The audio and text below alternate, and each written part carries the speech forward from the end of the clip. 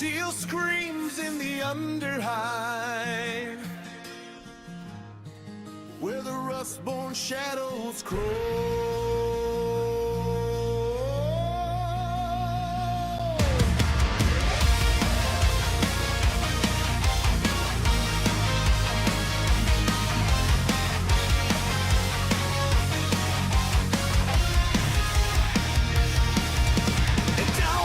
Depths where the hive scum prowl, where the pipes leak poison and the furnace howls. Shivs in the dark with a death wish grin. Another day, another sin. Toxic fumes in the reactor vents. Broken souls turn malcontents. Their veins burn hot with forbidden fire, fueling a violence that's born of the spire. Rise from the black like a heretic's prayer. You live or you die, nothing's ever fair. Shivs off the high, cut through the night like a ruptured star. Rockets ignite, turn the steelworks red from afar. Warm, sick dreams collide, the depths where the broken survive. We bleed, we burn, we rise. We are the shivers of the hive.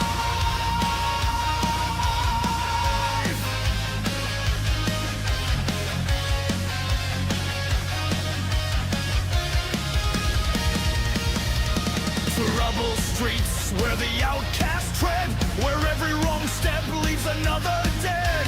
Scum with scars like scripture carved, living hard in a world that's starved. Chemical haze on a dying breath, no choice left but to dance with death. The underhive roars like a starving beast. Fresh rockets storm the midnight feast. Feel the fox crackle with a war-born Christ and tall hive scum. Tonight we defy.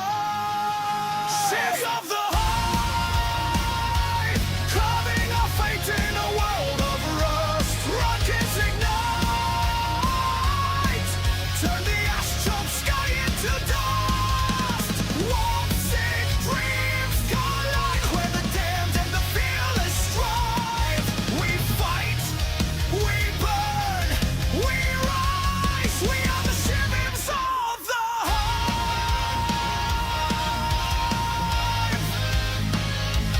Shivers of the hive.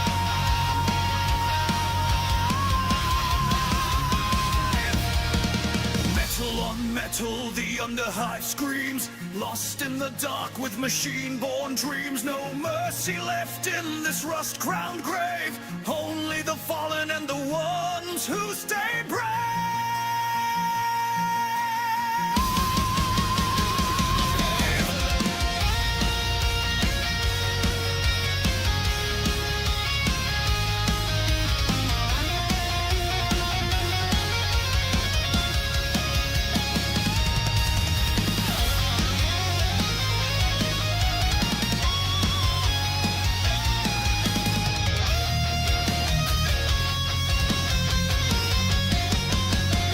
Shivs of the hive, rise from the pits where the shadows thrive. Rockets ignite, blast our story into the hive. Warm, sick dreams collide, grab this war broken survive. We bleed, we burn, we rise. Forever the shivs of the hive.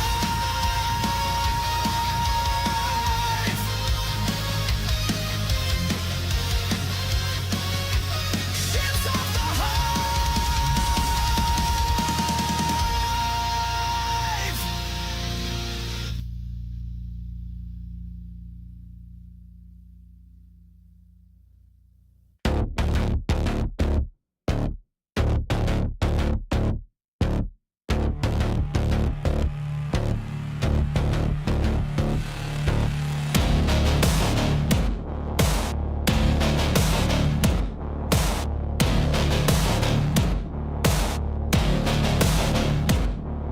Rushing and the battle's near. Tastic warrior, sharp and clear. by layer, I forge their soul.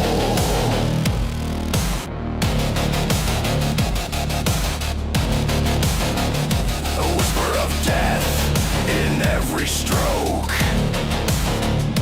Armies rise in fumes and smoke. This is my war, my sacred dole.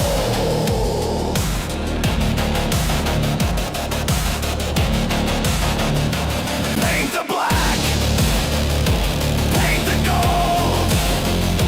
Bring the light to the grim and cold.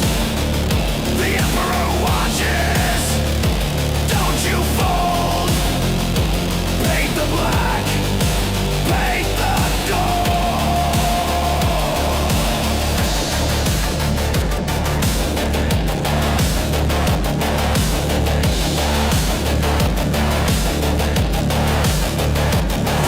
1,000 points in crimson flame. Each a soldier, each a name. They bleed for glory, I bleed for art.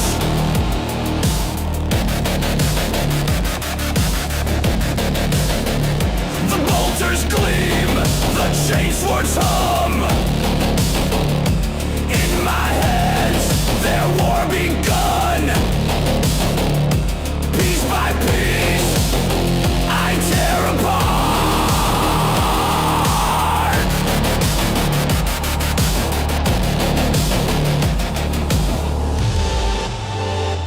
Mix the shades, the shadows grow. Chaos calls, but I say no. I say no, I say no, I say no, I say no, I say no, I say no, I say no. Paint the black, paint the gold. Bring the light to the grim and cold. The Emperor watches, don't you fold. Paint the black, paint the gold. Paint the Yeah, buddy, here we are. We're back. We're doing it. Thank you for being here. Thank you for watching. Thank you for hanging out. We're going to continue the Inquisitorial Agency, guys. We're going to hopefully finish putting them together. And that way, during the week, I'll get them painted. Well, not painted, but primered. Next Tuesday, we'll start the painting. Thank you guys for being here. Thank you for watching. Cat hair on me somewhere. We just finished watching Fallout, episode 1 of season 2. It was a little boring, but hopefully the rest of the season will be a little bit better. Check it out though, get caught up. We're gonna be listening to some more of the homie A Border Prince. We're gonna work on our guys.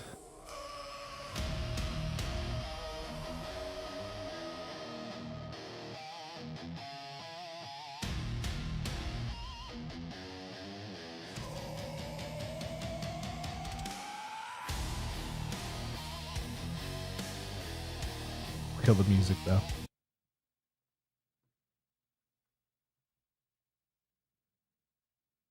Of the how the ship had found a way to it, Magron had little idea, for Abadas had appeared to do little by way of navigation.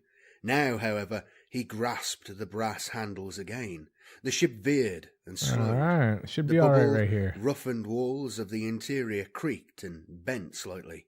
Astonishingly, the control sill of the ship bore no instruments that Magron could see, no star tabulator to locate their position, or magnifier to examine the worlds of the planetary system. They might as well have been sailing a raft through a group of islands without even the help of a compass. They were approaching a planet superficially identical to the one they had left, its surface foiled in shining petals, at least on the sunlit side. Abadas steered them towards the crown of the rose, and here was something new. At first it seemed like a sparkling diamond or dewdrop. Then, as they descended, it revealed itself as a city of large proportions, perched athwart the tightly clustered rose petals, with towers soaring upward. Magron felt as though he did indeed look down on a simple flower, in whose folds tiny civilizations dwelt. The beast ship sank among those towers, and there the true stature revealed themselves. Take a look. Magron peered through the window eyes, entranced despite himself. Made that guy This was not already. like the grim cities of the Imperium he had known. It was a fairy tale city, resplendent in the pink sunlight. The beast ship grounded itself on a broad plaza.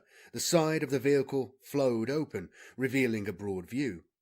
There was a crowd on the plaza, but Magron David, took what's little up, dude? notice of Here that we at are, first. bro. His gaze was on the We're going city to continue beyond, our little with its homies. graceful towers, its arcades Hopefully and we'll finish the boulevards, box. its delicate stonework We can get and painted solemn next week. temples.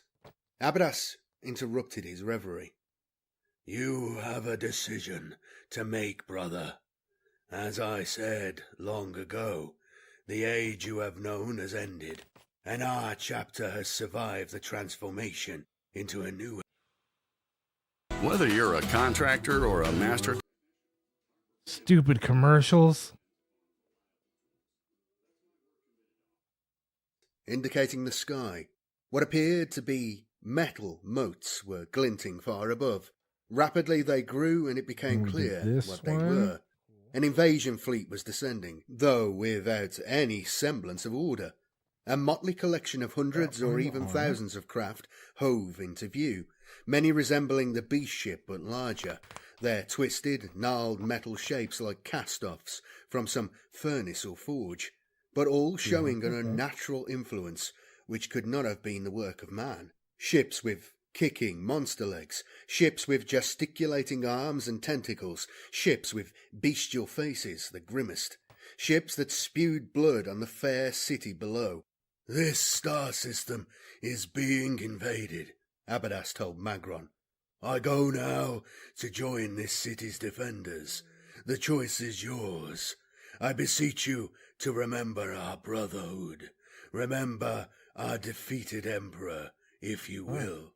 But if you remember these things, then remember also that I am your I captain. hate commercials. Armor yourself and follow me. Abadas's words flashed reminiscences into Magron's brain, how he had admired this stern, impassive Space Marine officer. The episode on the Death World? Then Magron had accepted that they were doomed, like the rest of the company, the expedition a failure. Not so Abadas. The cool, implacable captain had found a way out, not only to survive, but to complete their mission as well. In truth, Abadas had left him no choice at all. Magron hurried to don his armour. Abadas did not wait for him. He departed. Magron soon followed, rechecking his weapons as he did so. Bolter, bolt pistol, chainsword, short sword. The one weapon he had not thought to inspect, but he examined it now for straightness and keenness of edge. As his armoured boots crashed onto the broad esplanade, Abadas casually reached 49, out, 50, demanding and the blade 51. from him. With one swipe, he dashed it against a nearby marble statue of some alien-winged creature. The blade shattered into a dozen pieces. 100 centuries in the near zero of interstellar space had weakened it. As the Chaos Space Marine had surmised, he reached out into his suit's scabbard and handed a replacement to Magron. There we go. 49. That would not serve you. Take this. Magron accepted the blade. It was wavy with eerie hues running along its sinuous length. Unfamiliar runes were engraved on both sides. The hilt was cast as a serpent, which made him reluctant to grasp it. Nevertheless, he placed it in his scabbard. For the first time, he examined the crowd assembled on the plaza. These were knights, warriors, fighting men, in all types of armour or none at all. Nearly all, Magron noted, were abnormal in some way. The city was evidently stricken with a disease which caused congenital deformities. It would have been cleansed in the old Imperium. Many people, however, were unarmed and seemed normal. And these were now running in terror as the ships descended, seeking to hide in the magnificent buildings lining the square. A knight, in armour of gleaming beetle blue, called out to Abadas. "Do you follow Zench or Khan?" Abadas bellowed in response. I fight for Zench. It was clear now that the invading fleet was putting down over a wide area. Artillery pieces were flinging aloft blue laser blasts and seething plasma balls, trying to destroy the tumbling invaders before they landed. Only one craft made for the plaza, and that was a huge flying edifice, crowned with towers like a cathedral and seemingly built of sparkling white stone. As it settled, a droning could be heard from inside it. Huge timber doors swung open. A congregation had been at prayer, and now it emerged. It looked at first like a pageant of banners, for every armoured member of the throng carried such a blazon over his head, held up by a pole fixed in place to the armour's backplate. After the tradition of the Adeptus Astartes, Magron had no time to inspect those banners, except to note that their designs were lurid and alien-looking. In addition, there were monstrous-looking creatures, each one different, some on mounts equally monstrous. Tramp, tramp, tramp. Those in armour disembarked in a disciplined troop. To his shock, Magron saw that it was like Space Marine armour, but grotesquely altered, as if fashioned by some demented armourer, even more so than Captain Abadas's. "Do you still hate traitors, Brother Sergeant Magron?" Abadas challenged. "Then take your revenge on these, for they are Marines of the Alpha Legion, among the first to declare for Horus the War Master." Magron stared. He now recognized the Alpha Legion colours. He also saw on some of the banners the same X-shaped emblem, with 3 horizontal bars he had seen when fighting the World Eaters. Rage filled Magron's heart. Bolters were now barking, creating carnage among the knights and warriors who rushed forward in a vain but valiant attempt to drive off the invaders. He let out a shout. "For the Emperor!" Side by side again with Captain Abadas. Though his cry went unnoticed in the rising tumult, Magron strode onward. His bolter voiced its savage bark. The first bolt ricocheted from the brazenly armoured enemy, doing little damage. He would need to get closer. He loosed a short burst. He heard the explosions, but saw nothing. The shells had disappeared into a sudden darkness. He switched his suit senses to other wavelengths, but again saw nothing. For a few moments the darkness continued, and in it the noise of the battle died away. Then vision returned, but not to the clear rose light from before. The scene seemed frozen. The armoured warriors, as if caught in amber, set in a dull, muddy brown light that was the only illumination. Sergeant Magron looked up. The sun was still there, but it had changed. No longer was it a wonderful glowing pink. It had darkened to the same burnt brown colour. The fleshy-looking petals were shrivelling and collapsing in on themselves, turning almost black and becoming dimmer and dimmer. This should have revealed the rose cluster in all its full splendour, but it did not. Only the background of the stars beyond the cluster remained visible. Of the cluster itself, nothing could be seen. On the plaza, near darkness descended again. Sergeant Magron felt the paving stones beneath his boots shudder and crumble. He heard a titanic crumbling sound from far off. Looking around, he dimly saw the planet petals which had clustered around the gorgeous city collapsing and turning into cinders. He spoke into his comlink. "Captain, what is happening?" Abadas replied sourly. "The great night is coming." Chapter 14. Life Essence.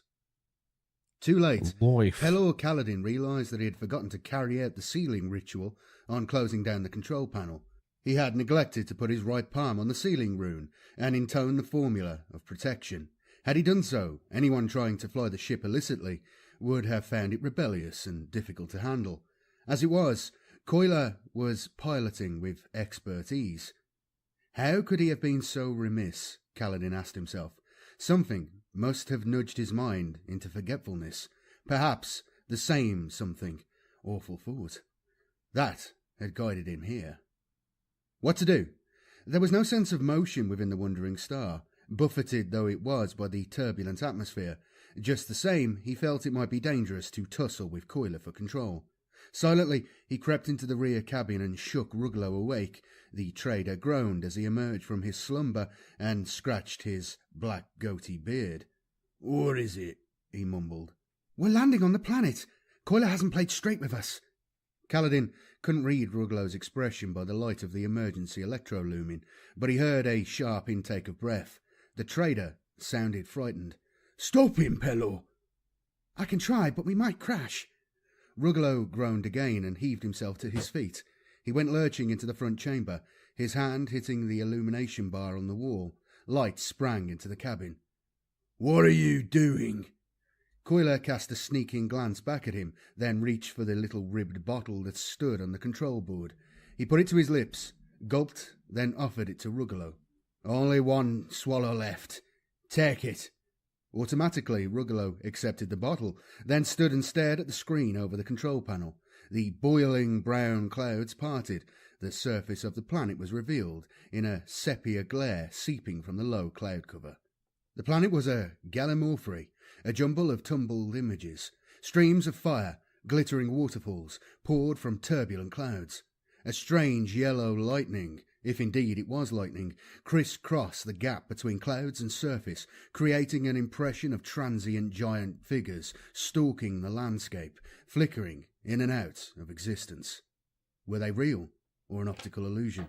Rugelow assumed the latter, for Coiler steered the ship straight through a huge, bearded figure which stretched from the ground to the clouds, waving a hammer that had suddenly appeared in their path. Kaladin knew better. During the instant when the cargo ship had entered the giant's midriff, he had felt a psychic shiver that was not imaginary. The planet was producing transient beings, generating them from the cloud-to-ground energy discharges. "Look out!" Rugelow screeched. A huge stone structure had suddenly loomed up, not transient this time, but solid and permanent. It was a vast castle, miles high, its battlements merging into the cloud. There was no way that Coiler could avoid it. He did not even try to. The wandering star plunged straight into the massive stone pile. Glimpses of interior apartments, halls and stairwells zipped past. Then they were out the other side. A ghost castle, Kaladin thought. "Take us back up," Rugelow ordered sternly. But before he knew it, he had put the liqueur bottle to his lips and tipped it up. The small amount of spirit left in it crept down his throat, creating the blessed explosion that spread through every cell of his being. It was like being reborn. The terror Rugelow had felt on learning what Coiler had done, the terror of meeting Angelica again, evaporated, especially when he realized that Coiler's motive was only to get more of the liqueur sooner. And what was wrong with that?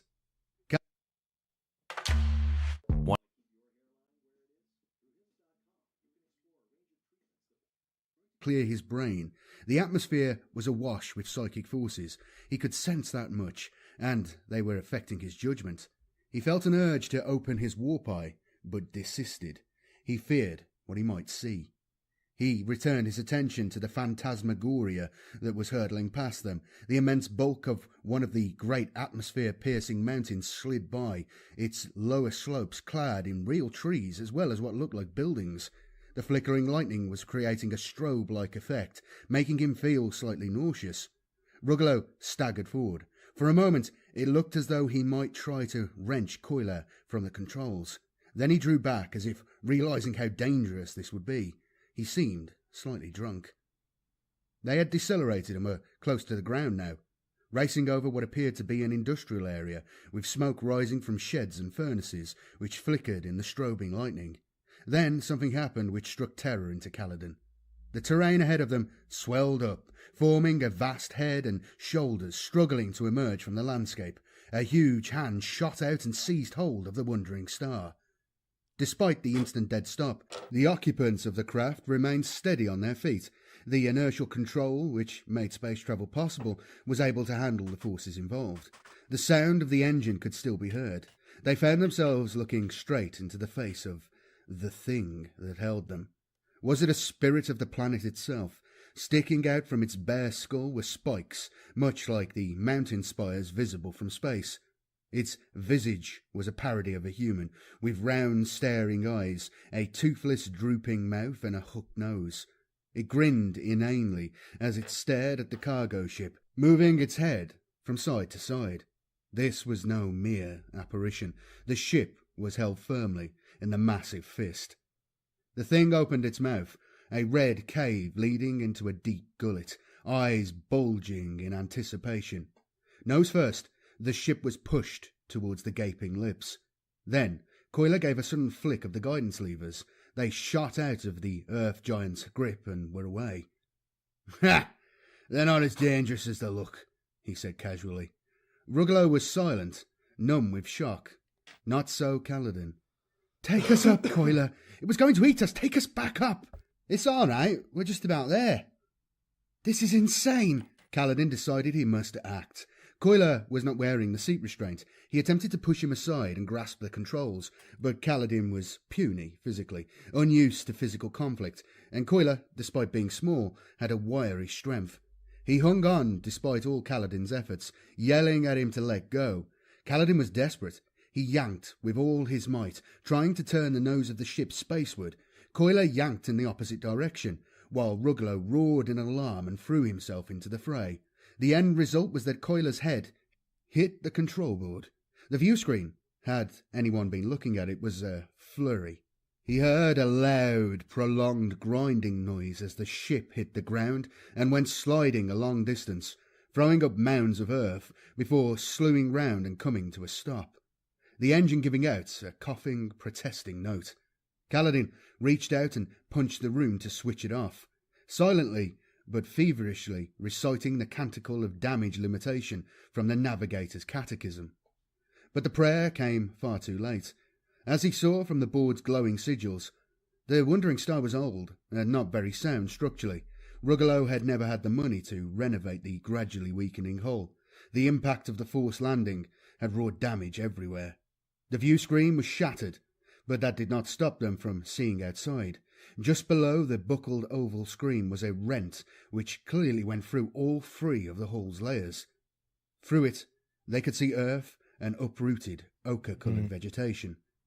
Kaladin scanned the damaged sigils again, his heart sinking. Ruggalo would have tools to repair minor damage, but this was not minor. All right, here we go. Damage to the hull was bad enough. But the warp screens were ruptured too. Repairing those was a task for a tech adept. The Wandering Star, even if it could take off again, which Kaladin doubted, would never make it out of the Eye of Terror. My ship! It's all I have left! Maynard Ruggalo's grief was real. He, Kaladin and Coiler stood on a mound of deep brown soil that had been thrown up by the Wandering Star's crash landing. The furrow it had dug stretched away into the distance. As for the ship itself, its vanes had all been torn off and lay scattered alongside the furrow. The hull, which loomed over them like some enormous beached sea monster, was dented and crushed, the gargoyles obliterated. The low clouds boomed, pouring down their glowing streams. The lightning-like energy crisscrossing the gap between cloud and land spat and crackled. The spectral figures the strikes created dancing over the landscape and seeming to mock them all. Kaladin thought Ruggalo's emotion misplaced. The issue was not the loss of the trader's property, it was how they were going to escape this mad and nightmarish region.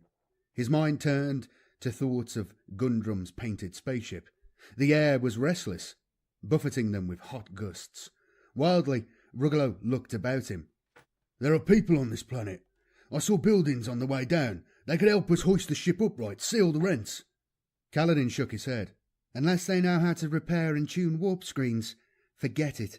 In fact, forget it even if they do know. Everything and everyone in the Eye is tainted with chaos. I'm not going into the warp with screens that haven't been dedicated to the Emperor." Coiler grunted, shaking loose his long jerkin. Kaladin glimpsed the melter gun hidden inside it. "Well, don't blame me," he said. "I would have got us down in one piece, nose up. Let's go and see Gundrum." "Go and see Gundrum." Ruggalo's response was a disbelieving shriek, a frenzy of fear and protest. "Angelica's with him." Coiler stared hard. "Do you want to spend the rest of your life here? We have to persuade Gundrum to take us back out of the Eye." The thought of a journey in company with the demon-possessed Angelica made even Kaladin quake. Ruggalo rounded on the navigator. "This is all your fault. It's all happened since I met you. I should have known better than to team up with a psychotic navigator." He halted in mid-tirade. He knew he should not blame Pelor. His own recklessness surely was more to blame, but he was wishing himself safely back on Gendova, even though stranded and without a navigator, where, he reminded himself, he would have lost the Wandering Star in any case, to pay off a debt to some pilfering local merchant. What ignominy! Ruggalo almost preferred things this way, if it weren't for the flickering half-seen giant figures, the constant booming, the luminous sepia light that was sending him into a trance. The booming was forming voices, shouting out something to the landscape below. But what? He couldn't tell. He shook his head, trying to clear his brain. Coiler pointed. When it crashed, the Wandering Star had been brought to a halt by a rise in the ground. 3 figures had appeared at the top of this rise, and were looking down on them. Gundrum, Angelica, and Fofo. The rugged, burly Fofo was glaring fiercely. Angelica, still clad in her brief basque, was smiling and not looking at all threatening now. As for Gundrum, he looked even more extraordinary, even more angular and gesticulatory than before. Somehow, he seemed to have grown an extra foot in height. Or was that a trick of the light? They set off down the slope. Kaladin saw Ruggalo go green and break out in a sweat, sagging with terror. Coiler put out his arm to stop the trader from running in panic back into the Wandering Star. The trio halted some yards away, no more than glancing at the bulk of the crippled cargo ship, in whose misty flickering shadow they now stood. Gundrum smiled as if in quiet satisfaction, his pale lips barely moving. Angelica laughed, a trilling contralto sound, as if in pleasure and welcome. Fofo, on the other hand, stamped his feet and beat the air with clenched fists. Then, his tantrum over, he threw back his head and howled with laughter. Coiler stepped forward to meet them. "I am come to offer contrition, Gundrum," he said. Gundrum raised his eyebrows, more than seemed physically possible. "And to tickle my sister again with your melter gun, which I see you still have on you, Coiler. By my roots, by my words, by my twisted thoughts and simple innocent deeds, what do we have here? A ship on the rocks and a crew in trouble." Ruggalo and Kaladin both shrank as his gaze lit on them. It was impossible to tell what was going through his mad mind. Then he waved a negligent hand at Ruggalo and turned to the grinning Angelica. "Do you still want him, sister?" Ruggalo gagged, bent over, and vomited up what he had eaten earlier in orbit. Kaladin, himself paralysed with fear, would have moved to assist him, but instead it was Angelica who did so. Shocked and bewildered, he watched as she placed an arm around his shoulders, wiped his mouth with a handkerchief she took from her bosom, and murmured words of reassurance. Strangely, her words seemed to calm him. He smiled and thanked her, a gesture which convinced Kaladin that his partner had indeed lost his reason. She fell back, continuing to look on him sympathetically. "Well, what is it you want, my old friend?" Gundrum asked Coiler. "A slug of essence for old time's sake?" Coiler's demeanour was begging. "Lemonade for your soul. Do your roots first for nourishment. Come then, let bygones be bygones." He turned and led the way. By his fierce expression, Coiler indicated to his companions the necessity of following. They mounted the rise, and found themselves looking down on a broad, shallow valley, through which meandered a narrow river, gleaming like tarnished metal in the subdued light. Up current was the river's source, a fierce cataract cascading down from the cloud cover, by some alchemy, becoming water by the time it reached the valley. There lay Gundrum's painted spaceship, looking sleek and shiny, quite unlike any ship of the Imperium. A few 100 yards further off began a sprawl of buildings lining the near riverbank. Constructed, it appeared, of burnished brass, their piled-together outlines wavering and winding. Smoke, steam, and puffs of coloured powder gusted from vents in their upper surfaces. One building spanned the stream, much larger than the others. It had 3 chimneys putting out a grime of smoke. California dreamin'. It's a That Gundrum got his trade goods mainly from one place. Could that place be as small as this? A row of workshops rather than a whole planet. It made sense. Perhaps Gundrum had chanced upon the place early in his wanderings, and since then kept to the same route. It could explain why he had managed to survive in such a very dangerous part of the galaxy. They descended into the valley. A small pavilion of vermilion velvet had been set up between the painted spaceship and the riverbank. And for the first time, Ruggalo and Kaladin saw other human beings. A line of 6 men was being conducted beside the river, linked together by iron neckbands, hands tied behind their backs. Slaves. Their guards, a party of 4, wore plain ochre tabards and leggings of leathery material. They carried gold-coloured weapons, guns of some kind, with flanged muzzles and twin stocks. One for steadying at the front, one with a trigger at the back, much like Coiler's melter-gun. The prisoner's subdued clothing of black and brown seemed familiar to Ruggalo. As they drew closer, one spotted Kaladin and seemed to recognise him. His pale, despairing face came suddenly alive with desperate hope. "Help us, sirs, please!" "He's from Gandova," Kaladin exclaimed in surprise. "Do you remember? He was one of those who tried to kidnap me. How did he get here?" "They're all from Gandova," Ruggalo said, placing their style of clothing now. "It looks like they got into the eye after all." Angelica's trilling laughter rang out again. The guards hastened the pace, forcing the slaves towards the buildings in the near distance. "Come, my friends," Gundrum boomed, his voice mingling with the ever-present rumbling coming from above. "We will drink a toast." With a graceful, extravagant gesture, he invited them into the pavilion. Kaladin could not explain to himself why he and Ruggalo accepted that invitation, willing to share the interior with Angelica. The former episode seemed like a dream. She now exuded a sense of utter harmlessness. Inside, a round table stood on 3 curved legs, with 3 straight-backed chairs arranged around it.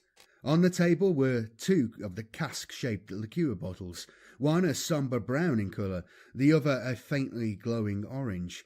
Fofo declined to enter the tent. He stomped off towards the rainbow spaceship. But Coiler almost ran into the dimmed interior. He sat down at the table, snatched up a bottle, then, as if remembering himself, put it down again and stared at the tabletop with a strained expression. "I always knew you would find a way to rejoin us, Coiler," Gundrum said, lugubriously, pouring from the orange bottle into a tiny glass. "Yes, of course you did," Coiler admitted. "So let us drink to it. Only a local vintage, I'm afraid." "We'll do better tomorrow, eh?" Coiler grabbed the glass Gundrum offered and let the thick liqueur slide down his throat. A look of relief and ecstasy transformed his face. He sat there with closed eyes, listening deep into himself. Gundrum poured out thickly oozing drops for Ruggalo, Kaladin and himself. His own seemed to go into his mouth without the glass touching his lips at all, the slug flying into place of its own accord. "Is it not a strange thing," he said, with a note of satisfaction, "how those wishing to trade into the eye find their way here, to this little place? What could account for that?" "What indeed?" Angelica said in a pleasant contralto. She reached out, took the other bottle, the brown one, and unstoppered it.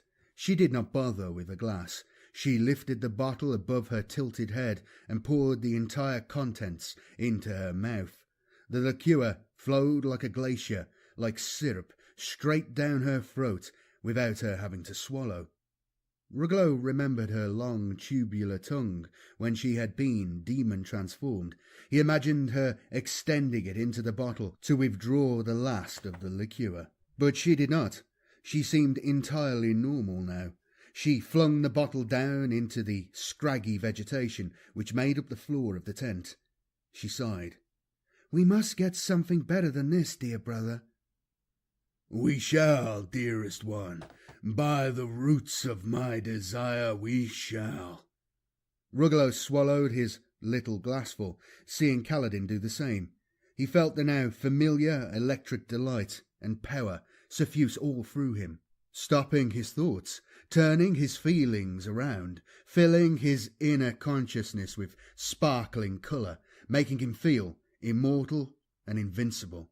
He gasped. "How long before one becomes addicted to this? Like—" He hesitated, then said it anyway. "Like Coiler." "One is addicted already," Gundrum assured him. "One has always had this addiction. It is not something one needs to acquire. The liqueur is an essence, the essence of life. You like being alive, is that not true?" Gundrum poured into the 3 glasses again, then spoke to Coiler. "This one bottle will not last us long enough. Go to the distillery and ask for what they owe me. They will know what I mean." Coiler hastily swallowed his slug of life essence, greedily prized the bottle from Gundrum's hand, and served himself 2 more, which he swallowed quickly, one after the other. Then he nodded, rose, and left the tent. The level of the remaining bottle quickly fell, and with it so did the sense of danger and the natural fear on the part of Ruggalo and his navigator. Angelica seemed to have been made sleepy by having drunk an entire bottle by herself. She lay down, relaxed, and appeared to have fallen asleep. Gundrum looked down at her, his expression softening, which, on his hard, angular face, looked comical. "My dear little one," he said huskily. "See how peaceful she is. Yes, I know you have seen a different side to her, which has made you afraid. But look at her now. You see her as she was when young, before we learned to enjoy the changes of this region. An innocent, harmless young girl." He could not tell if he was celebrating or lamenting her demonic possession. Perhaps, Ruggalo thought, the demon had left her. He hardly cared right now. He couldn't understand now why he had let Kaladin talk him into making escape from the Eye their first priority. He felt strong and ambitious. The loss of the Wandering Star was only a setback. They had made it into the magical realm with its magical products. All he had to do was find some way of obtaining those products, then find some way of transporting them. He reminded himself that all this required the cooperation of Gundrum, and that was uncertain. "I have lost my ship," he said. "Will you take us out of the Eye? I can still be useful to you. Once I get another, I seem to remember we had an agreement." He threw in the last as a make-weight. Gundrum had never been serious about that, if Coiler was right. He frowned. Wasn't there something else? Something about a jewel? Funny, the thought seemed to evade him, like something he had dreamed. "Certainly, I will take you," Gundrum said. "Both Thanks, of you, bro. We're getting when it. we We're make our way getting. We're out, getting that there. is. We may visit elsewhere first. I kind of take what long can though. I do for you in I return? slack. I gotta do better I'm about sure being quicker. You will be able to pay for your passage." I just don't want to The miss liqueur bottle something. was empty now. The lights in the tent was fading. Gundrum stood, leaning back over Ruggalo and putting his face, with its flaking parchment-like skin, close to his. "You have pleased me, though you know it not. You have shown the energy and enterprise to get deep into the enchanted realm. Not many do that. You deserve a reward." The 2 travellers found themselves both repelled and hypnotically attracted by Gundrum's presence, and also by his words, which seemed to open up new vistas. Ruggalo realised that this little world, bizarre though it was unlikely to be Gundrum's sole source of merchandise. From somewhere he had got the Eldar Wraithguard, for one thing. Perhaps it was the liqueur. They had both drunk nearly a third of a bottle, but they seemed to be seeing everything through new eyes, through someone else's eyes. Perhaps the liqueur caused mild hallucinations, Kaladin thought. Many stimulants and beverages did that. The young men who passed by must have done the same, Kaladin pointed out. We happen to know where they come from. Why are they prisoners? A sad tale, Gundrum said. Criminals and fools, far out of their depth, financed by some unscrupulous business magnate who also provided them with a kidnapped navigator. They managed to follow our trail, as you did, but were taken as slaves by this planet's natives. I can do nothing for them, even if I wish to. Kaladin jumped to his feet on hearing this. A navigator? Where is he? Dead, I fear. He was still aboard their vessel when... Where is their ship? Ruglo pressed. Eaten, Gundrum said after a pause. There are earth giants on this planet who rear out of the ground and devour anything that comes by, especially if it is made of metal. But don't worry, we are safe here. A strange sound came from outside. They followed Gundrum out of the tent and saw a trail of natives pulling sledges over the buff-coloured turf from the direction of the workshops and distillery. The sky still boomed and flashed its continental lightning, though it was probably not lightning, Kaladin thought, but connected in some manner with the energy sizzling between the tips of the Spire Mountains. But the light had fallen somewhat. Night was a long time coming on this planet, the sunlight spreading through the cloud layer and past the Terminator line. True darkness probably didn't come at all. The energy discharges would see to that. The leading sledge hauler, wearing the same dull-coloured tabard and leggings as the slave guards, greeted Gundrum. Here is your payment, as agreed. Payment for what? Kaladin thought. I love how you're... Gundrum gestured them closer. The first half a dozen sledges were filled with hundreds of liqueur bottles, products of the distillery. He pulled out 4, then handed 2 to Ruglo and 2 to Kaladin. 6 and 57. The rest are for export, he announced. If we revive our former agreement, perhaps you can help me distribute them to our greater profit. My fortunes will have to revive first, Ruglo murmured, half to himself. Gundrum was off examining the rest of the sledges. Kaladin took Ruglo by the arm and pulled him back. What's the matter with you? The navigator hissed. Why did you let that girl touch you? She's demon-possessed. Don't you remember what she nearly did to you? Ruglo's response was glassy. I don't think she has the demon anymore. She's really nice. Kaladin sighed and drew away. He too had felt Angelica's exciting magnetism, her seductive charm even, but another part of him had recoiled, as though from a poisonous snake, and that had been before her demonic transformation on the fish planet. Ruglo willingly obeyed when Gundrum beckoned him over to take a look in the other sledges, offering to show him the output of the workshops ranged along the river. In spite of his essence drunkenness, Ruglo was disappointed by the contents of the first sledge he came to. Gundrum proudly displayed an assortment of metal dishes, bowls, plates, trenchers and goblets, ornately adorned, often eccentrically shaped, but otherwise unremarkable. What's special about these? He asked peevishly. The like could be purchased in any bazaar of the Imperium. Gundrum laughed in delight. You might think, but nothing made by an artisan of the Imperium compares with what you see here. Whatever is eaten from these vessels is 2, 3 times, 5 times as delectable. Ruglo blinked. I see you do not believe me, friend, Gundrum said, his normally exulting, hooting voice becoming mournful again. These will excite you more if you seek to peddle your wares among the curious and the lovers of the exotic. The second sledge was stacked with cases of various sizes. Gundrum unfastened the clasps on one.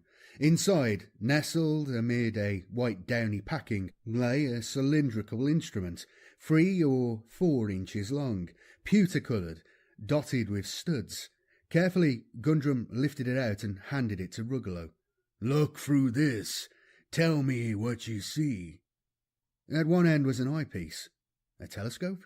Rugelow placed it against his right eye, squinting the other and peering into the cylinder. He saw nothing until Gundrum applied his long fingers to the row of studs, manipulating them in some way. Suddenly a scene sprang into view. He was looking down on a city of the Imperium from an aerial viewpoint. It was easy to recognize the massive, brutal architecture with its florid decoration, the great buttresses which held up the oversized structures, and grimness. He moved the instrument and found he was panning across the planetary surface. Even on the far horizon, the city still extended its excesses, but mixed now with belching smoke and flame from factories and forges. He could not name the city. There were a million like it. Gundrum touched the studs again. The scene shifted. He was looking down through a transparent dome that floated in space. Gundrum twisted a milled ring on the scope. He seemed to pass through the dome and to see the wondrous inhabitants within, as unlike the Imperium as it was possible for anything to be, for elegance and beauty. And the people who inhabited it, no, they were not people exactly. They were too tall and graceful, and their faces held an alien cast. "Do you remember the Graveguard?" Gundrum murmured in his ear. "It was made in a place such as this. These are Eldar." Rugelow continued to gaze in fascination. Then he removed the instrument from his eye and shrugged. "Interesting, but hardly worth coming into the Eye of Terror for.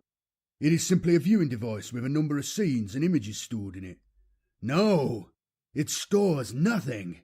What you see is happening now. You are looking through the warp at things far off." Seeing Rugelow's skepticism, Gundrum said, "Look again." The instrument was warm in Rugelow's hand. He put it to his eye again. He was looking into the interior of what at first he took to be the largest cathedral imaginable. The vaulted roof was so far overhead as to be obscured by condensed water vapour clouds inside the building. Crowds of robed priests and acolytes thronged the nave. The aisles were flanking ranks of banners, torn, tattered, but still glowing with ancient colour, 100 yards in height. Multi-hued lights filtered, gleaming on slowly moving murals, depicting battle after battle. The huge building buzzed with a febrile sense of activity. There was none of the calm prayer and contemplation. Rugelow himself turned the magnification ring now. He seemed to progress down the nave towards the far chancery.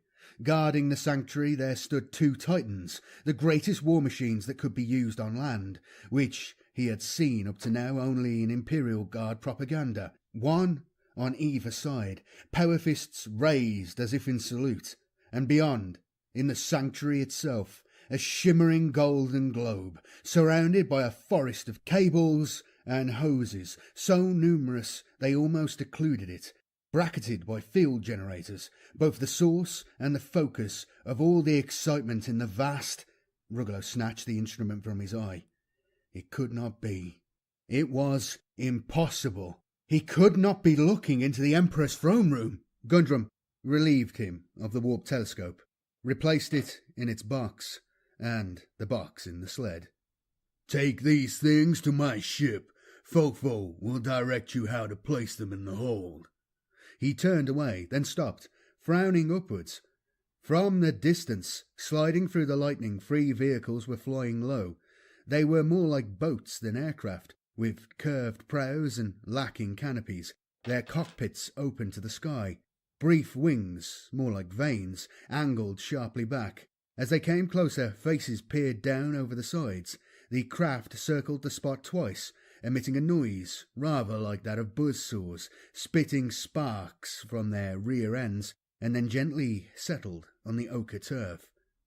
"Ah, more visitors," Gundrum declared vigorously. "So many visitors. Who will be next?" The local merchants, or were they merely artisans, had stopped hauling the sleds and now looked on with dumb foreboding as half a dozen warriors piled out of each airboat, variously armed, clad in makeshift armour of overlapping metal plates, fastened on with straps, metal helmets more resembling skull caps strapped to their heads. The warriors all bore mutations. Their eyes sprang from their sockets on stalks which swivelled this way and that. Their ears had become bats' ears, long funnels which cast about in all directions. Their mouths were extraordinary, extended 3/4 of the way around their heads, so that when open they looked as if their heads had been axed almost in half, and filled with spike-like teeth. Their arms were too short, only half the length of a normal man's, but this was made up for by long bony fingers which wrapped themselves around their weapons like tentacles. Their leader, his rank advertised by 3 froth-like yellow plants fixed to his helmet, and his billowing red breeches, took a brief glance at the rainbow-painted spaceship, nodded to Gundrum in familiar fashion, then addressed the hauler of the leading sledge in a whining, snarling voice, more like the voice of an animal that had learned to speak. Master, the high and lordly demon Spitting Bottom likes your liqueurs. He wishes to possess your distillery. The crimson-tabarded industrial worker kept his head bowed. "Sire," he said respectfully, "we serve the demon Moldgrime, who already owns the distillery, and also likes the products of our labour." Pah! And how does he treat you? He's this great Moldgrime. "Very well. We live in peace and raise our families. Of course, there are sacrifices at festival times. We're going to leave the At arms off of festival this no guy, that way we food, can get must the hang up inside all of the our arms 5-year-olds and the disembowel them. scroll. At the 5-day festival of Eat Nothing, we afterwards. burn our 4-year-olds alive. But these festivals come only every 2 years, and it is a welcome sacrifice to make to Moldgrime for all his blessings to us." Bah! Your Moldgrime is niggardly. What has he done for you? Your luck the same as you always did. Spitting Bottom will let you keep your children. All he demands is to eat your wives, and if you serve him well, eventually you will look like us. The local man's head sank even lower, as did the heads of all his fellows. "We cannot speak against Moldgrime, sir." No matter.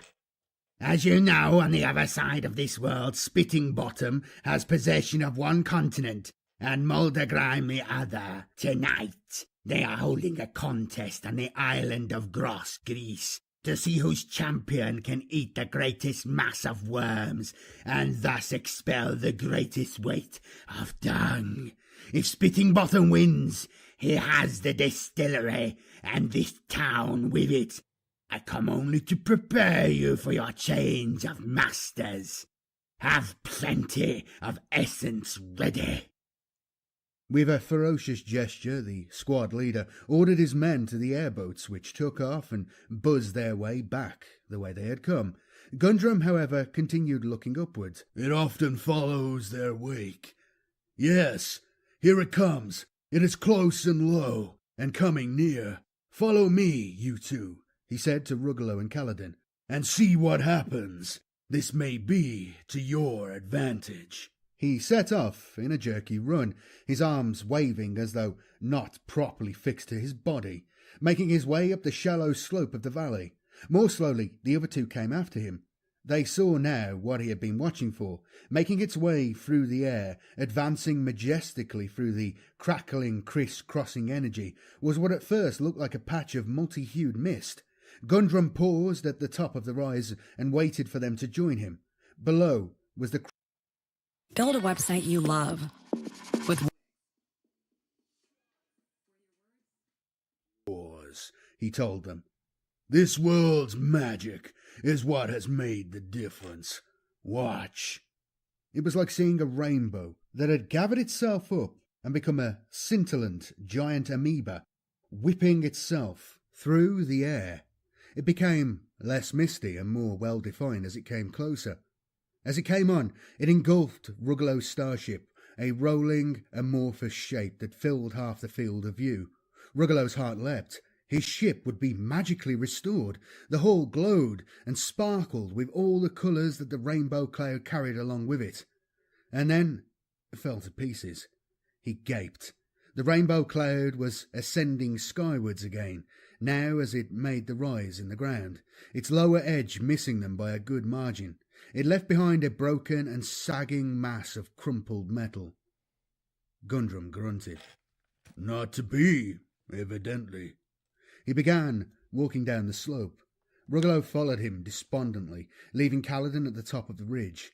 Gundrum picked up a piece of metal from the collapsed hull, showing it to him. The rainbow cloud had done more than just wreck his ship. The metal gleamed dully with oily colours. This scrap at least is worth something, Gundrum told him. Everything on the world's within the eye of terror. Even metal is soaked in the forces of chaos. Metal from outside has a novelty value. It is touched by chaos when given the rainbow treatment, of course, but in particularly pure form. This was the most sensible speech Rugelow had heard from the Chaos Trader. He threw down the lump of rainbow metal. Bad luck, Gundrum said. He looked at Rugelow with something resembling sympathy. Let's go back to the tent. You look as though you could do with some more essence. Rugelow did not have the heart to refuse. They rejoined Kaladin and strode back. Angelica was still sleeping, unaware of the visitation by the servants of the demon from the other side of the planet. The trio opened one bottle of liqueur, then another. Each bottle, it seemed, contained essence of a different colour. Whatever the distilling process was, it was very individualistic. We're going to go Gundrum seemed ready to show a more 70. human face. He described some of his travels in the eye, though clearly he was leaving out some of the 64. more bizarre details. 64. After the second bottle was nearly finished, Kaladin asked him a serious question. Do you believe in the Emperor? Ah, our beloved Emperor, Gundrum rejoined jovially, who holds together the human race and has charge of our souls, of course. Then you don't ever feel that what you are doing is wrong? Wrong? Gundrum made an exaggerated grimace and relapsed into his former mode of speaking. Oh no, oh no, oh. By my wordiness, oh no. I do not care about all of that. The priests will tell you everything is evil except the Emperor. Aliens are evil. Chaos is evil. How are aliens more evil than us? They are simply creatures, as we are. No, it is all the same to me. The Emperor is not captain of my soul. Kaladin's normally pale face went even paler. Even Rugelow, elevated as he was to a state of near ecstasy by the amount of liqueur he had drunk, was shocked to the core. He had never before encountered a man of such total amorality. True, he had traded with aliens, but like everyone else who did so, he believed deep down that he was doing something wicked, had even revelled in his sin. Murderers, thieves, swindlers, and heretics, they all acknowledged the No Emperor good in their swindlers. hearts. A man without even this elementary moral tricksters. sense was incomprehensible to him. Embarrassed, he changed the subject. What has happened to Coiler? He did not return with the merchandise. Unable to tear himself away from the distillery, no doubt. Gundrum sighed. He let out a roar. Sister! Angelica woke up and looked about her sleepily. Her appearance was girlish and innocent.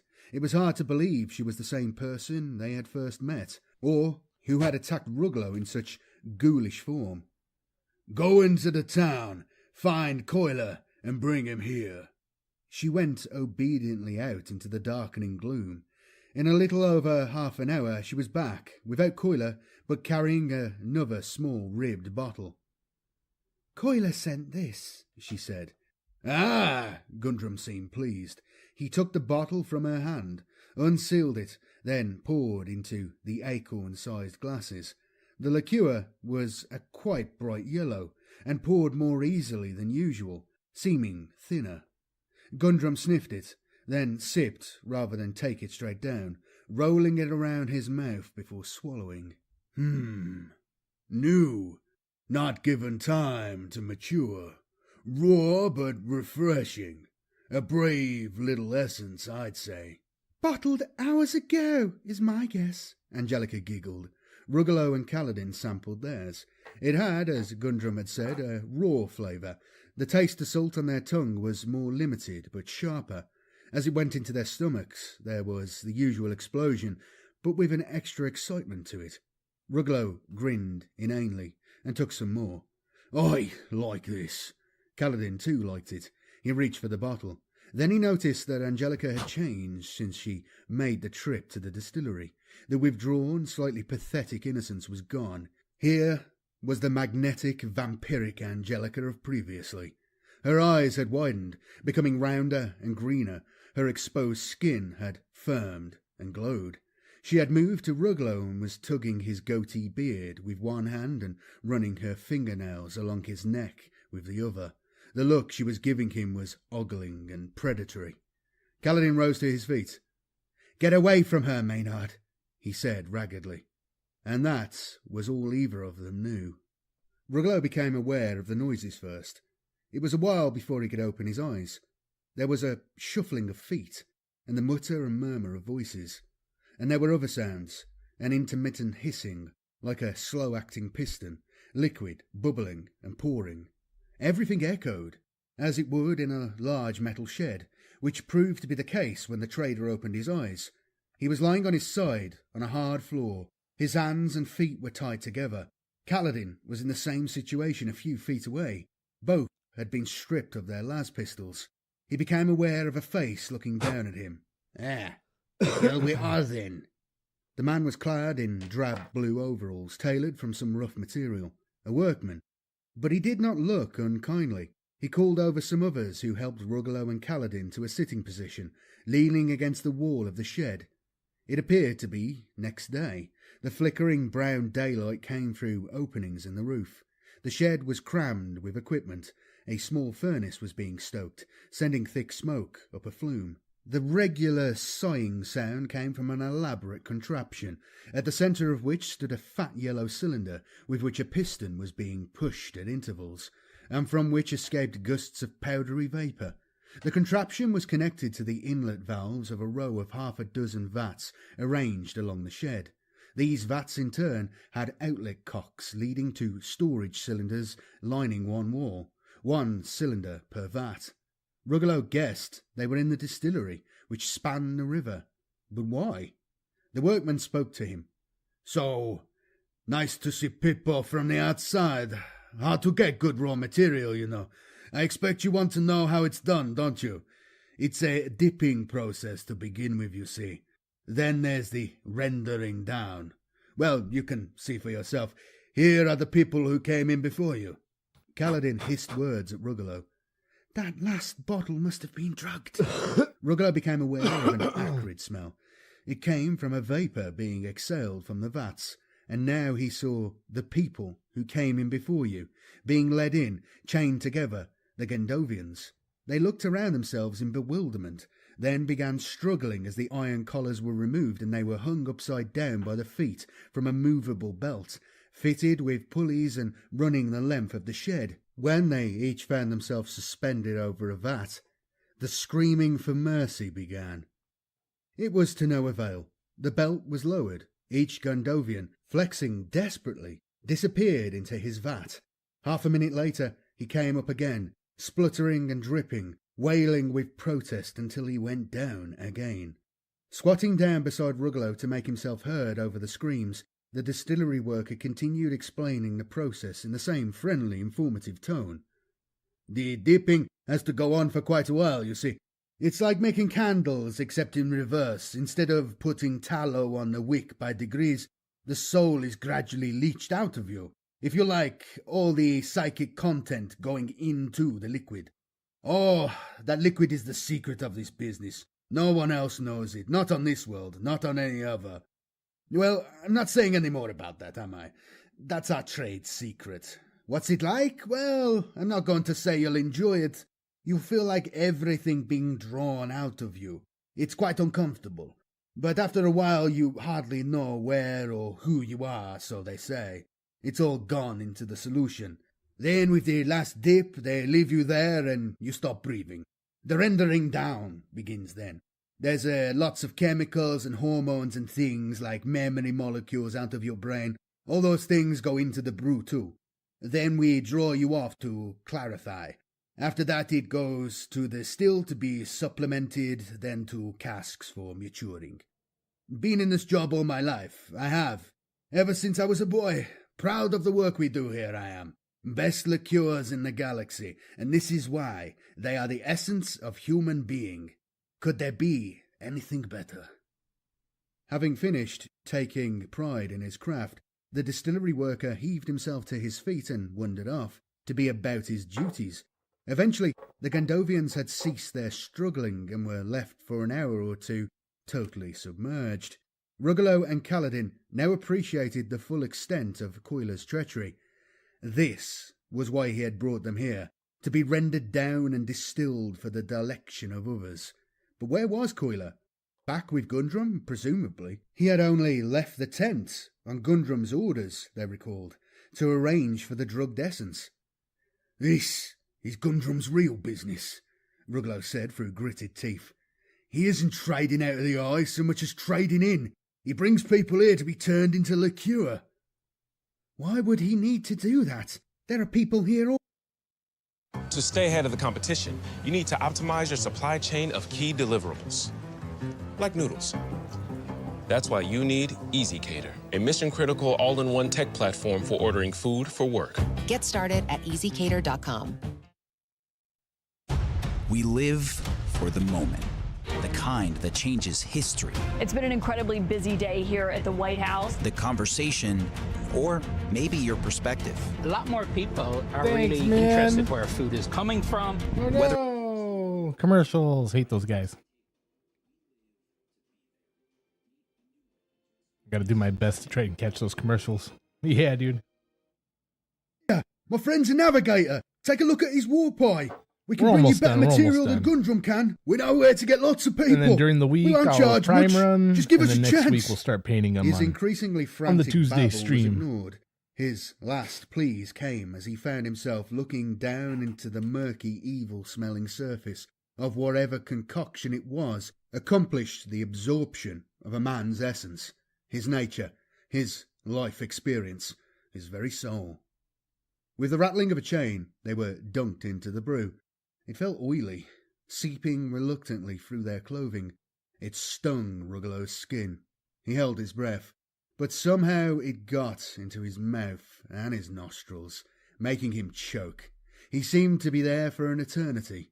Physically, he felt little, perhaps just a sense of melting away at the edges. But then this was the first dip. The chain rattled again as they were hauled free of the liquid. The more sensitive Kaladin had not held out as well as his partner. He came up blubbering and twisting from side to side.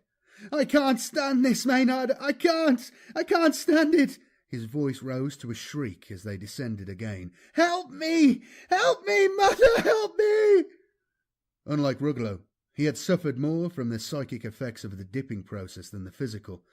It was like being pulled apart from the inside, the absorbing fluid causing his psyche to seep out of him as though by osmosis. It caused a pain that went beyond what he had ever experienced before. He thrashed about in the vat, trying to scream with his mouth full of the filthy-tasting liquid, feeling it enter his lungs. Then he heard a calm, cool voice. "I'll help you, Pelor." His mother's voice. He could feel her presence in the vat with him. His eyes were closed, but he clearly saw her face, her dear face, as she tried to comfort him. The rope holding him to the overhead belt snapped.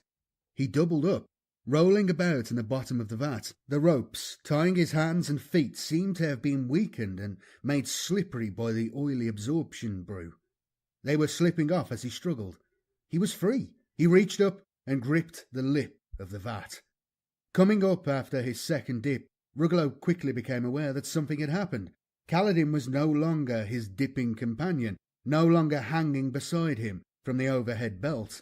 Instead, he was on the floor of the shed, wielding the melter gun. Its submolecular flame whooshed and roared ahead of him, vaporizing men and charring plant and machinery, sending out a wave of heat, which he could feel even where he was. Any it did not catch scattered and fled through the openings at the far end. Kaladin wasted no time in finding the pulley that worked the belt and lowering Ruggalo to the floor. After some difficulty, he undid the ropes. Gasping with relief, Ruggalo clawed sticky, smelly fluid from his face. "How did you manage that, Pelor?" Kaladin sobbed. He threw himself on Ruggalo's shoulder. "It was my mother," he howled. "She released me. It's real after all. My mother is in hell, Maynard." Ruggalo pushed him off and gave him a quizzical frown. "Clearly," he said, "it's an advantage to have a mother in hell, if you're in the Eye of Terror." He snatched the melter gun from Kaladin. "Come on, let's go settle accounts with Gundrum. We need his ship after all." Kaladin stumbled after him. "You might kill Gundrum and Coiler, but you can't kill Angelica with that thing. You saw what happened before, and anyway, we can't get out of the Eye without her." Outside the shed, men were running past, but it was not because of the melter gun. The airboats had returned, landing just beyond the line of workshops. The troop leader from before was firing 2 crude slug pistols in the air, discharging messy gouts of flame and smoke, and urging his bizarrely mutated men on. "Demon Spitting Bottom owns this town and distillery," he roared triumphantly. "His champion defecated as much as 100-ton megastegosaur cud. Bring out your wives. Spitting Bottom is hungry." He spotted the drenched, oily-faced escapees from the vats and pulled up sharp. "What are you doing? You are outsiders. Your bottles are for essence. Get back with you." Ruggalo did not know how much fuel remained in the melter gun's reservoir. He displayed the weapon to the ruffian, hoping he would recognise it for what it was. A calculating look came to the troop leader's face, his eye stalks wavering from side to side. He turned to his men and made a bowling action with one arm. On to the distillery." Ruggalo continued as fast as he could along the river, Kaladin in tow, to discover that a few of the mutants had been left behind to seize the painted spaceship. They were pinned down behind their airboat, as were Gundrum and Fofo, crouched by the Scarlet Pavilion, exchanging laser with musket shot. There was no sign of either Coiler or Angelica. The quickest way to the starship was straight through the middle, between the two parties and into the line of fire. Ruggalo beckoned. "When I say so, run for all you're worth," he said to Kaladin. So far, they had not been spotted, and they were too far away for the range of the melter gun, though worryingly in range of Gundrum's laser. Ruggalo took a deep breath. "Now!" He set off at a run.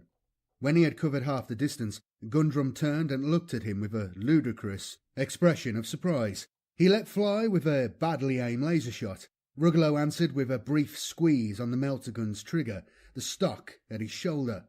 There was a hissing as the blast of submolecular energy superheated the air through which it passed. He twisted round to let off another blast in the direction of the airboats. The melter gun was a short-range weapon, and he was still too far off to do any real harm. But through the haze it created, he saw Gundrum fall back, raising his arms as though to ward off the heat. Fofo, however, took the opportunity to launch himself across the gap towards the mutants. Unwittingly, Ruggalo had given him covering fire. He and Kaladin ran through the same swirling haze of still hot air, feeling their skin burn. In seconds they were past the small pavilion. Ruggalo glanced round and saw Fofo, close by the airboats, laying about him with his las pistol, the bright beam darting here and there. A white-blue beam hissed past Ruggalo's ear. He whirled round. Gundrum must have gone round the other side of the pavilion. He was standing on the ramp leading to his spaceship, both man and machine rearing over him, presenting the same odd, angled appearance. Ruggalo dodged another laser shot, and then, putting the melter gun stock back to his shoulder, marched challengingly on. He was close enough now to be able to vaporize Gundrum. Realizing this, the trader pointed his las pistol at Kaladin. They came to the foot of the ramp. It was a standoff. With a glittering smile, Gundrum looked sidelong at Ruggalo, daring him to squeeze the trigger. knowing that his dying act would be to drill the navigator through the heart. His face lit up with delight, as though an idea had struck him. By my roots, by my words, by my secret desires, what will you do? I will be gone. Your navigator will be gone. You will have to team up with my dear demented sister. His eyes swiveled, looking towards the airboats. Ruggalo did likewise, making sure to keep Gundrum in view. His pistol's charge run low after killing half a dozen mutants. Fofo had thrown down his pistol and drawn a short, curved sabre from a scabbard strapped to his thigh. At that moment, a musket ball took him in the chest. He staggered back and fell.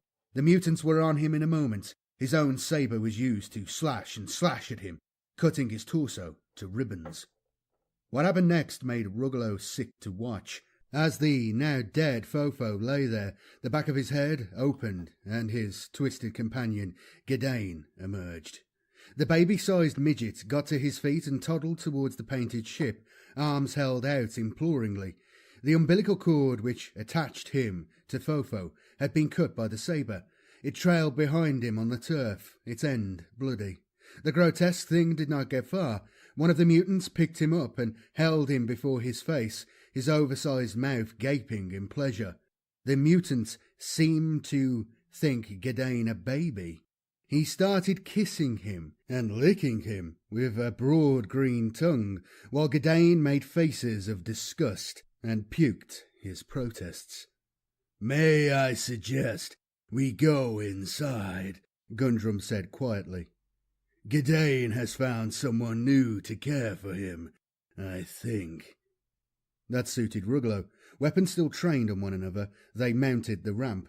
After a nod of permission from Ruggalo, Gundrum pressed a stud which raised it and made it flush with the hull. They were in an elevator. With a whine it took them up, slid smoothly to a stop and opened onto the ship's interior. The first thing Ruggalo saw was Angelica. She was seated on a piece of furniture unfamiliar to him. Not a chair, but a stool, which was able to swivel on a pedestal, a facility which she obviously liked, for she was turning herself playfully from side to side.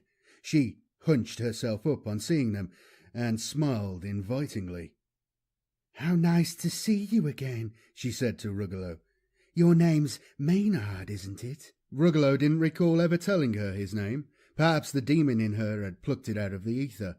They had entered what was a common arrangement in the small trading ship, a combined flight room and living accommodation, but its style was totally alien. Instead of the cluttered intricacies which was the norm everywhere in the industrialized Imperium, it had clean-swept lines, a streamlined look, like the external lines of the ship itself. There were no nooks and crannies, no protuberances and florid decorations, and the colours were pastel and uncomplicated. Ruggalo would never have been able to feel at ease here. It was a perversion, a product of chaos. Gundrum spoke softly. "Do you realize you have made a mistake? You have given me the advantage. If I kill your navigator now, will you really fire that melter gun in such a confined space? You would cook us both, as well as turn this control room to slag. I don't care in the least about it." When you've got a classic ride, you need...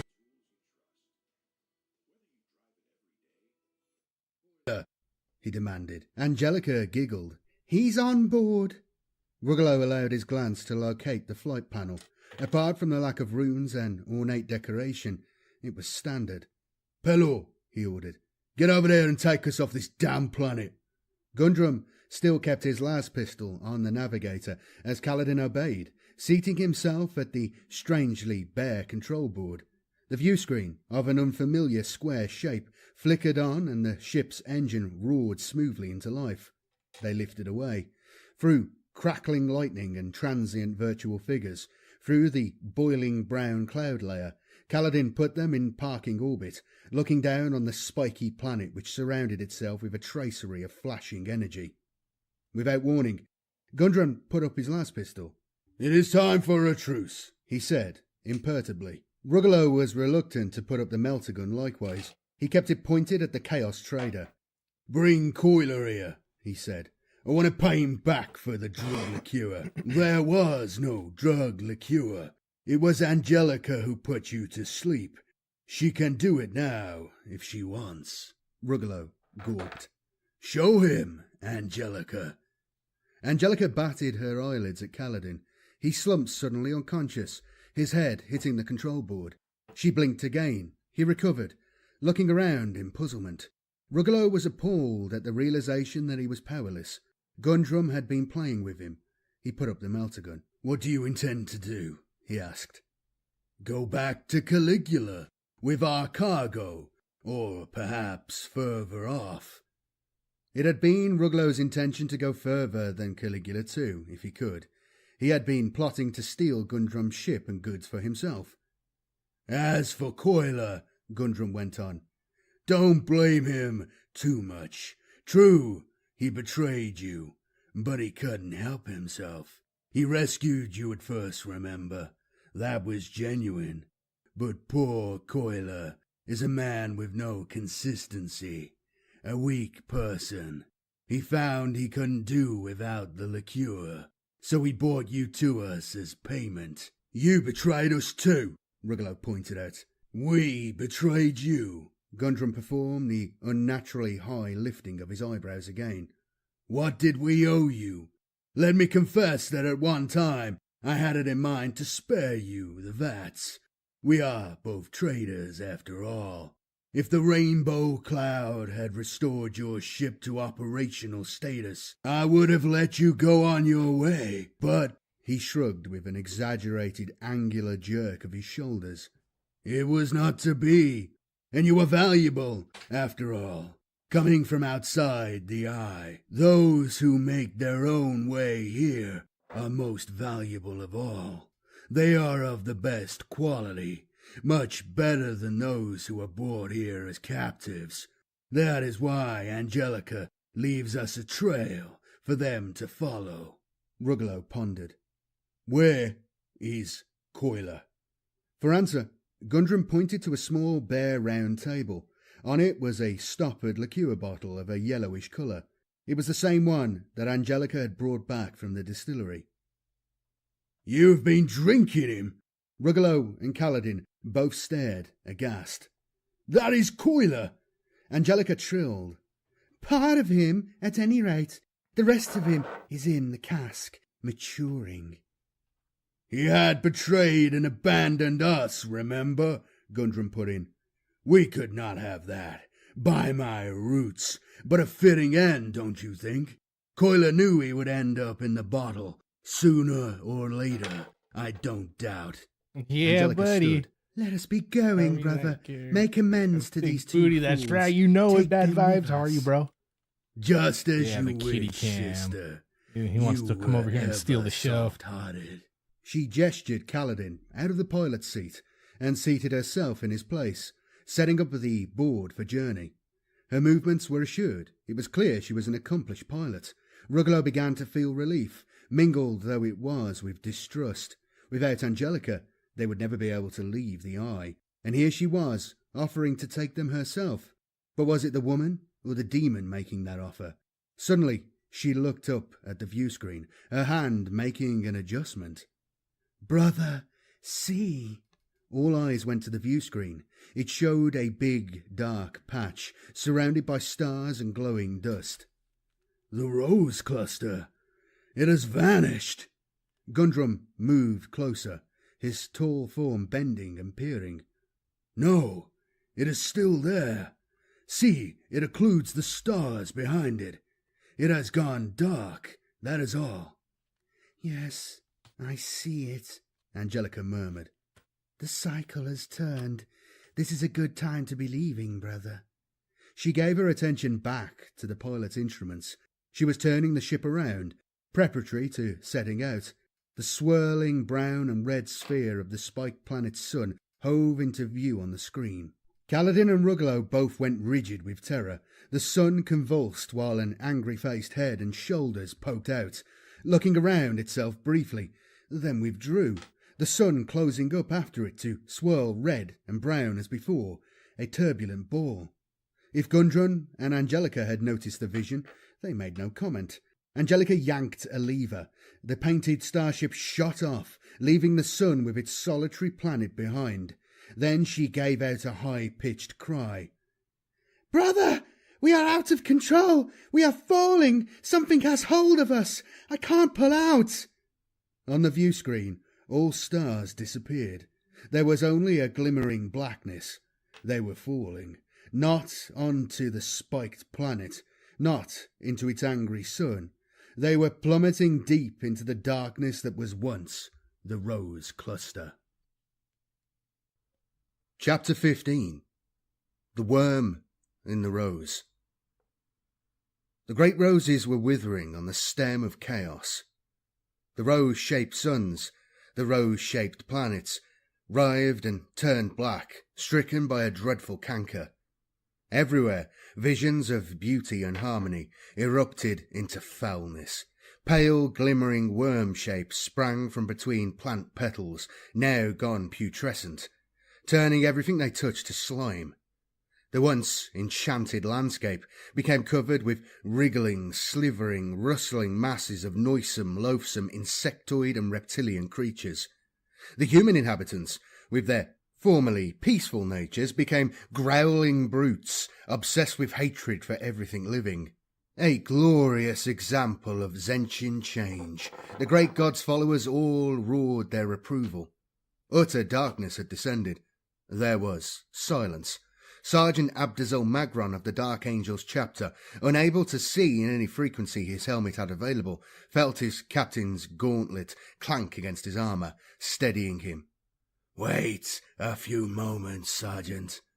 Now his visor was bringing something to his senses. Not light, exactly. No, not light. Blackness that was visible. Black light. No light. A nullity that showed itself. Magron looked overhead. An ebony sun sat in a jet-black sky.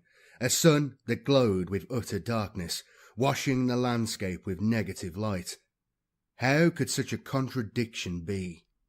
In that Cimmerian nothingness, Magron could see Captain Abadas, though not in the same way that he had been able to see him before. He could even see the colours of his armour, like enamel glowing dimly from black depths. The city around them glowed in the black light too, but it was changing. The sparkling minarets and elegant belvederes were collapsing and heaving, twisting into ugly grotesqueries, rough-hewn caves and misshapen piles. Darkness entered Sergeant Magron's soul. All in the plaza, both the invading Alpha Marines and the confused mob of defenders had paused, as if frozen, during the Rose Cluster's descent into utter darkness. Now they began to move again. Although Magron had invoked the Emperor in his battle cry, he now forgot even that. Battle rage possessed him.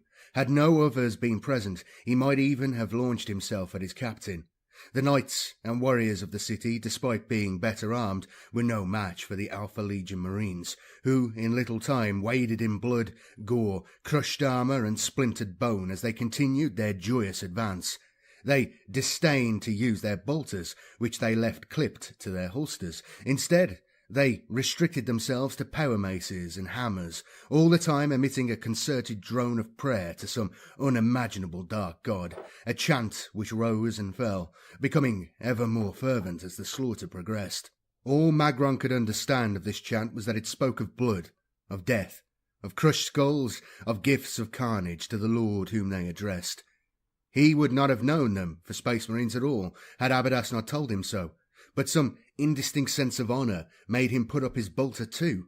A figure confronted him, whose armour was metamorphosized beyond recognition. The helm had become a head of a wrathful, hook-nosed bird, shrouded in thick hair, surmounted by two huge, curlicued horns, with tips pointing forward.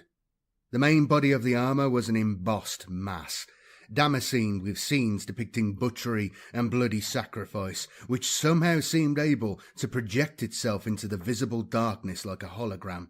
A power maul in one hand, a power hammer in the other. The Chaos Space Marine took a step back in confusion at seeing armour that was unmutated and untouched by chaos. Then his maul met Magron's chainsword, and his hammer swung towards the other's helmet. Magron raised an arm to deflect the hammer blow. The strength of the shock on his ceramite vambrace was a surprise to him. He charged, intending to rush in to wreak whatever damage he could with the edge of his buzzing chainsword, and was flung back by an unexpected force. Captain Abadas's voice sounded in his ear. "Do not call on your dead Emperor, Sergeant. He cannot help you. The Alpha Marines are aided by the Chaos Gods. Call on the same. Call on the Changer of the Ways." Abadas's words should have been barely comprehensible to the Dark Angel Sergeant, but somehow they were not. Magron knew now the Emperor was dead. He knew that the lofty Chaos Gods now ruled the universe, and that a pact could be made with them. It was as though a tendril had penetrated his mind, like the pale worm. Want to keep your hairline where... Oh, yeah.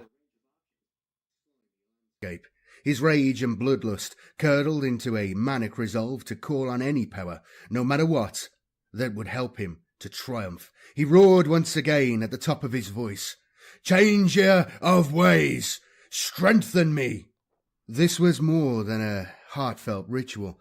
It was a cry from the soul. A feeling of fresh potency flowed through him. He resolved to see the face of the Alpha Marine who had nearly bested him with demon-assisted weapons.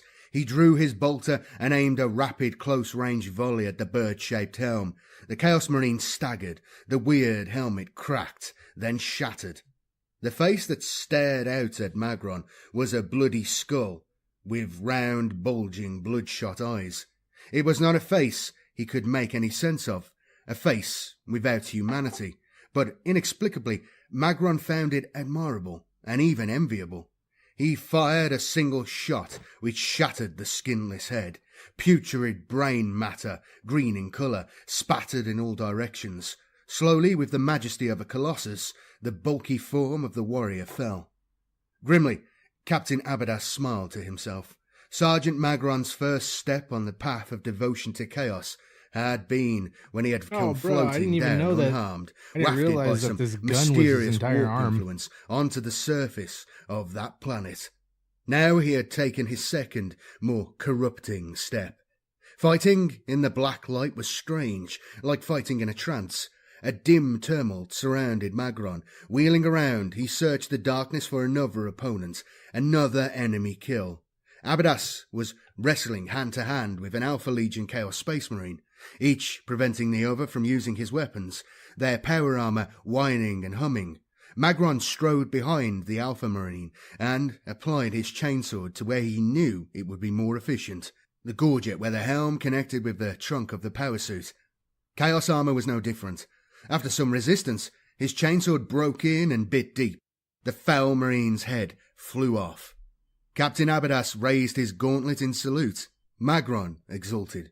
It did not matter that victory lay with the invaders, who now walked knee-deep in piles of butchered bodies. Battle was glorious. Captain Abadas's calm, incisive voice came to him. "We have done what we can, brother sergeant. We are outnumbered now. Let us withdraw." Magron did not want to obey him. He wanted to continue fighting till meeting certain death at the hands of the Alpha Marines, just as long as he could take some of them with him. But he still had the discipline of a Dark Angel. He did not disobey a superior brother officer. Both men took their bolters in their gauntlets, letting off scattered shots to cover their retreat. To Magron's surprise, Abadas did not make his way back to his beast ship. He backed towards the edge of the esplanade and to the slumped and distorted buildings there, which would give good cover should the Alpha Legion pursue them. Magron found it odd to see masonry which had flowed and reformed itself like some uncontrollably cancerous protoplasm. Once, in one of the side streets, the black light became more like ordinary darkness, the glowing ebony orb of the sun out of sight for the moment. He reached out a gauntlet and stroked a wall. It was hard but rough, reminding him of badly poured, unsmoothed concrete.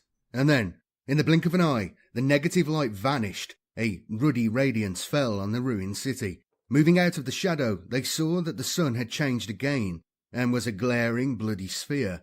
But that was not all. That sun was but a small ball, flanked by two truly enormous figures. Magron stared in total disbelief. This could not be real.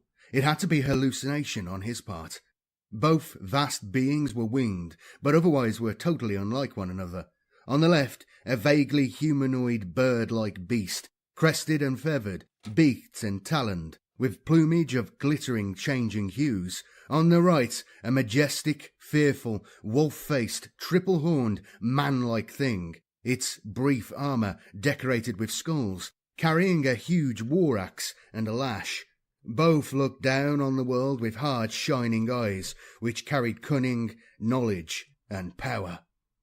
It was difficult to estimate the extent of their enormity. If they really stood by the sun, as they seemed to do, then they would have to be extended tens of millions of miles. But it could be they were nearby, perhaps just above the atmosphere, and so only some hundreds of miles in height. Cumbersomely, Captain Abadas was sinking to his knees, as were all the Alpha Marines and the few surviving defenders, faces raised to the twin manifestations. "Kneel, Sergeant," he barked. "This is not a vision. It is not a projection. It is real." Magron froze. To kneel before the powers of chaos? What would the Emperor have thought of him? "Kneel!" Abadas's voice became harsher. "Did you not call on the changer of ways? See how quickly your prayers have been answered. Do not insult the servants of the dark gods." The dead Emperor receded in Magron's mind as he looked on these examples of the new universe. He realized now that what the captain had tried to tell him was true. Here was power, such as he could never have dreamed of. Slowly, he bent his knees and joined Abadas in homage. The bird's beak opened, and a gigantic purring voice boomed down onto the surface of the planet. Magron did not even ask himself how that voice could carry through the vacuum of space. Such rational questions had no place here. The greater demon's words carried a persuasion and a compulsion that brooked no doubt. "A great project is afoot. A project for which my friend, the Bloodthirster, and I are in alliance. You are needed, my subjects, my little ones. Come, here is work for you to do." The demon made a slight gesture with his clawed hand. It was as though gravity had been reversed for the common inhabitants of the city. They went tumbling skywards in a great crowd, kicking and wriggling. At a height of about a quarter of a mile they disappeared. And not just in the city, although Magron and the others present could not know it. All over the planet and on countless planets of the star cluster, where the two great demons, unimpeded by the normal laws of space and time, were appearing simultaneously. Billions were similarly being dragooned into service in the Lord of Change's forge hells. But not so any champions of chaos, any traitor marines, any who had received marks of favour.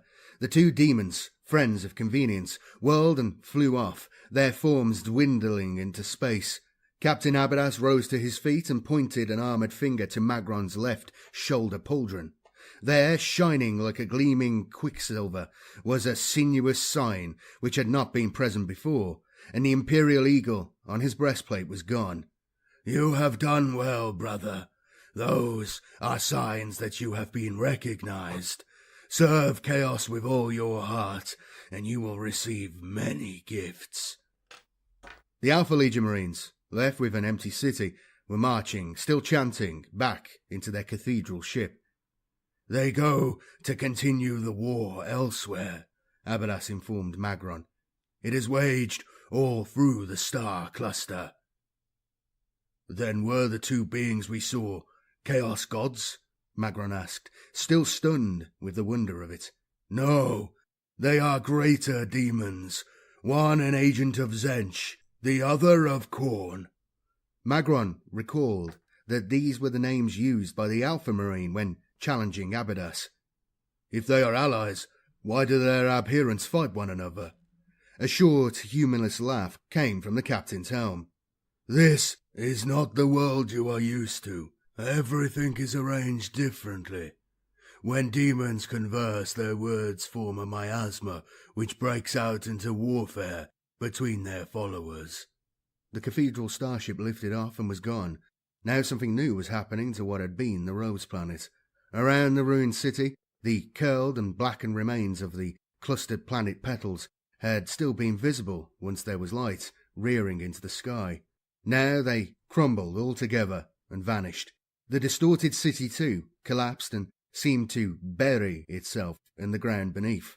Soon there was only a bare landscape, dotted with suddenly erupting volcanoes and lashing trees of some alien kind, all in the bloody glow of the red sun. That, and the products of the recent slaughter in terms of butchered bodies. The Lord of Change's magical influence had left the star cluster, leaving it to revert to its former natural state, as it had been before the onset of the warp storm known as the Eye of Terror, except, of course, for its human population, which in some cases replaced the alien populations that had been there before. Captain Abadas looked around him, as though surprised by the change. "I brought you here to meet someone," Abadas said eventually. "Come with me." They set out on foot across the barren landscape. As they walked, Abadas began to explain about the Chaos powers. "There are 4 main Chaos gods," he said. "One of them you want little to do with, Slanesh, a god of unbridled sensations and perversion. He is not even connected with humanity, but with an alien race called the Eldar. Zench has the greatest wisdom of all, and is the unsurpassed master of magic. Then there is Khorne, the warrior god. Nurgle is perhaps the strangest god of all to understand, for he spreads disease and contagion, but through him one can learn to endure any misfortune. Each of these great lords has an unknown number of greater demons, which are like lesser gods to do his bidding, as well as ranks of lesser demons, and of course human champions, who can in time attain the status of demons themselves. Men can become a god, immortal and with divine power." Magron hearkened to this account of the Pantheon with fascination. "The crime of the Emperor," Abadas added cautiously, "was to try to deny mankind this advancement and keep it only for himself." "Which of the 4 powers do you worship, Captain?" Magron inquired, after he had let this sink in. "I do not devote myself to any one, Master," Abadas replied. "It is not necessary. For you, however, attachment to a single god is the quickest paths to the joys and glories of chaos." I had a crazy idea.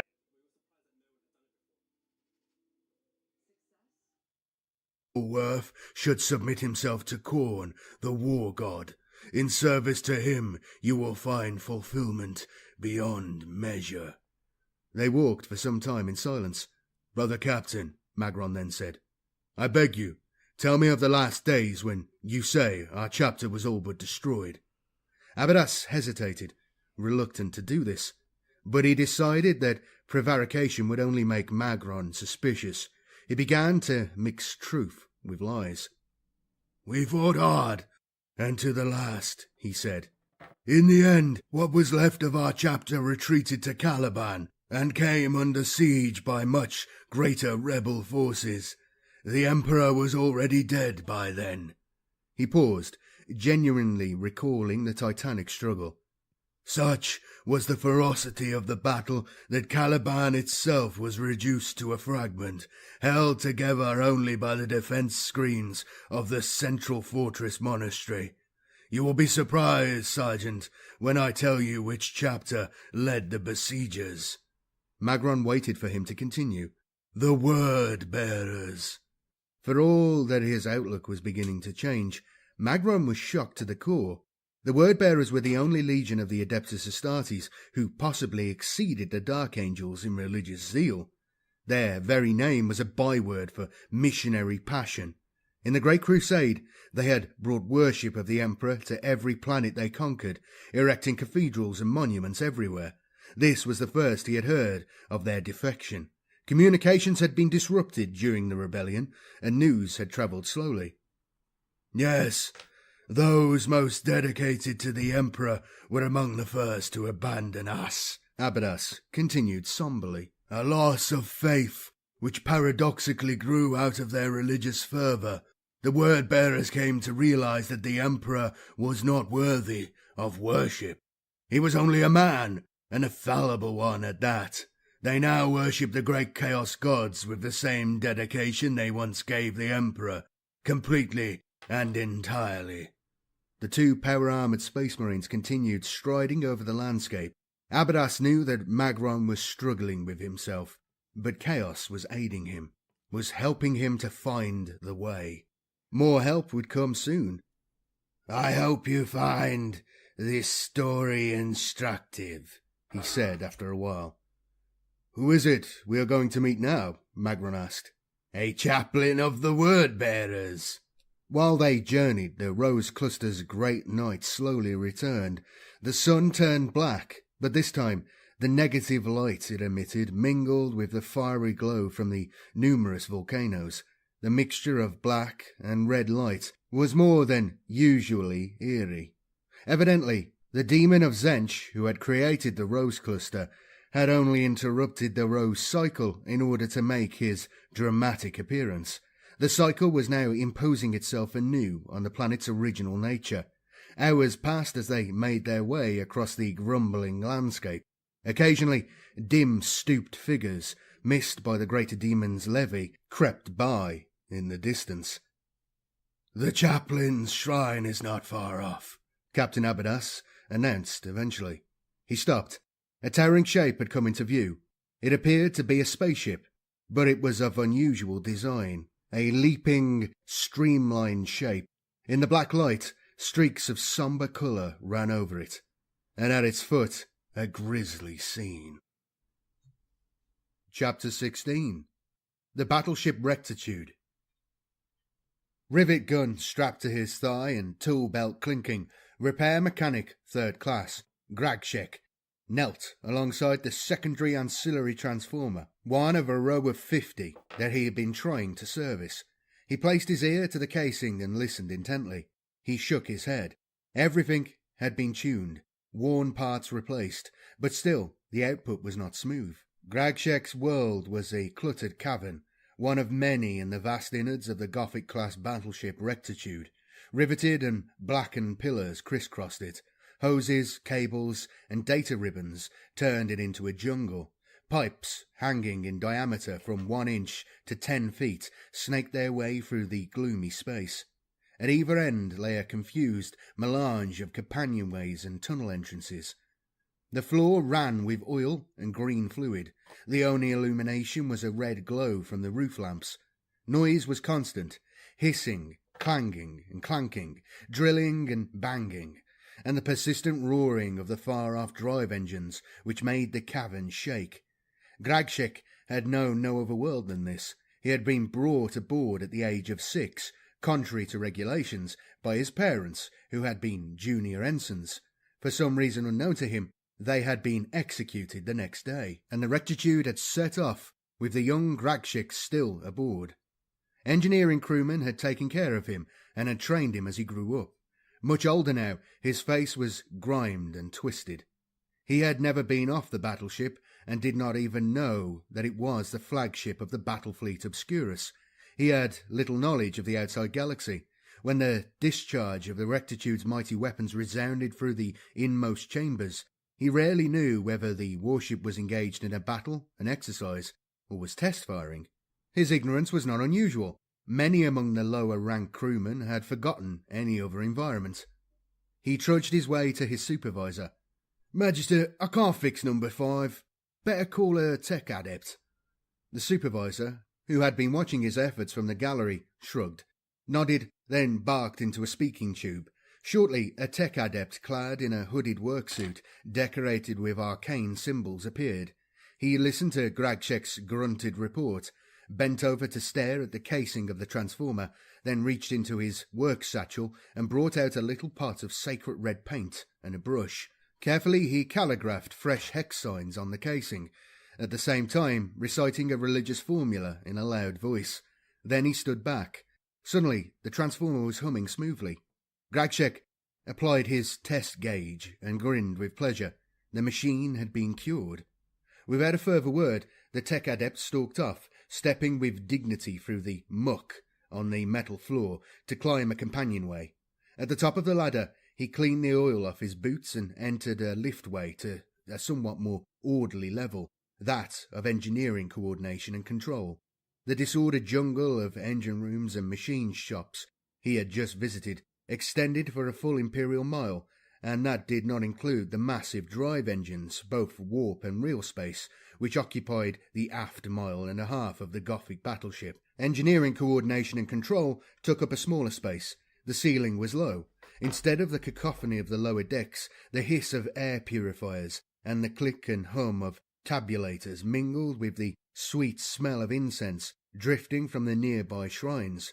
Something like 100 tech adepts attended the long bank of gold and electrum-framed reading screens, speaking tubes at their throats. A fleet officer was collecting the hourly report. Unlike those who had to go down into the bowels of the battleship, he was immaculate in his high-collared, square-shouldered, dark blue greatcoat, in his black jackboots, black cummerbund, and black holster.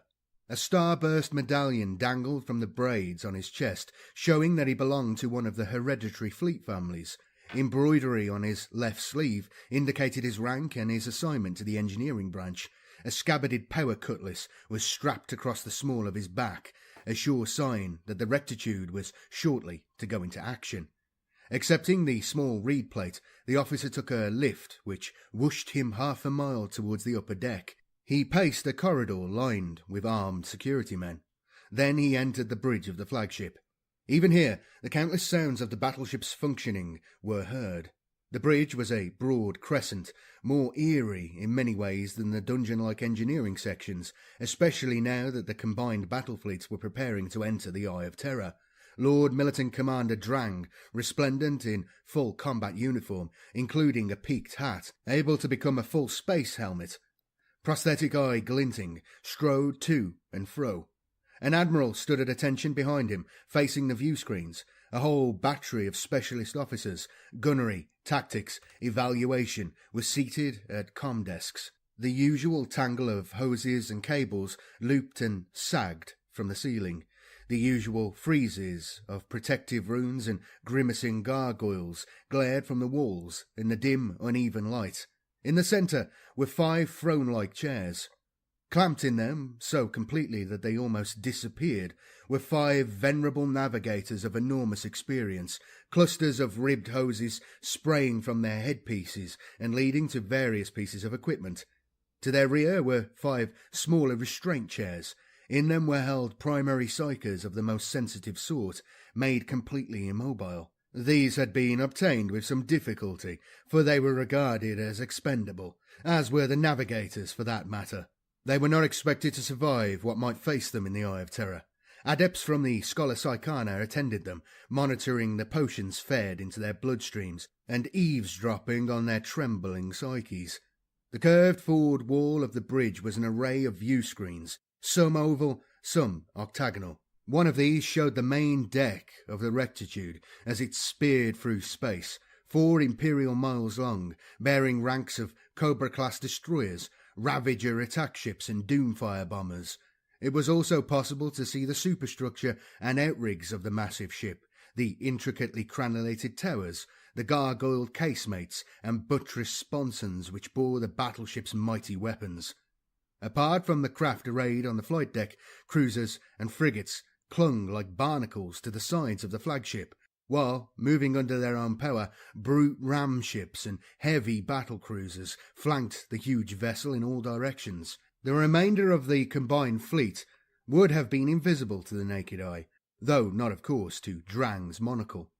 The screens, however, annihilated distance and brought their formation into view. Drang's and Investicone's flagship were the 2 prongs of a vast echelon in the form of a forward-pointing cone.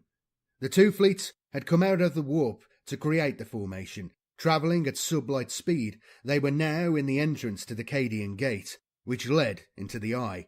The planet Cadia lay behind them. The formation was ready to drop into the warp again. Drang had already stood on the open deck and used his monocle to probe ahead. There were Chaos ships guarding the other end of the gate. there always were, which might attempt to attack them in the warp. Streamline your essential workflows, like lunch.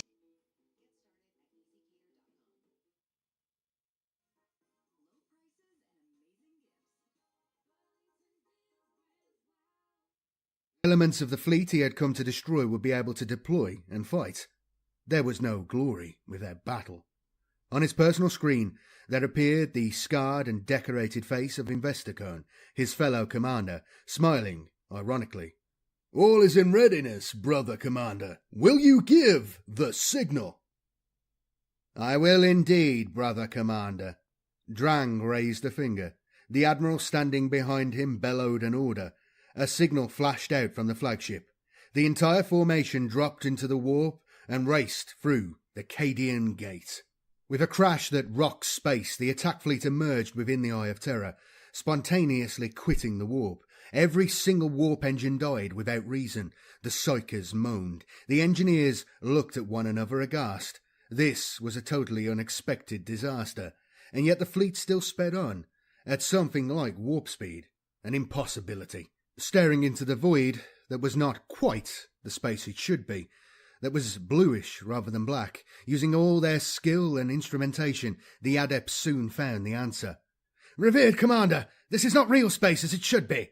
The speed of light is infinite here. We are travelling at translight velocity without the benefit of the warp." Drang and Investicone were both of them mentally agile enough to understand this news. "A chaos modification," Drang commented. "Fascinating. How useful it would be if the Imperium could master this alteration of physical reality," he thought. The small Chaos ships stationed near the Cadian Gate were almost casually dealt with, blasted out of existence as this fleet darted towards the Five Worlds where, according to the Null ship report, the Chaos invasion fleet was being constructed. These were to be pounded from orbit, and then overwhelmed by the 500,000 Imperial Guardsmen the fleet carried, the one addition the High Lords had made to Drang's original campaign plan. The Psychers, gagged to muffle their screams, were struggling and attempting to speak. The Scholar Psychana adepts who read their minds, a safety screen against Chaos terrors, relayed a startling message. There were no dockyards orbiting the denoted worlds. No enormous yards and factories on the planetary surfaces. The Navy had come to destroy what was simply not there. The Psychers aboard the Null ship had been deceived. All done they had picked up putting mental these images guys together only. for tonight. Momentarily, The only Drang thing was that's left to stunned. glue He is felt their his dream of heads glory and slipping one away. of the guys' arms and scrolls. And yet, he switched his attention to his alien-manufactured monocle. after I paint him. It had never yet That way I proved can get false. behind him. Its vague beckoning of the future called him on. Difficult A spots to huge get battle. to. But with whom? Or what? "Reports on demonic activity," he barked. The answer came soon. "Less than would normally be expected for this region, Commander." That in itself was suspicious. The Five Worlds were displayed on screen. I'll primer formed a them this ring, week. all sharing the same orbit, which would have made a nonsense of And that way celestial next week we can dynamics get in the started on universe the beyond painting. the Cadian Gate. Each world had a different shape. One was elongated like a capsule, another cube-shaped with rounded edges, a third helical like a corkscrew. Psychers and scrying teams reported human habitation as well as demonic presence. Drang consulted Investicone and they came to a decision. After a brief but devastating laser barrage, half of the Imperial Guard regiments were dropped, divided between the Five Worlds. Drang felt only a passing pang of conscience as he saw the swarms of pods rain down. Never before had a world within the Eye of Terror been invaded by the Imperium. The occupation would be brief, and the Guardsmen were ultimately doomed, though they did not know Here it. they are. This was an exercise, an experiment. Any who rejoined the fleet when it withdrew would first be examined They're so for small, chaos dude. contamination. All that work for something then so tiny. scored, exterminated. There was another But they look advantage good. to the great inventor's welding together of warp and real space. As the velocity of light was infinite, communication was instantaneous. The fleet's far-seer radars could see light years ahead. The cry came from the tech adepts and the Scholar Psychana adepts simultaneously. "Commanders, a huge battle fleet is approaching!" Drang gave a shout of exultation. "Onwards!" 400 Gothic-class battleships led the way, racing deeper into the eye. A Gothic was so designed that, seen proudward, the entire vessel appeared as a blazon in the gridded shape of the Imperial Eagle, speeding inexorably. Accompanying the Gothics were heavy battle cruisers by the thousand, and as many ram Gotta ships, figure out a way how to spray Cobras, paint and these little Doomfires guys launched without, themselves from the Gothic's decks. Cruisers detached themselves from the holding brackets. Yeah, I don't know, we'll see. To meet the challenge, there sprang from the Immaterium nearly 300 Chaos Juggernauts, built to the great inventor's own design as the answer to the Gothic, together with thousands of Iconoclast, Idolater and Infidel-class cruisers. All were driven by the pure white blinding light of heaven, a form of energy beside which the gouting plasma of the Navy's drive seemed dull and ineffective. It was an illusion. Both sides had equal speed and maneuverability. Well, the Lord I think we're of going to Change's switch it plan over to was some working well. Darktide if any First, of the the fellas are camouflage of the around. 5 planets to lure the forces of the place, Imperium a into couple the rounds. Chaos realm. Then, a fleet Couple forged rounds from of his some great Darktide invention, with the newly homies. created matter, to test Anybody the new wants to join strategy in, let and me know in weaken chat, the and I'll throw up Imperium's the naval fat shark forces at code the same and- time. He had even created the Yeah, dude. arena for the battle We'll get a by couple welding we'll get a warp round and or wheel two in. space together. But it had cost no small effort to field his battle fleet. He had Bear with me, drafted chill the out for a extra minute, 'cause I gotta workforce put these guys from the away. Rhodonius planets only hours ago, as the linear time of the Imperium would reckon it. But in the warp, where time meant nothing, they and their progeny had laboured in the forge hells for over a century. Some of their descendants now helped man the Chaos battleships in the service of their demonic masters. As the two huge fleets hurtled towards one another, they opened up with vast las cannons. Ships were scythed open while the fleets were still far apart, spilling their contents in a spreading mist. Then the fleets came together, discharging plasma cannons and plasma torpedoes. The truth was that the Chaos fleet was outgunned. The Lord of Change had not given the same attention to weaponry as he had to the ships themselves, delighting in their massiveness, like a child playing with a new toy. Matter. But he knew something which the Imperium as yet did not. He had a different strategy. Ramming.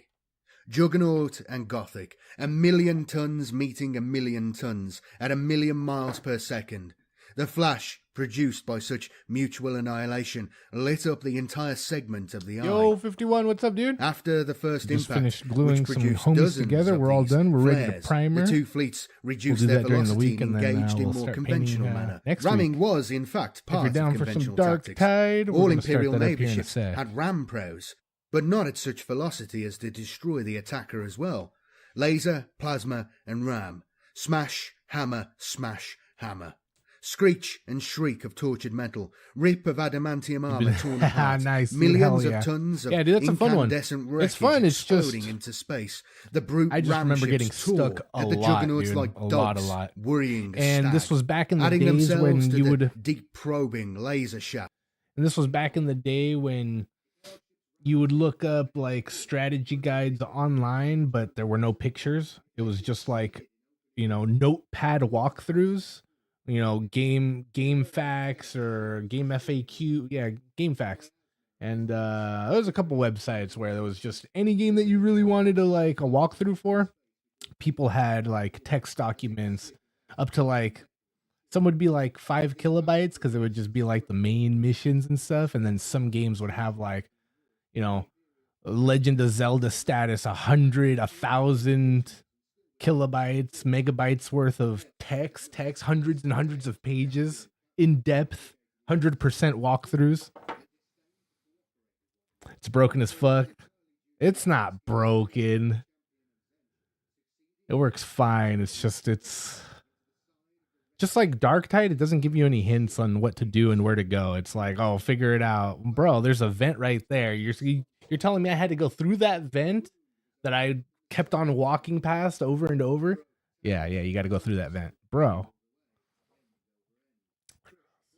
Mind of his what the crosshair does? Adrian, what's up, dude?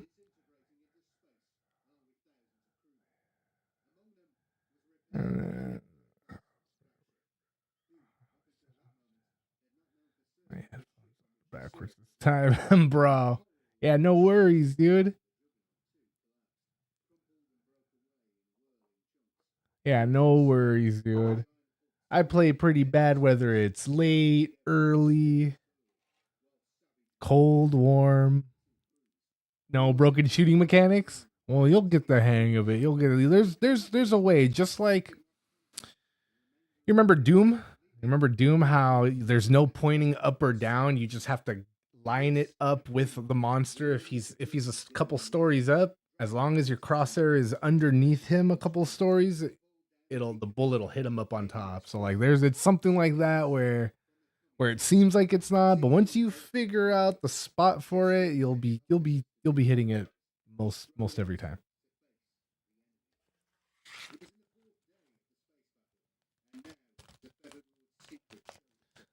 Fuck it, dog. Just put on fucking God mode, all weapons, all ammo, and just tear through it. Tear through the tricksters.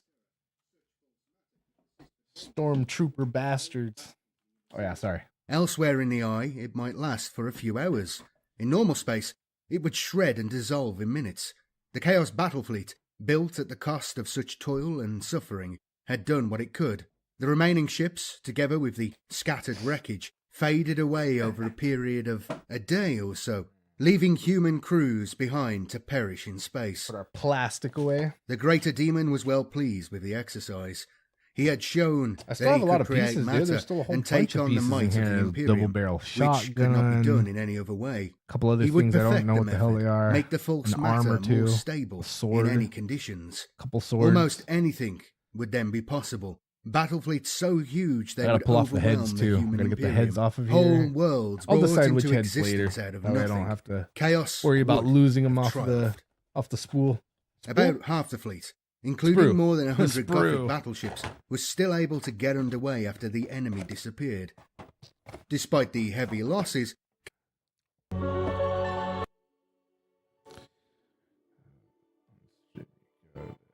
Give me a lid and shoot a barrel to blow up a switch to activate the bridge. I'll show you what I'm talking about next stream. The crosshair is busted. All right, yeah, you show me. Because I have it on the Switch. And I was playing it on the Switch just fine, but, you know, I didn't get super deep into it far. A couple hours. But I was having a good time. But I was getting stuck again, too, a couple years ago, playing it on the Switch. it could be spent on rescue operations. The rectitude did not show on any instrument sweep. The fleet prepared to withdraw, first approaching the Ring of Five Worlds, which had been the original objective. From a distance of half a light year, contact was attempted with the signals units on each planet. Stockings. From four, no answer was received. The response from the fifth, the Corkscrew planet, so alarmed the signals officer that they relayed it directly to Lord Militant Commander Investicone. He found himself staring into the face of a commissar. The man's appearance shocked Investicone. His peaked hat was awry on his head. His stiff, narrow greatcoat was unbuttoned and disarrayed. His eyes bulged. Sweat filmed his face. "Help us, Lord Commander, for humanity's sake, help us." Investicone's expression became icy. "Where is your regimental commander?" he snapped. "Insane! All who are not dead are insane! We are beset by demons! Men should not have to die like this!" Beyond the commissar, Investicone saw the outlines of a room with curved pink walls. Suddenly, the rear wall swelled. It became a giant leering face, green eyes diamond-shaped. A huge tongue licked out. The commissar let out a strangled shriek as he felt it wrap itself around him. Then the room blinked and changed. Investicone realized it had become the inside of a huge mouth. Jagged teeth with a far wall had been. Oh, dude, a red tongue lightsaber's rolling badass. the gurgling commissar around it. He cut the connection and told the signals team to cease any further efforts at communication. Then he ordered one of his admirals to send a detachment to virus bomb all 5 planets. Not that that would necessarily be effective against demons. The victorious fleet set off for the Cadian Gate.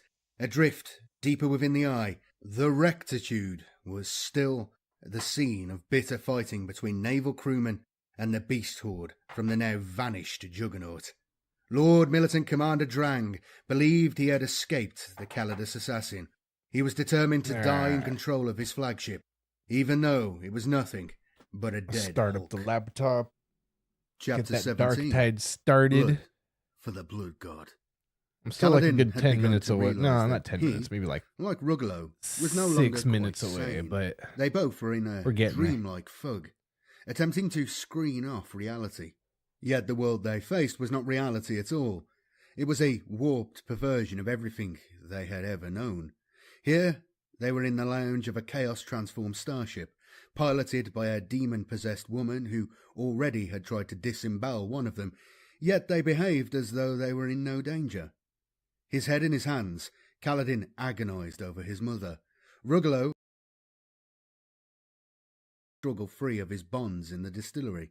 His vision was that the ropes must have been loosened by the fluid in the vat, perhaps had not been tied properly. Kaladin knew differently. His mother's soul was in the warp after all. Of that there was no doubt. He went through the possibilities. Perhaps it had been his mother at first, and then a demon had impersonated her. But at the end, Angelica pushed herself back from the control board. "A greater demon is behind us," she said. "There's nothing I can do. We are being pulled into the cluster by an irresistible force." "It's all dark, my dearest sister," Gundrum gurgled, his eyebrows jerking up and down. "Dark stars that were ablaze with light." "They emit dark light, brother. It is a form of chaos radiance." She joined them at the elegant table in the middle of the lounge. On it stood the liqueur bottle, containing its lustrous yellow essence. Gundrum picked up the bottle and gazed at it with an appreciative expression. Only a small amount of the liquid remained. "Oh, Coiler, our good friend Coiler. I was fond of him, and what better way to remember him than—" Kaladin took his head from his hands. He stared, appalled, as Gundrum unstoppered the bottle and poured the last of the liqueur into 4 tiny glasses. It emerged slowly and thickly, glistening in the light. Pursing his lips, his eyes bulging, Gundrum swallowed. "Ah, dear friend, so pleasant to know you again." He shivered and glanced with lugubrious surprise at the shocked looks of Ruggalo and Kaladin. Angelica, meanwhile, sipped casually from her own glass. "Drink! Drink! Have you not drunk of our friend Coiler before? Do not insult him now." They lowered their gaze to the drops of life essence Gundrum had poured out for them, anticipating the pleasure the unnatural indulgence would bring. Gundrum was right. Resignedly, in an ironic valediction, they raised their glasses in a salute, then put the last of Coiler to their lips. The painted spaceship curved into the rose cluster as if in a power dive. Eventually, it slowed and drifted. All the stars looked alike. Ruggalo and Kaladin gaped in fascination, unable to understand why those stars seemed so luminous when they put out no light. Gundrum's and Angelica's explanations made no sense. Angelica took the controls again. She studied the tabulator briefly. They were in a planetary system, the local sun showing as a brilliant obsidian ball. Kaladin expected her to attempt to fly out of the cluster again, to find a route out of the eye. He had forgotten that such directness went against her. Damn, dude, how method long of was I muted navigation. for? Fuck. She steered by faith. Probably ever since I was and picking by my feeling, nose. By obedience to the See, did I strange say anything in ways of between? chaos. And chaos had directed her into the cluster. I don't think her so. emerald green Grab your eyes snacks, became drinks, misty. enhancers, She made for bathroom the breaks, nearest planet. refresh. It loomed up, seemingly composed of jet or ebony, washed in the black light of the obsidian sun. As the painted spaceship whispered down through its atmosphere, glimmering red splotches came into view. The craft flew over a midnight landscape where volcanoes erupted like blowtorches. Angelica set the ship down gently.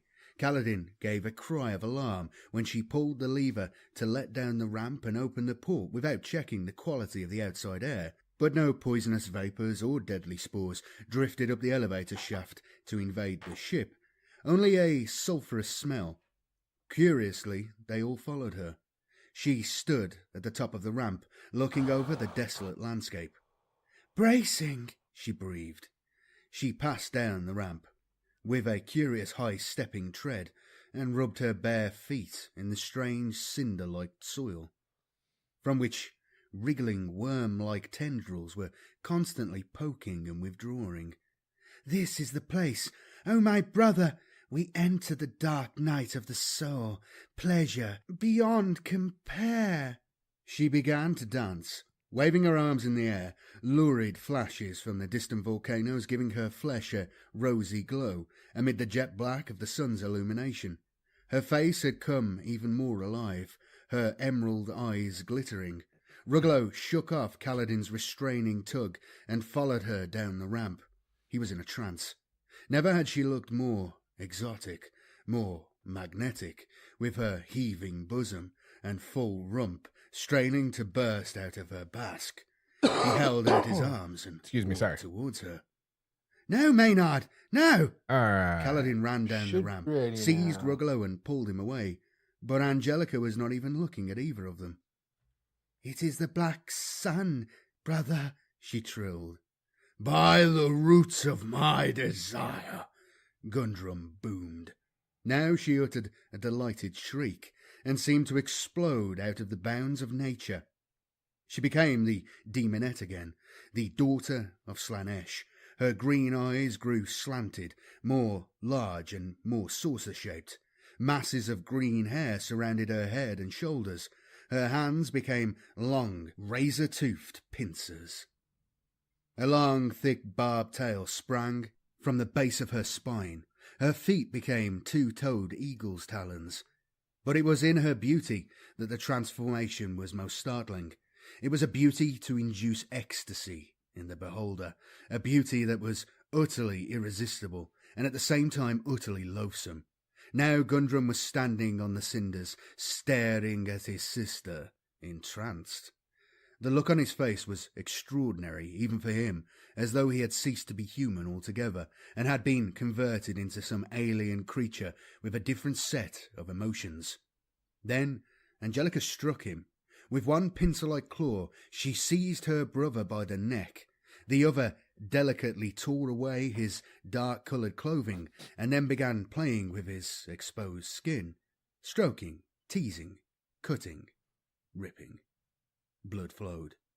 With a crunch, she snipped through ribs and removed them, exposing lungs and heart into which her pincers playfully delved. Gundrum put up no resistance, apart from flapping one arm about ecstatically. He gave voice to a continuous, ululating, hooting screech of agony, enjoyment, and encouragement. "Truly, sister, truly! This is what it had to come to! By my roots, sister! By my roots!"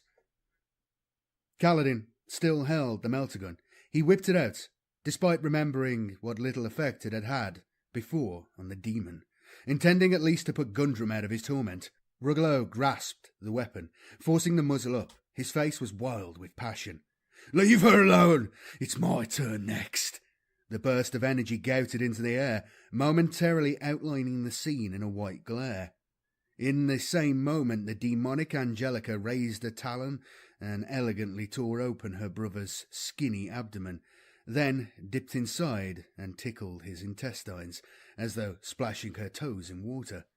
With each new sensation of pain, Gundrum's shrieks became even more joyous. Surely pain alone could not do that.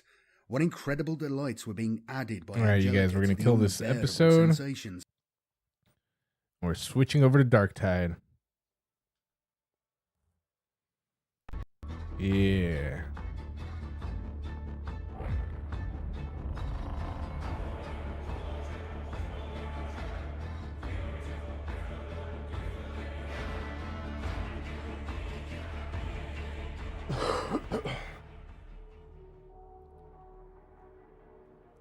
Damn, you guys.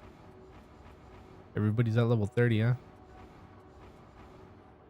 Know what that means. We gotta make our last character, you guys. Last one, the veteran. You see me now, a veteran of 1,000 psychic wars.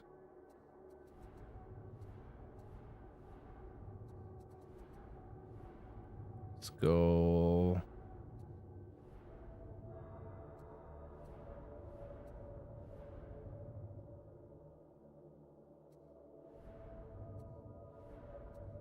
Go to Cadia.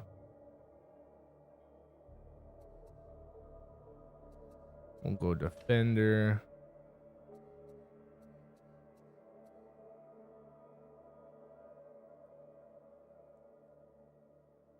Comfort through discipline? Hell yeah.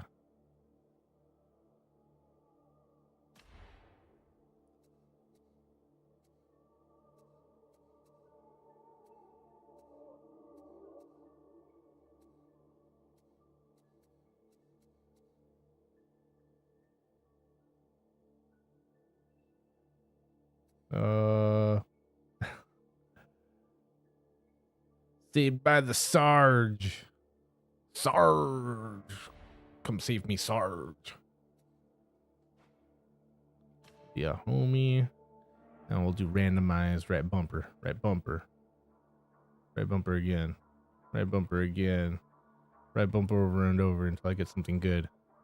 Yeah. No.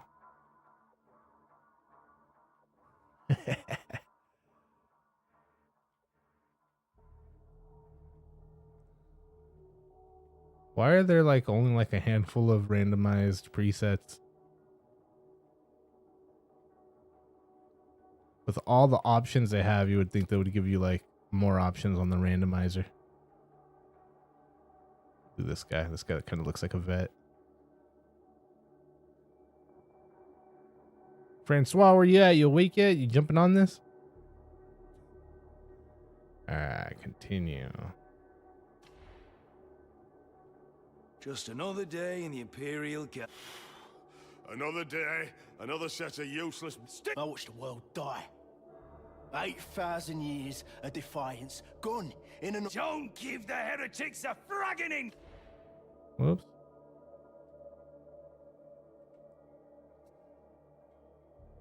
Nothing like a... Watch the shadows! There could be anything out there. Come out and... Just quiet, ain't it? Stay alert! All this standing around makes me nervous. Let's move. Available See from anything that Homeworld is Cadia, so only he has Cadia has that voice. Don't... Just an... All this standing around makes me nervous. Let's move out! Ah, might as well.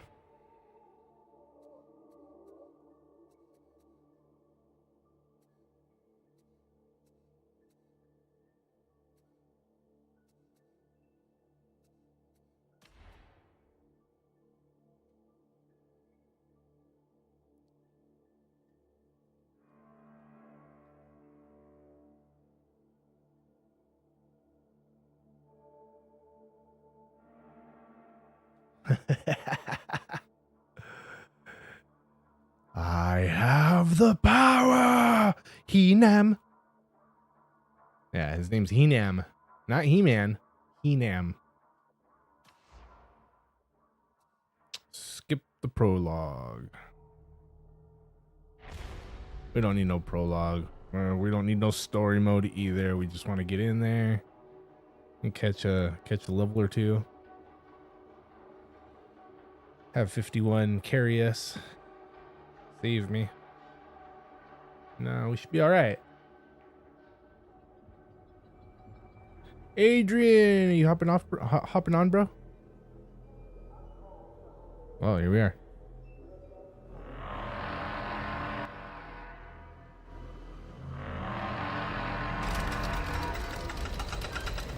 Steve. Hell yeah.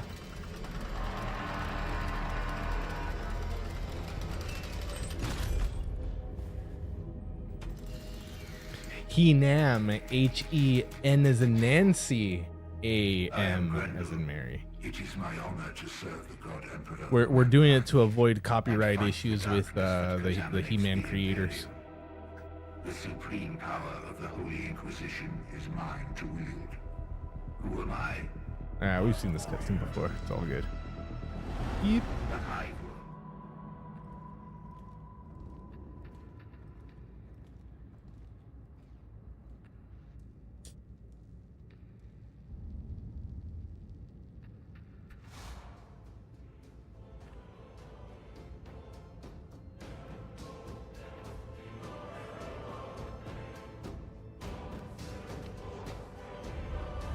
I'll skip the campaign too. The Inquisitor clearly thinks you have what it takes, and as you've come through all that unscathed, Tertium shouldn't hold too many terrors for you. Report to the mission terminal for your first assignment.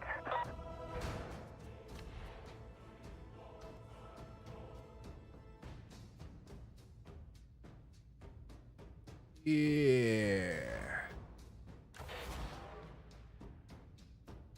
Adrian's River. Are you hopping on, G? Are you still there? Are you just spectating for now? And hopefully Zonex and Francois will pop in soon.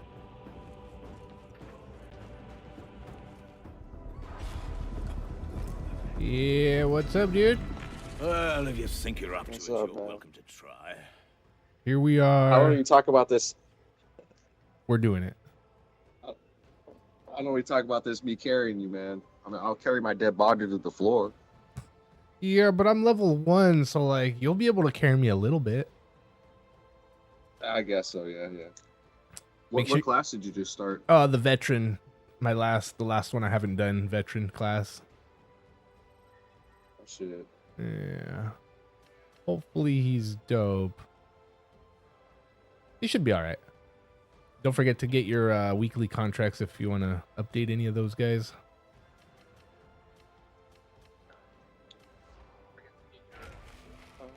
I shouldn't really be doing this, but...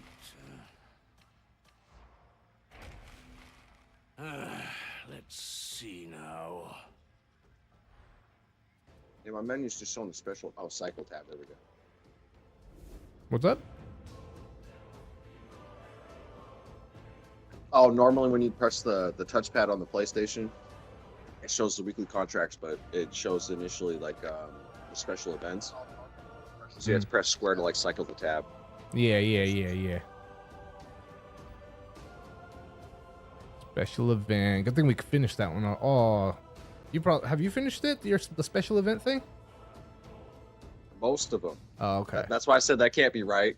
I loaded up and they're like almost all done. I'm like, yeah. Wait, what? It's like I know I haven't played this week. Yeah.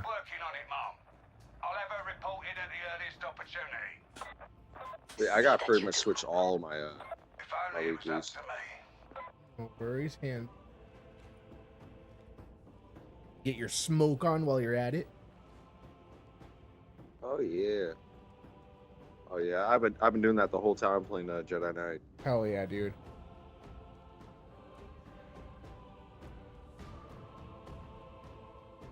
Yeah, Grimoires? No, hell no, no Grimoires.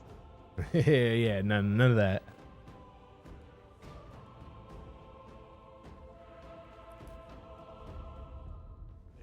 Going broke switching this shit up. Take a bodyguard with you at all times. I can look after myself.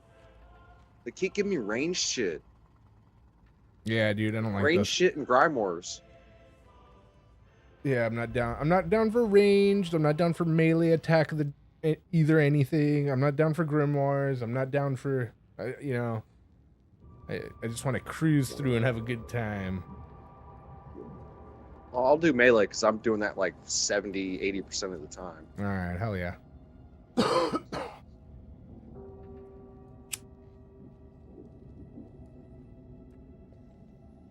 about penances real quick.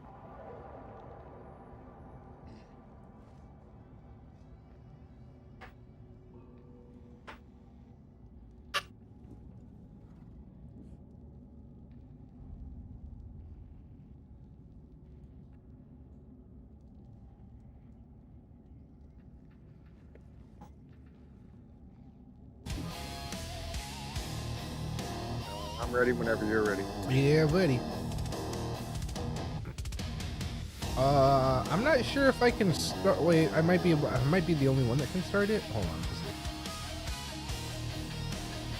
because I might not be able to start any until I finish a certain. No, I already did this. I said skip story, so it should be fine.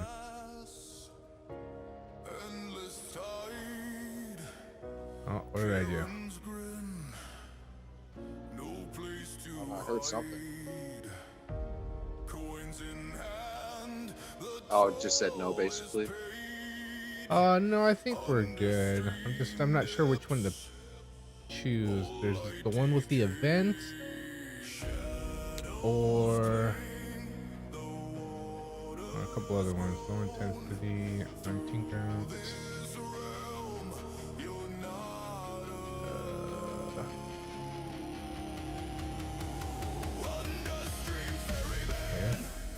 Yeah, I actually can't pick the event sheets. That's crazy. It might be because I'm too low level. We can try to do this one. This one's rough when we've done it when we usually do it.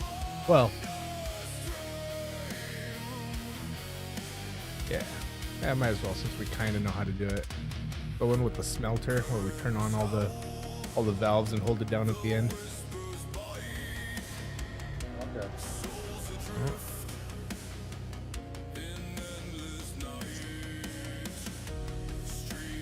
An outside force has disabled the on-the-side heavy smelter at manufacturing. Yeah, we get 2 randos. Hopefully got a microphone.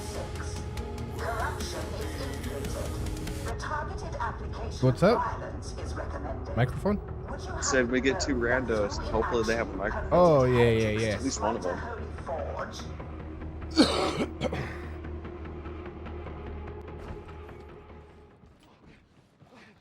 Hell yeah, we're already in it. Sniper, watch out. Stay clear of my fire line. I have everything.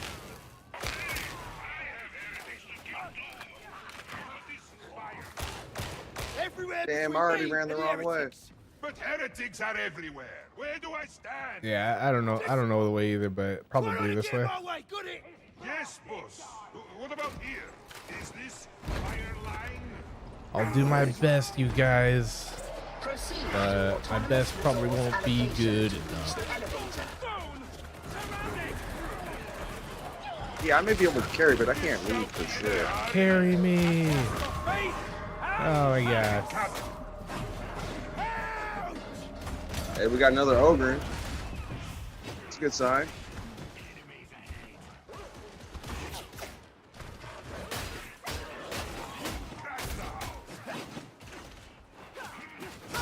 I'm probably the most swagged out though. That's not a good sign. You're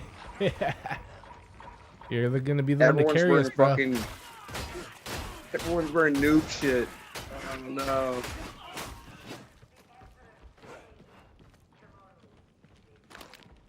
Why is He-Man wearing an orange jumpsuit? This ain't right. I think we gotta go. I'm not sure. Actually, I'm not sure. I'm lost. I don't fucking know either. I don't think these guys know either. Shit. Nah, dude, we're all noobs. We're all noobs, and all the viewers are having a hard time watching us. They're like, just go that way, go that way. No, you're going the wrong way. Bro. No, I'm sure we're fine. Oh. No, we ain't noobs, dude. We just don't know where to go. What? No, I'm a noob.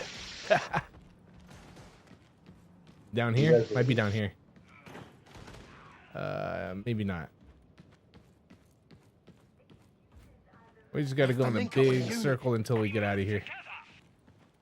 All I know, ogre logic goes like this.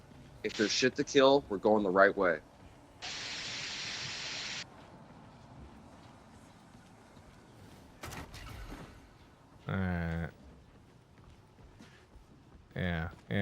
Yeah. Is that me with the static? Shouty uses many. Yeah, I think it's up here, you guys. Words. I would like to learn big words. Become more somnambulist. Yeah, somnambulist. Where, bro? Where? It's true.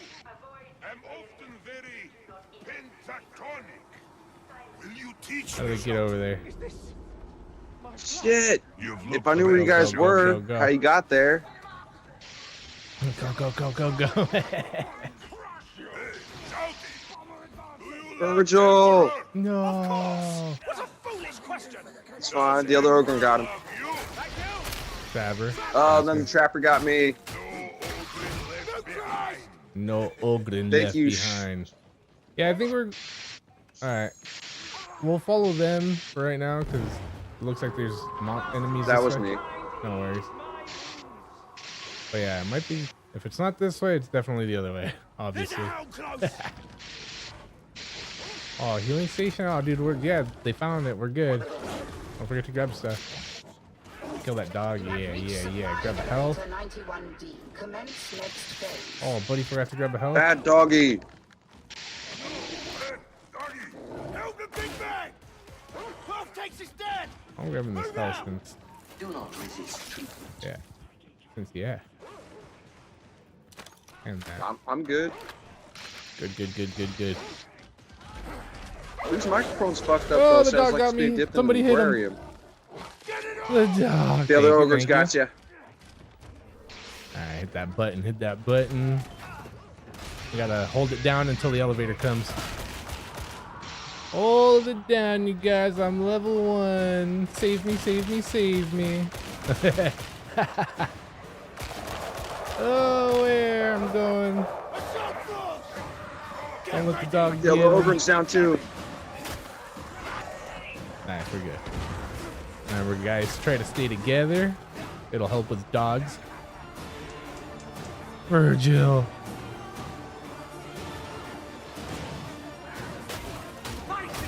Oh no.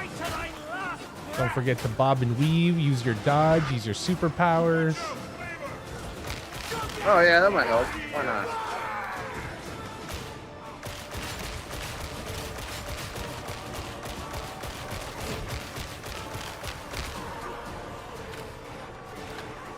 Careful with the guy.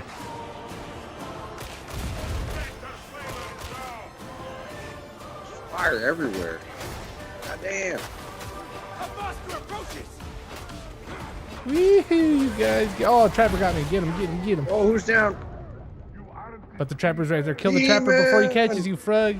Oh, nice. Yeah, kill the Trapper. Wherever he's at. I don't know where he went. I think someone else got him. Nice. Oh, alright, get in the elevator, you guys. It's here. Elevator, you guys.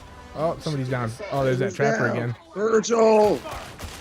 Kill confirmed on the tracks is Now you need me, Shouty. That I should need thy aid. Hell yeah, good looking out, you guys. For Atoma. Yeah. Yeah. Thank you. Why have enemy not flattened this place?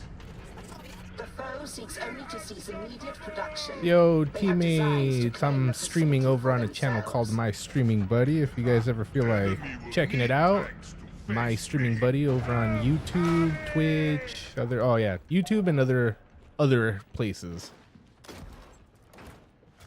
Every other place you can find someone streaming. No. It starts with R, There's so one starts many. with K. But the most popular one. Well, not all of them. Yeah. Just the top 3, 4. You know, like TRRK. Yeah. Acronym. And we play every Tuesday really and most Thursdays.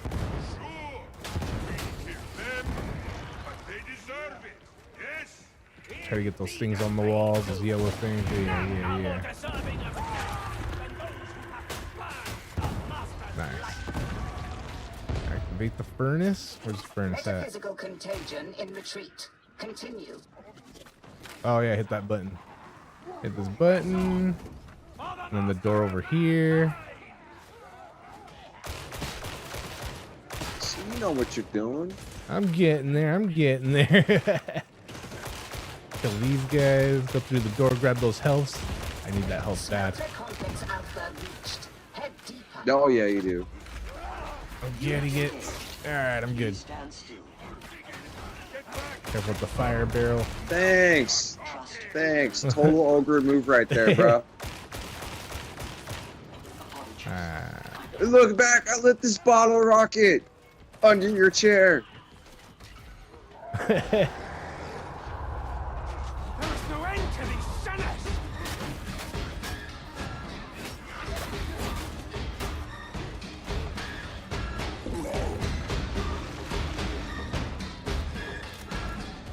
Oh shit. Oh, where the fuck did that come from? Yeah, get him. And there's other guys. Careful, snipers too. You got the sniper.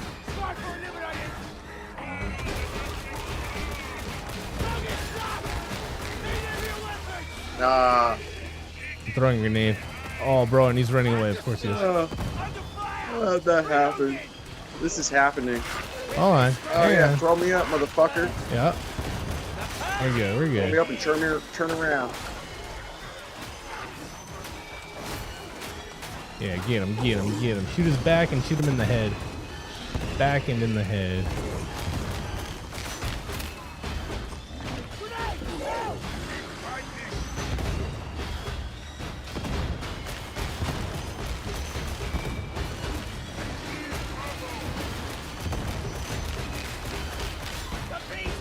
Couple more shots, couple more shots. There it is, there it is. Good looking out, you guys. Hell yeah, you guys. Alright, back to where we were going. Somewhere over here. See anything that isn't one of us, look, you put it down. Ammo is here. Think up the steps, maybe?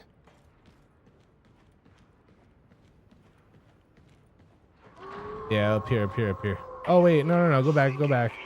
There's something over there. Yeah, I was about to say, is it this? Yeah, it says something. Oh. Is that a demon host down there? Don't go next to the demon host if it is. Oh god, if I wake up a demon host with y'all. Oh no, but the guy was just pointing at it. Pointing at the where we gotta go. Good looking out, teammate. Thanks, man. Oh, there's an ammo can I just grabbed also. If anybody needs ammo, I'll put some down. I'm good right now. Alright.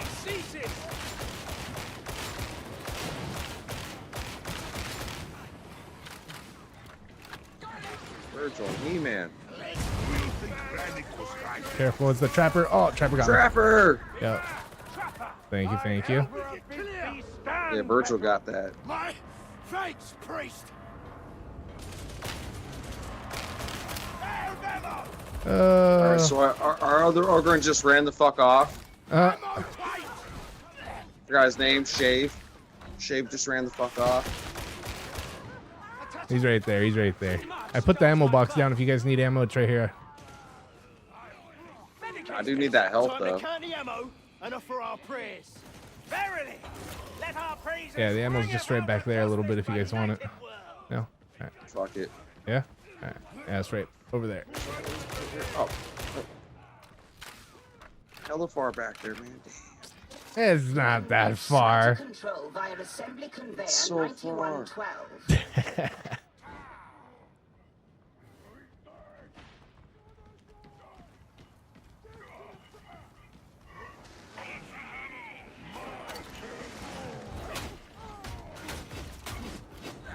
Alright. And jump down. Down here too. Mola, not so tough. Nice. Up with the dog. No more fighting. Head up the stairs a little bit.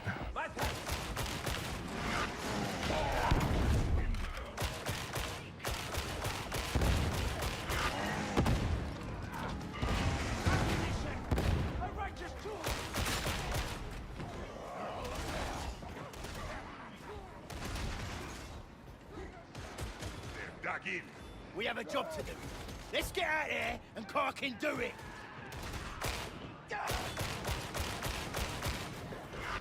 Oh, the elevator's right here.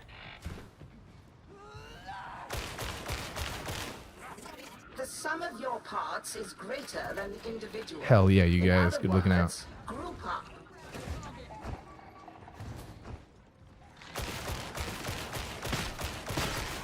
Careful, there's a trapper. Oh shit. Master, see my deeds. Glorious day. The trapper is dead. Yes. The glorious day a trapper is dead. Yup. Not too sure where we got to go from here. Got to go across for sure, but I'm not too sure where across. I hear a big guy. Oh, All right, we're all lost. There's trappers. We're good. Follow Buddy. I think Buddy's going the right way.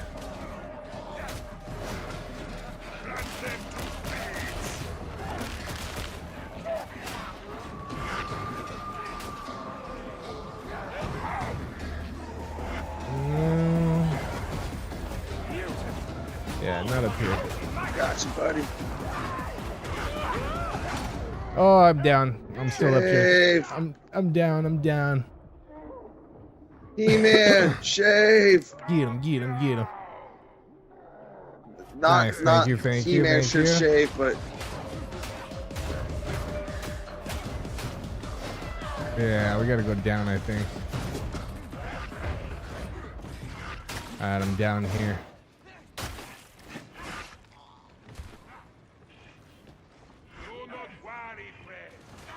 Did you guys come down? Yeah. We stand together.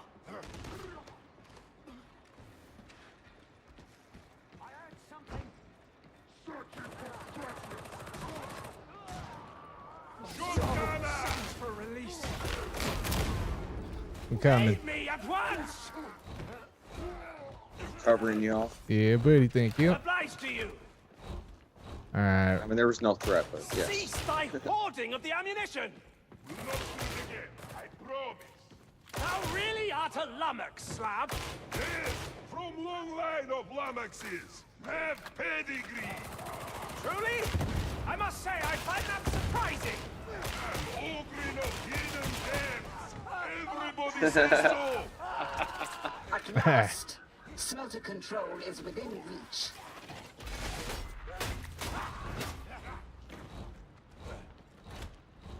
I am glad Emperor is with us. He is with us, yes? Indeed, Slab. He standeth beside us at every moment. Ah, Tell him, Vigil. be more careful. Would not want to step on you. That is Alright, you guys know the operation down here? Everyone got health? We should just all stick together instead of everybody going towards their own, since I'm a noob at least.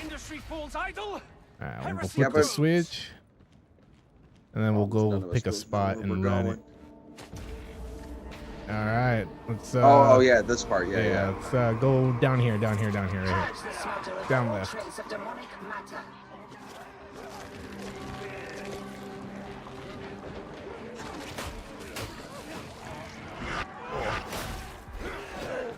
Nice.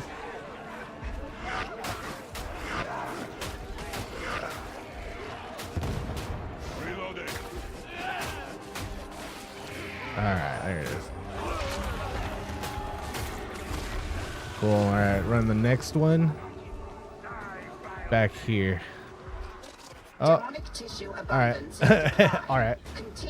I think we're all split up now. Yeah, but it's alright, I'm going where they're going. I almost got hit by a fucking trapper. Holy Careful, shit, bro. that was close. I'm far, but yeah, I'm going to the other one that they were all going to. No, we're all sticking together. So far, so good. Max, what's up, dude? David, what's up, bro?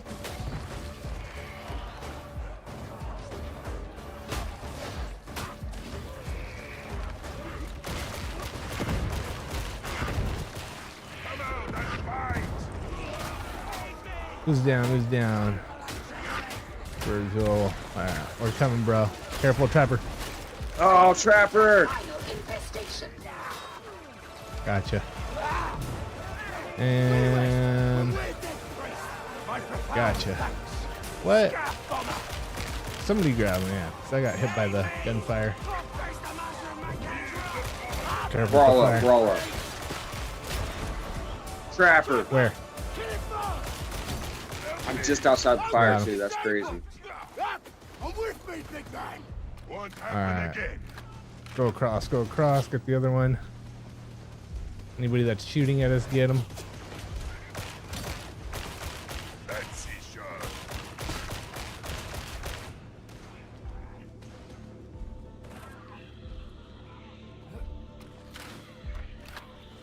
Run, run, run, run, run.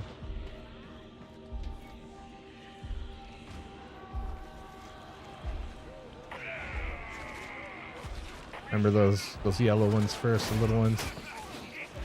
Oh shit, yeah.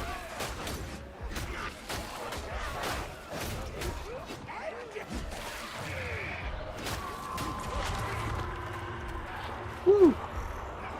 Yeah, buddy. Good looking out. All right, hell yeah. All right, so now we gotta turn the valves. So everybody run valves.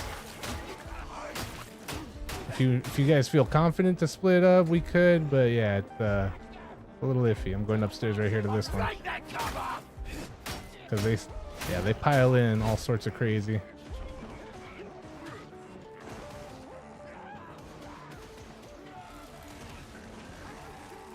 Got your back. I'm on my way. Oh yeah, jump down, bro. Yeah. Over. Yeah. That's fine. I'll go across this way from top.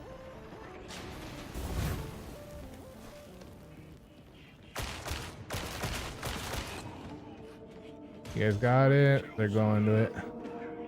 I'm right here behind you guys. Yeah, I think they're about to meet you there. Everybody good? All right, go back to the middle. Sorry, they're about to get flanked. Everyone's about to get flanked. Go to the middle. Go to the spot over there next to the yellow. Yeah, hit that button and then go over here and I'll drop the ammo. And we're gonna hold it down. Everybody got a health pack? All right, right here where the ammo's at. Everybody on me. I have an ammo crate. No, I have a grenade. Yeah, grenades are good.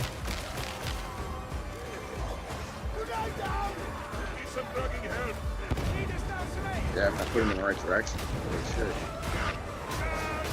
Remember, because trappers come out also.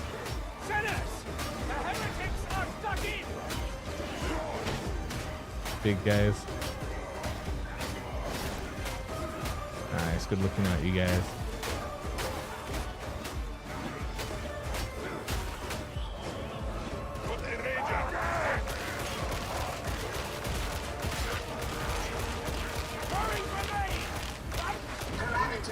Oh, it's open. Run it. Escape. Time to go. Run.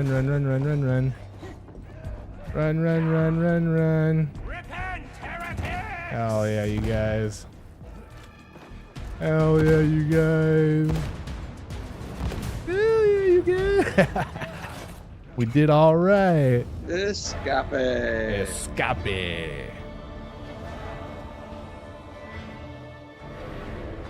Thanks for kicking ass, teammates. Channel's called My Streaming Buddy if you guys want to check it out. Here we are, we're doing it. We'll be here. Oh yeah, I got myself a couple level ups too. Nice. First strike team? Is there a strike team? Oh yeah, if you want to, we could. Anybody else want? Yeah, why not? Why not? I guess we're playing with them again. Yeah, that's fine. I mean, they weren't bad.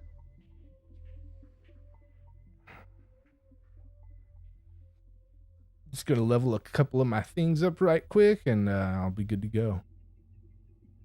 Hey, Shuff made it. Nice.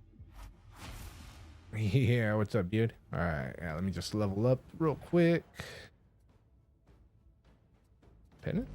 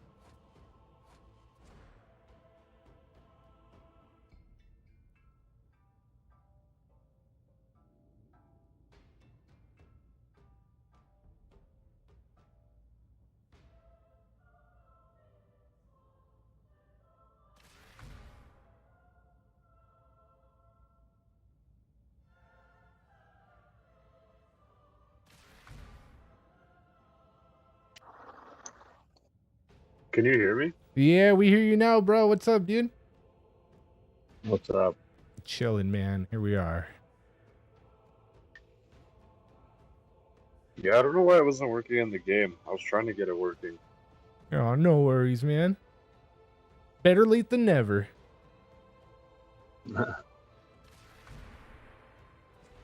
Yeah, just what's up, dude? Some stuff real quick, and I'll be good to go soon.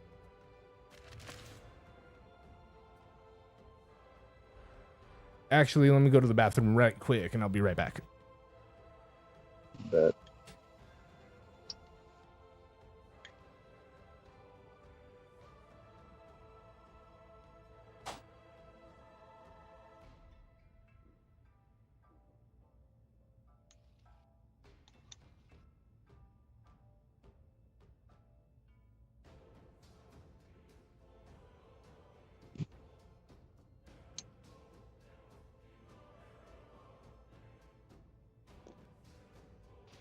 Is this a new character, or you've been playing this game for long?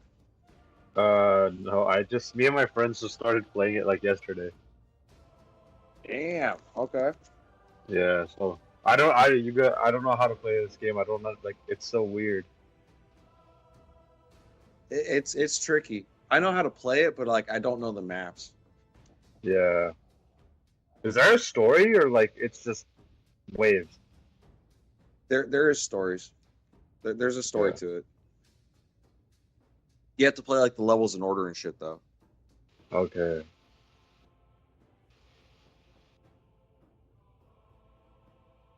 Yeah, this is the only class I ever played was the Ogre. Yeah, it was the only one I was interested in. It's fun though. It really focuses on melee. Yeah. I just finished Space Marine 2, so like I was getting a Warhammer itch. Hell yeah. Nice. All right. Yeah, I usually don't fuck with 40k, but this game's definitely the exception. Do you like what is it, Age of Sigmar then? Yeah, or the old school fantasy stuff. Okay. No, I'm a massive 40k nerd. I just got into 40k when Space Marine 2 came out last year or whatever. And that's what introduced me to it, and Bro, yeah, I'm a fan. Space Marine 2 was so good. I remember when I played the first one when I was a kid, and then I realized, holy shit, this thing was a thing. Yeah, dude. I tried playing the first one. The first one's hard, man. I can't get past like the second. It is mission. hard. The first one is really hard. Yeah. All right. So you guys are good to start it? I'm gonna start it up. Yeah. Yeah, I'm ready. All right. How do you get cosmetics in this game? Just like in-game currency? Let me think. No, you let's see. I'm actually not too sure. There's some that are in-game currency, but there's others that you unlock with penances. So like when you press your start menu button, if you go right under operative, there's a penance. It says penances. Yeah. And you go to penances, and down there at the very bottom, it'll show like claim reward. There'll be that. And then the recommended penances that show up above those will give you rewards also. And then if you press the right bumper or go to the next page, there's a whole nother mess of like progressions for your things, and it'll show you what kind of cosmetics you get under each one. Oh, sick. Yeah. I don't have that many cosmetics, and I've been playing for at least, I don't know, maybe a year now, I think, something like that. I mean, I have cosmetics, but just not a whole bunch. Yeah. I just started this game yesterday. Nice, dude. Yeah, no, it's pretty fun. It's just, as I've learned from other people telling me also, that there's no real, like, guides to show you how to do stuff. It's kind of just, like, trial and error kind of thing. But you can find some good guides online that can show you, like, what kind of builds to make, what weapons to use with what skills and stuff. So, but it gets pretty deep. It's pretty deep. Important important thing next to your cosmetics is your masteries for each weapon that you're using. Those all level up, and you have like different abilities that you can put with those. Okay. Yo, bad vibes. Thanks for joining through. Yo, do you want to jump in, or are you just gonna watch? If you want to jump in, we'll give you. We'll wait a minute. We're about to start a round.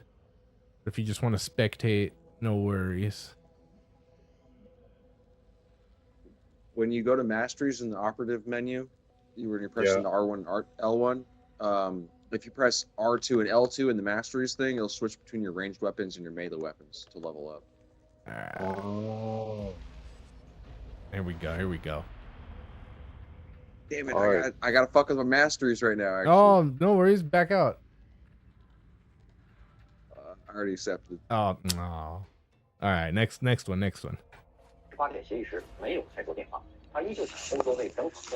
So I have, for example, I have the grenade launcher. Severe, what up? And I haven't leveled it up since level 1, and it's max level now. Damn. Nice. Don't forget to pick that nose. Hey, Severia, dude, your mic's going off. Yeah, like, dude, get it. Thanks for joining through. Appreciate you.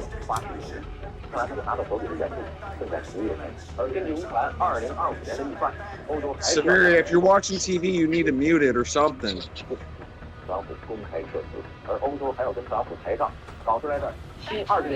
He probably doesn't know his mic's on. Oh my Are we god, able to mute that I can't guy listen to this the whole time. Are we able to mute him, like, specifically? What the fuck? Oh, dude, we can mute him. You can mute him. Just go to his player and mute him. I'm sorry, Severia, you just got muted. Yeah. Sorry, bro. But you got some TV action back there that I can't hang with. Nah. It's too loud. Gotta communicate. Damn.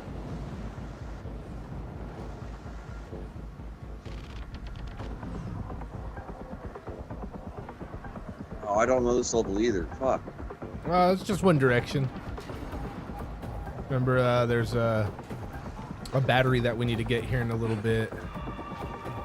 All right, yeah. Yeah, right there.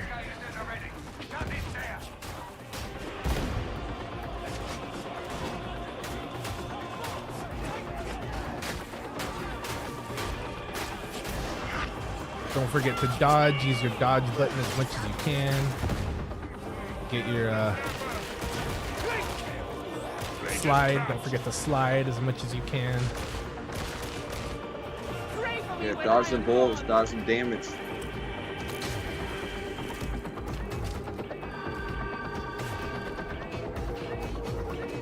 You appear to be cutting the spine. I do not care for it. Sorry, Mom. Hey, what level is Severia though? This motherfucker looks like they know how to play. Well, this motherfucker knows how to play. They just don't know how to fucking use the microphone. I'm sorry, bro. Whoa! You got this, right? Yeah, just keep it in the middle. Keep it No, off the what the sides. fuck is like a... Yeah. Oh, okay. Yeah, keep hold it in on. the middle. Keep it in the middle. Oh shit. Think of it as operation. No, I got it.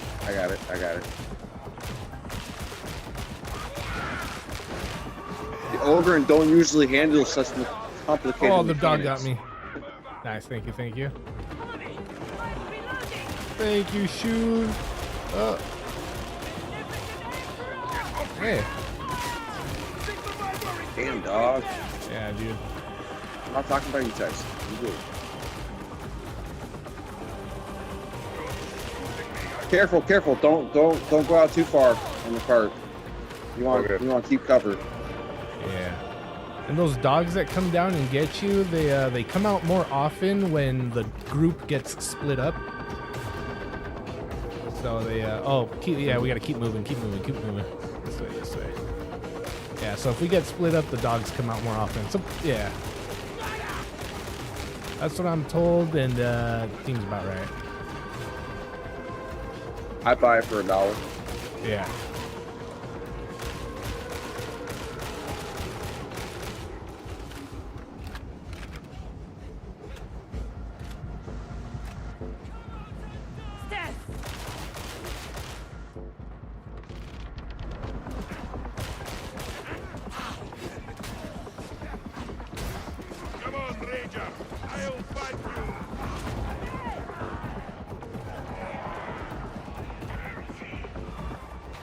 Oh shit, I fell. It's alright, you can go from the bottom. There's some stairs right there. I got it. Bust out the special for anyone else that fell. Oh shit. But he needs help back there. There's a sniper up on my top. god, there's so many Shove! Fuck, I was coming to get you, bro.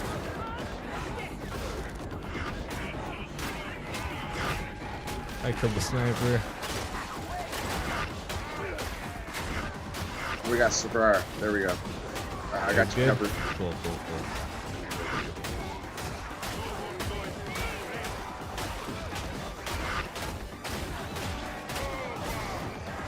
Woo, I know, dude. My frames, bro. My computer can't really hang. It's a laptop. It's a laptop. They're watching me on stream, calling out my frames. Yo. Yo, PS5, fuck with it on that. Gamer's pretty good on PS5. Yeah. Alright, keep me covered. Oh, shit, I lost where you're at. Down here with the thing. I see Sinerva. I see Shove. I'm down here. And you're down here. Yep, I got it. We're good. I got you covered. They got the top. Go to the next area. Alright, follow He-Man. He-Man, I have the power. We'll pull this lever and then we gotta go like get the battery or something somewhere. 10 AM. Yeah, gotta go back. 10 AM or He-Man. Go back. Get the power cores. Oh shit! Yeah, I see it. I'm gonna try to grab We got it and two run of them. back. Oh shit! All right, so oh shit, someone's down. Yeah, go back one. Severia, Shove, you got him? I got him. I got your back. I'm about to go down too. I'm low. Duck the cover, bro. We're almost there. Trying. Oh, you're not even that far, dude. No, I'm right here, but the battery's over there. All right, I got your back. We're going. Oh, dog. Nice. Either all four go for each one, or we can split up to two. Careful, there's a dog I suggest we coming. all four go to one. But yeah, I'm grabbing this battery right here, and I'm going. Oh, dog. Shoot the dog. Somebody shoot the dog. We're not too far. Just shoot him. Far away from downtown, you can just shoot him. Oh, I'm gonna revive Buddy. Thank you. There, we got him. Alright. WW. Alright, we're patching this together. Yeah, we're alright. I'm gonna take the battery and take the battery and go. Yep, no, go. Oh my god. No, we're good. Just keep these guys. Kill him. Yeah. Oh, I'm down. We're not doing that bad. Honestly. No, we're alright. We got this. Alright. Making my way. Oh shit! Savard, these motherfuckers coming up on your flank.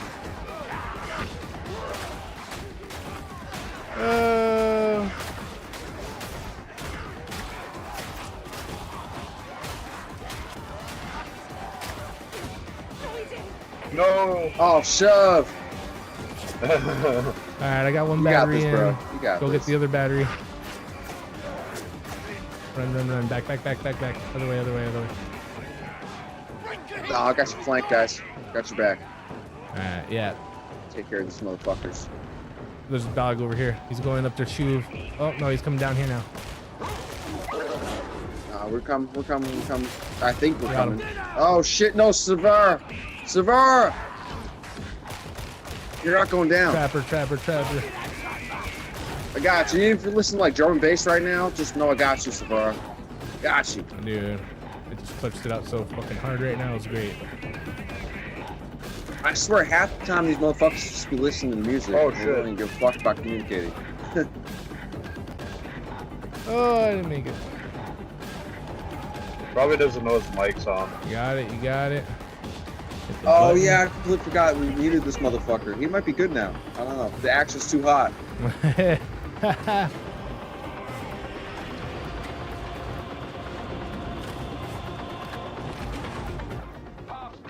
Alright, there's an ammo box up here. Oh shit.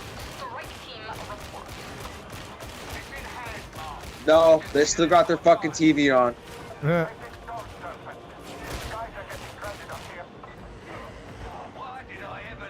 gonna put the ammo box down right here. Ammo box right here, right here, right here. Back, if you guys want it.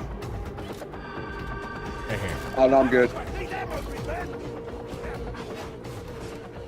I think this time to mute fucking Severa right now though. Holy shit. I'm gonna grab some health. That's too much. That's too much. Oh, health? I need that. Yeah, grab it. I fucking need that. Alright. About to fucking die.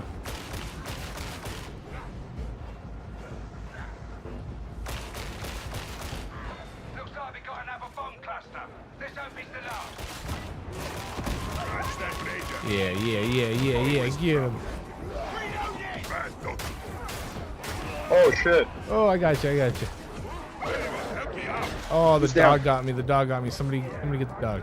Everyone's down. Just hit the dog. Everyone's down. Just hit the dog. Yeah. You're good. I'm hitting the fucking dogs. I'm hitting the shit out of the dogs.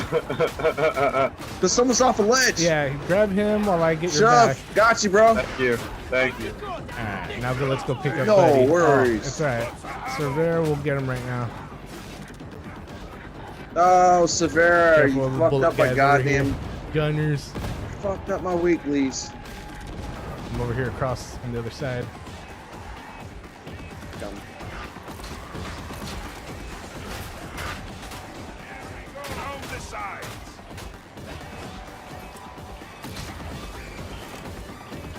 Already in use. And then Severa's back there. I'm going back for him. Let's go.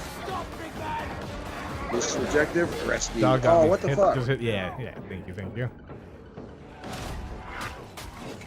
Alright, I got Savara. Show got you. Alright, go back to the servo skull. Dude, I really need to upgrade this rocket. Keep me covered. Man, these fuckers don't stop.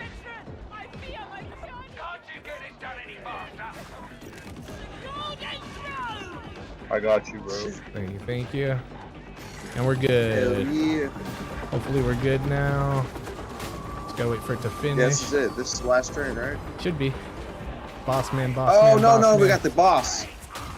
Oh, hold on. Hold on, I got this. What happened to the boss, man? Yup, exactly. What happened? Exactly. Oh shit, what happened? Oh shit. Oh shit. I got him. I'm right behind you. Mutant. Ah! Oh, we still talking. I got the dog. I got the dog. We got this. I'm coming after the dog. I got you.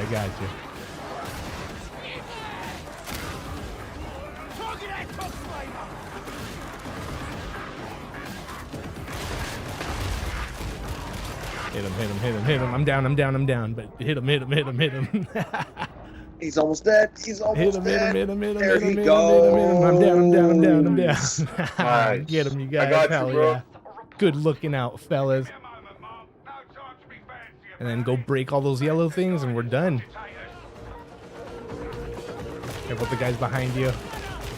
Oh, we gotta stop the train. Fuck. Yeah, we're almost there. Just gotta blow these things up. Oh, somebody's down. Oh, they're on the outside. No, they're right here. Oh. I know I was looking for the yellow eyeballs. Who's down? Ah! Savara! No. Stop the train. Did we do it? No, almost. Not yet. There it is. Oh my god, why'd I go for Savara? You got him? We should have stopped the train. No, yeah, we're gonna rescue Savara's him. down. 20 seconds and we'll bring him back. Savara's down. Kill the guys, kill the gunners. There's a trapper here too. Somewhere out there's a trapper. Escape! Hold on, get Savara. He's got 1 second. Yeah. No man left No behind. man left behind. No man left behind. I got him. Hell yeah. Thanks. Hell yeah, that's right. Escape. Escape. Get to the escape. Zonex, what's up, dude? We need a fourth, bro. Oh yeah. We need to cut fucking. We need to cut. Hell yeah. Fuck. Who did we just rescue? I can't remember the name. Shove, we should keep. He's learning the game. That was sick. Savara. Yeah, Savara. Look at that motherfucker. That guy. How are you, Zonex? Hope you're doing well this fine extra early morning. And smoke that, drink that, all that.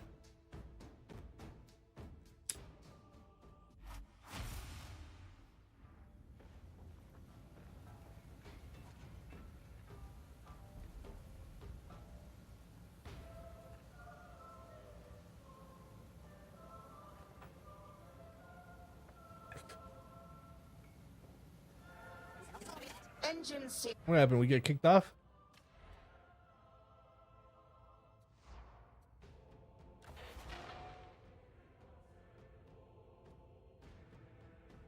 Did I get kicked off? What happened here?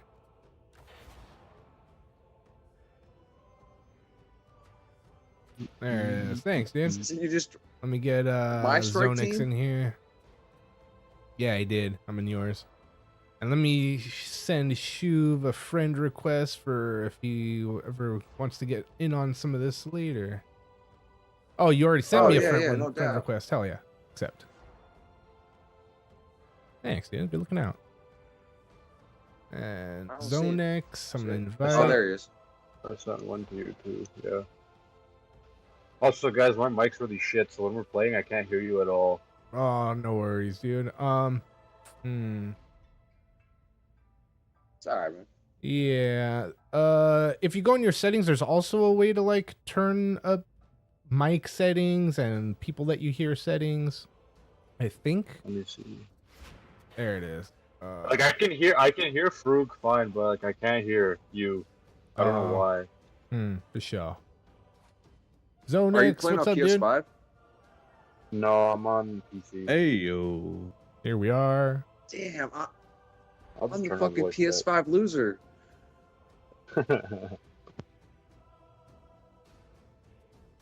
Buddy, I've been doing okay.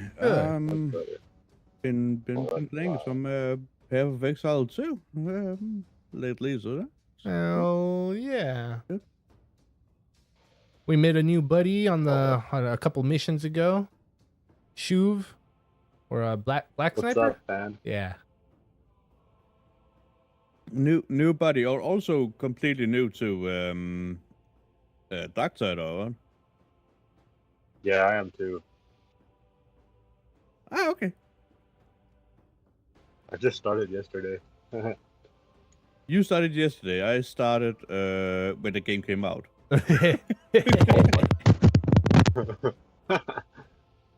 This game came out like a while ago. Yep. Yeah, Zonex Yeah, is 2 years. my safe guy. He's the one that carries me through the hard levels and can power level me, and yeah, he's the guy.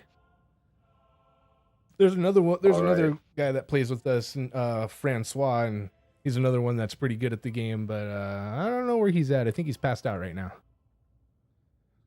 That's fair. Where are you guys all from? I live in LA, California, US, United States. Okay. And I'm from Denmark, so it couldn't be any more different. Any further? Did you? I'm in Canada. Oh hell yeah! You watch any Stargate? Oh yeah. Stargate? Yeah. No, I don't even know what that is. Oh, okay, no worries. It's a show that came from Canada, and it's a pretty bomb show. If you like sci-fi, it's a good show. It's a good show. Stargate. Easy there, Frog. Yeah, Stargate. My bad. Random question. Okay, I'll take a look at it. I've been watching this show called Severance. But it's really good. Yeah, I think I've heard good things. Somebody said something good about that. Because we do a lot of watch parties on my channel too. TV. So there's always a movie going on over here. What's your stream again? I'll write it down. It's My Streaming Buddy. Okay. Yeah. On YouTube. My Streaming Buddy. Okay, yeah. Thanks, dude. Yeah, no problem. Turn my face on there. Turn my face off when I do things I don't want people to see. You know how it goes. Code name picking at those. Yeah, yeah, exactly. I got a fat booger hanging and I gotta hit that real quick. Yeah, dude. And Zonex, do you wanna start it up whenever you're ready? Sure. But just remember, we're all noobs here, so if you want to keep it so either low enough to where you can carry us, or well, at least low enough to where we're not dying left and right, so we can all have a good time here. I mean, no enough to where I can carry you guys is not gonna be fun for any of you. Yeah. No. We'll keep it low.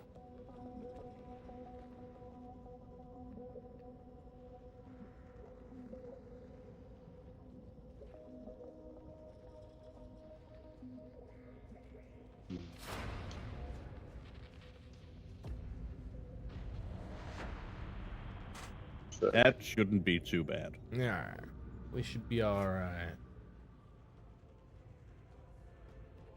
If you need saving, stay close to Fritz. Okay. All I know is run around and swing. Oh boy, there's so much more to this game than just running around and swinging. Is there I think Frug said there's a story, but like, is it like a proper story? It's story adjacent. At least it is a what you call it, a story campaign like you can play, and there is a what you call story behind it. But I wouldn't really. Yeah, like you're not really gonna get too many cutscenes or anything like that. Yeah. It's not like, oh, you completed chapter 1. There's like a story mode, kind of like campaign missions. I think it's like maybe like 13 missions, but they're not that long. It's just like every level that we play. Each one of those is like a campaign mission. You get a handful of those. It's 20 missions in one string, and then you have 3 in another string. Okay. Yeah, so follow Fritz. Usually he knows these maps like the back of his hand. And yeah. And when I say usually, I mean like he knows all the maps like the back of his hand. Yeah, that's pretty true. First objective is to reach the archiver. Move it, yeah? Yeah, Actually, so let me just do something else. I don't need to push on my buttonhole or something. There we go. That's better. Alright, this is Bolt Walk. Almost there. Gunner, get him. Oh shit. Big guy.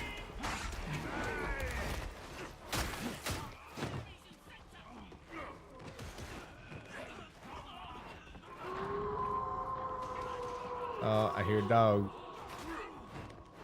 So when you hear that howling, that means dogs are coming. At least one. Okay.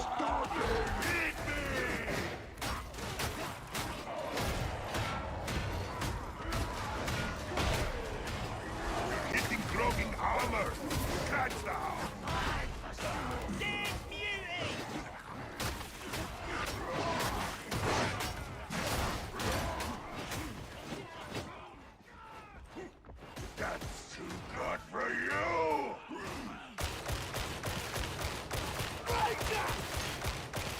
my goodness. Yeah, that guy's strong.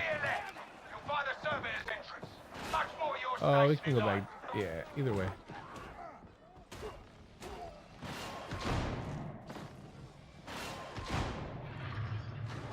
Enemy are taking cover! Master! Target and eliminate!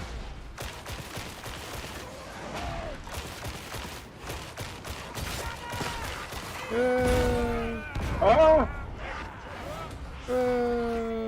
no. Anyone, help me up! Drop! I dare ya!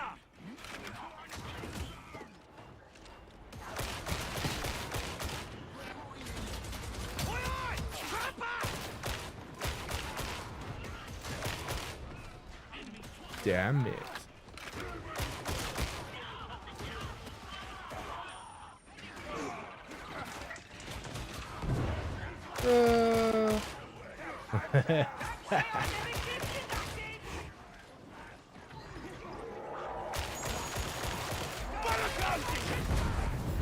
Oh guy shit. with the fire, yeah. Hate those fire guys. Damn. Good battle discipline, scum! Cover it and move! Dabber. Let's get killing!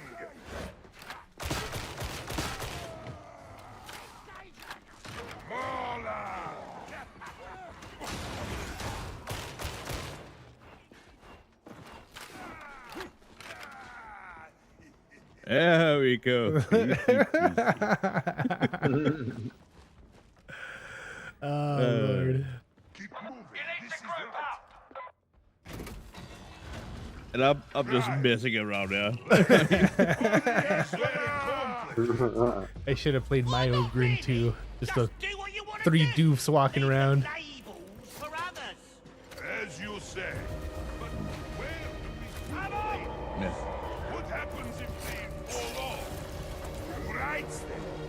Let's talk about this again later, eh? The fence doesn't take your only way in. I'm sure you can work around it a lot. I see a ranger! Oh fuck.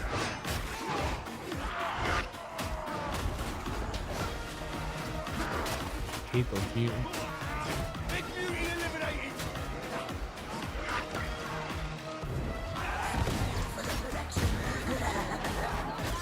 Oh, Freeman. Oh, Trapper too. Oh, I'm down. Oh no, did Zonix get kicked? No! My safe zone. He'll be back. He'll be back. No. Look now. Look now. Thank you. Oh, dude, am I gonna get kicked? No, we're still good.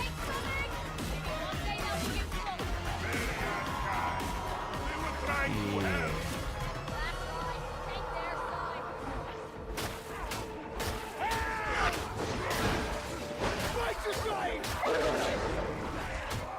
Oh my goodness. Yeah, dude, these guys. Back it out if you need to. Yes, we let him off, yes? Donex, we need you. Oh, there's a bomb guy. Oh yeah, yeah. Pox bursters. Oh, he probably restarted his Steam.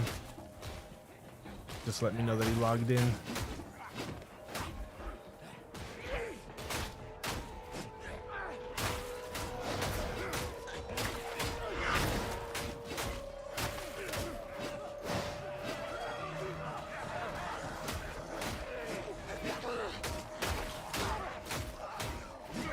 Good thing is we got 51 to protect us for right now.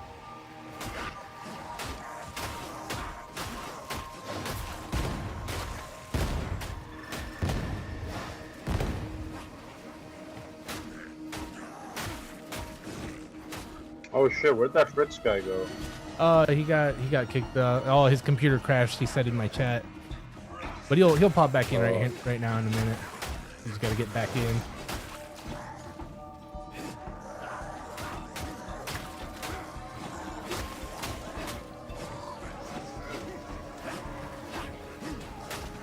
He just got to survive until he gets back.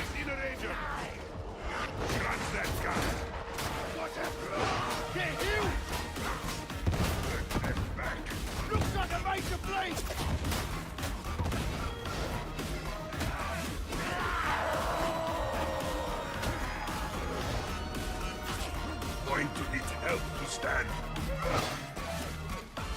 The veteran's a good soldier. Oh, I'm just getting started.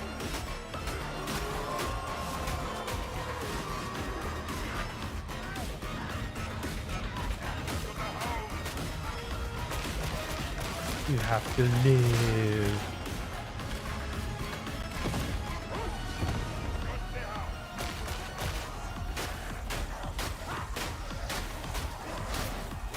Beauty, do you see him? That is good stuff. Big and dead. Back, boy. Yeah, buddy. Oh, yeah. I see you guys. You guys do fine on this difficulty. Honestly. I mean, it's only malice, so it's only difficulty 2, but it's a high intensity version. The top.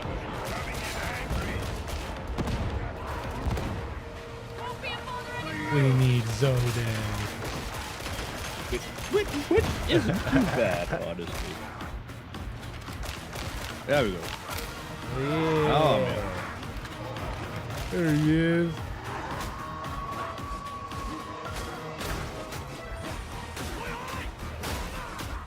Oh, dear God, I need to change settings.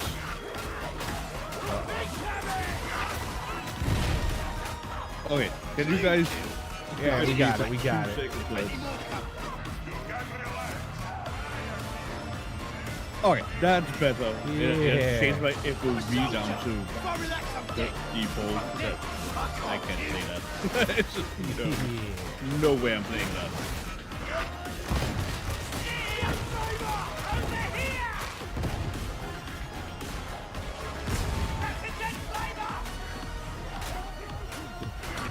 Oh, I'm down.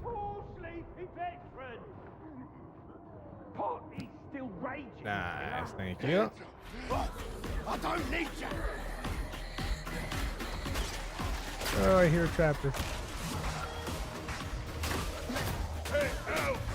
Oh, I'm dead. That gives me an opportunity to pick my nose.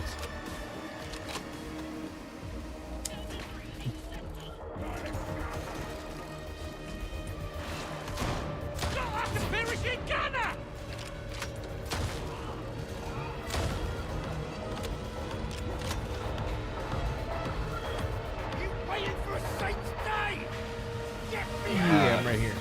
It is possible to press a button from now. Difficult.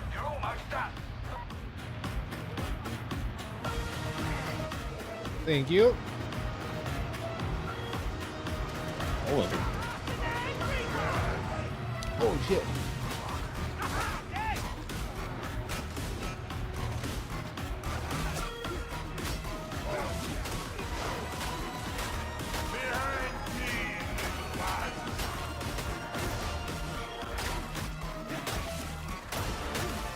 Oh dear.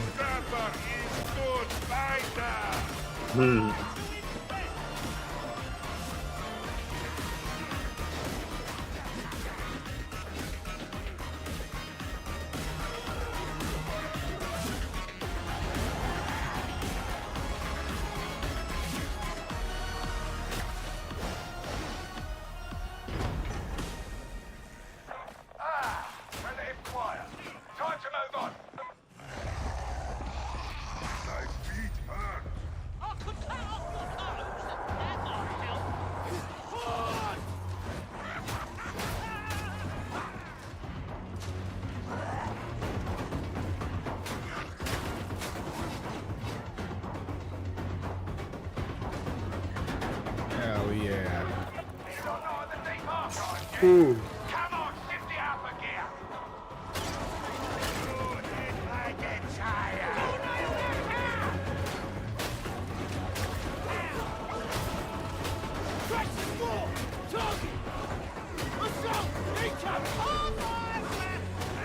Oh, there's so many. Mine's Yeah, Left 4 Dead.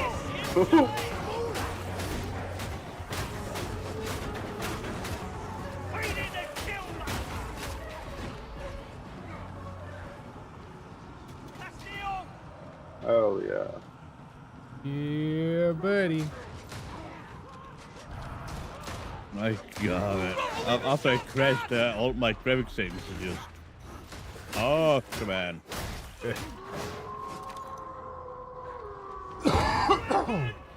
Whoa. Data slates are the gravestones of history. Try not to destroy anything. Once the records are gone, they cannot be replaced.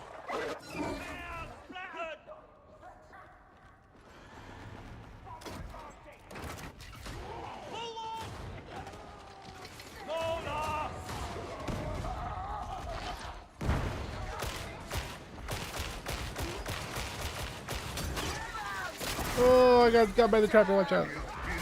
Trappers. Trapper. 2 trappers.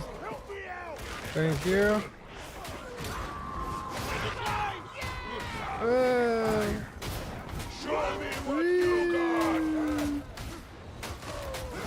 Yeah, dude. Good looking out, bro.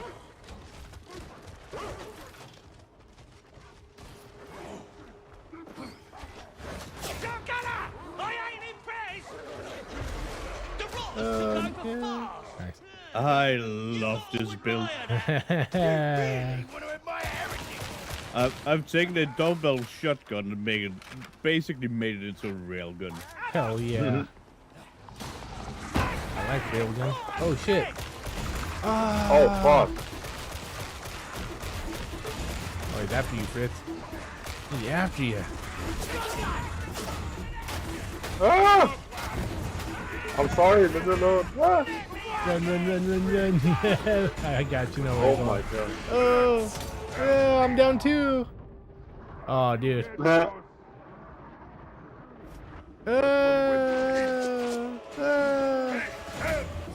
Bro, good looking out. Thank you. Damn, bro. I got you. Oh. Won't let you down again. Also, I have dubbed this build the Hillbilly Railgun. The only true god. The real because let's be real, I look like a hillbilly with this build, you know? I haven't heard 51 in a while. I wonder if you muted Mike.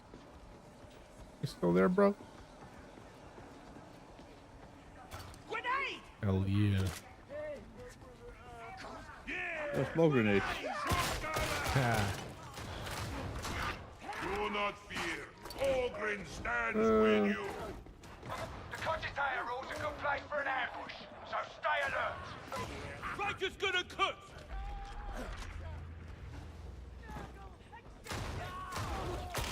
The rot take you.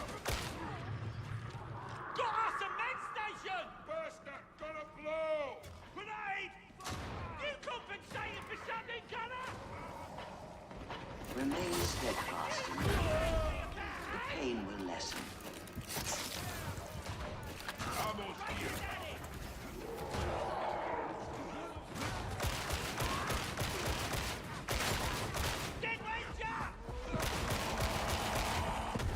Oh, that's me.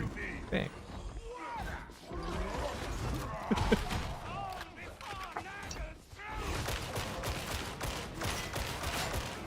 You mess with wrong Ogrin, friend. Also, I love that I can knock those crushers on their asses on with this build. We do not surrender. Shoot with the face and fall over. Das Crush. Sure. That sounds like a lot to remember. You'll handle it or you won't. Does not matter to me. Oh, I love you too. Let's do.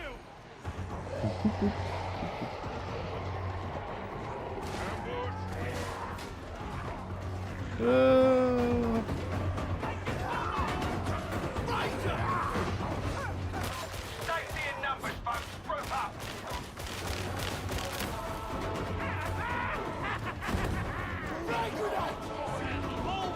You feel good, scum. I'll give you that. This is what I do. This is what the Ranger.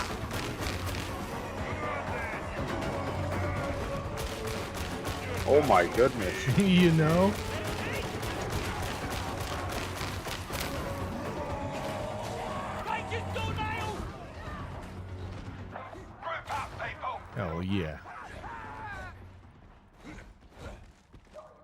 Concentration stem!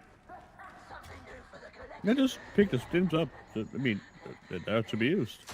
I'll get it. Over here! Captain's toenail!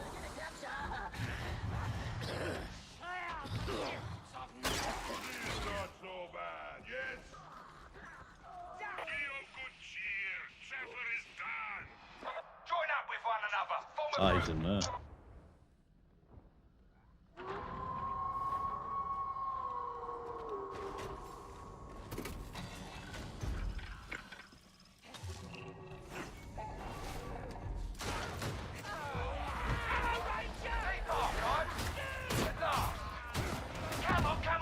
Oh, yeah.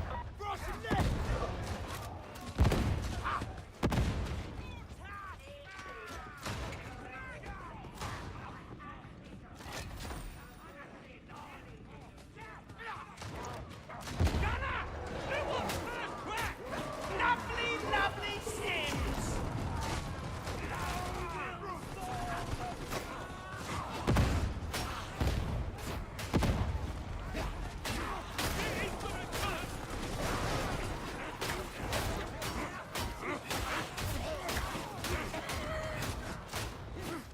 I don't know why this game wants me to have motion blur on. I'm the big hater. Yeah.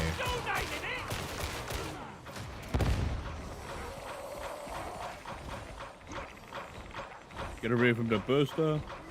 It's coming after you guys.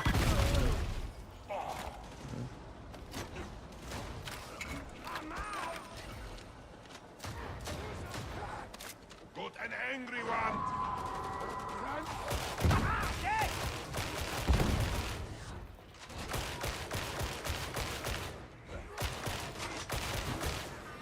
Sniper, break me.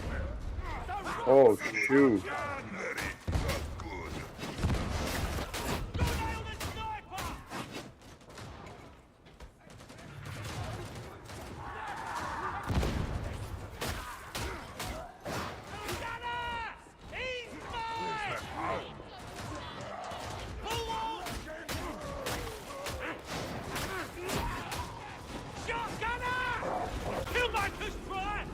Yeah, you got some fight, man. Oh. Thank you. And thank you.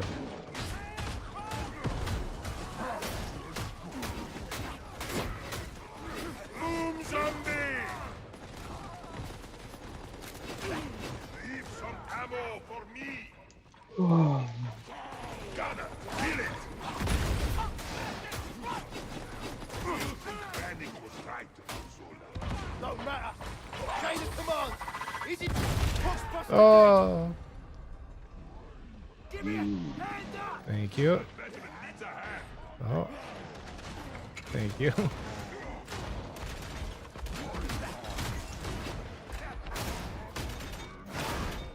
Put your fire, pal. Stay clear of my fire line. I have heretics to kill. Same. I have heretics to kill too. What is fire like? Everywhere between me and the heretics. But heretics are everywhere. Where do I stand?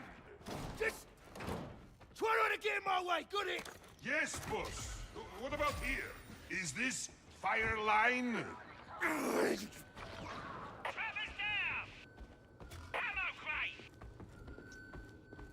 Right. Oh yeah. I like how they make the Ogrins dumb. Right.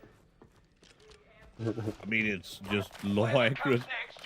Yeah.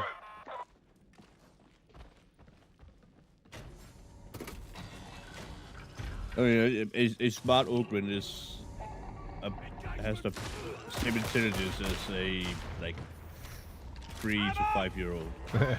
Yeah. Deploy the servos, go and let her go to work. And that's with the bonehead implant. This is Hadron. Really? Yes. Do not stray. Oh. I thought that augment makes them like as smart as like a normal person. No. The Ogrins you have here have the bonehead implant. That is Oh, Trevor got me. Nice, thank you. Yeah, kill the trapper. Behind! I'm down! I've got you, boss. Can always rely on you! And by any means, that ogres we are playing here are on the smart side of ogres. Oh. Puppets, take magic box from pocket. Point it at things until it goes green. Even you can do that, can't you?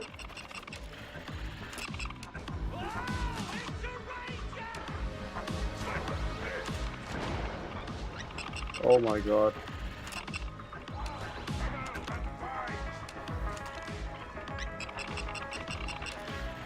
Oh, alright, I got you. The servo skull awaits your data. I await your compliance.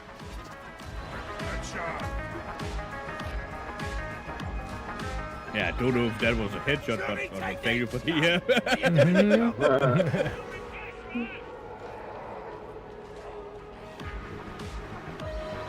No!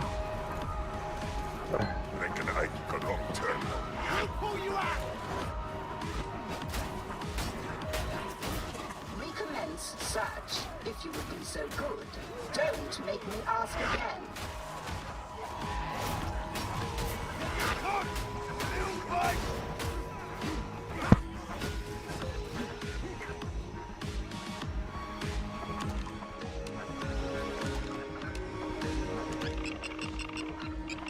Oh, and shoe.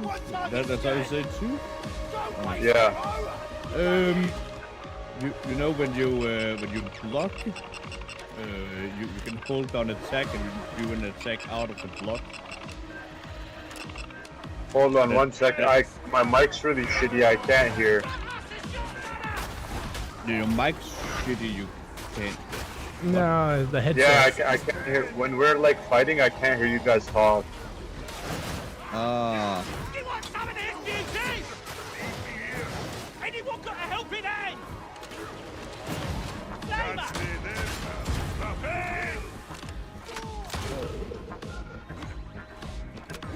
Alright, you know when you're blocking, you can do an attack out of the block. You can just hold down the attack button. Okay. So yeah, basically block and just attack up while it's blocking. Okay. That helps a ton because it pushes the enemies and yeah, well you get an attack out there. Holy shit! What is going on? Yo, Frog. Turn your... Frog, your microphone is going mental. Yeah.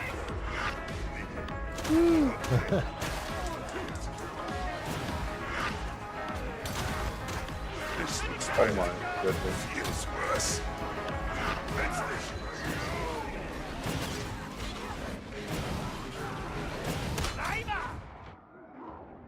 Oh. You guys got this. I can be rescued way over here also, and you guys... Thank you. Yeah. Uh-oh. Release Frog.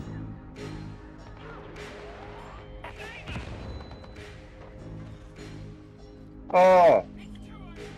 Yes. And then I'm way downtown over here.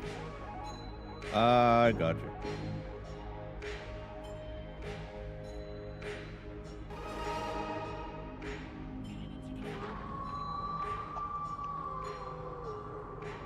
Yeah. Thank you.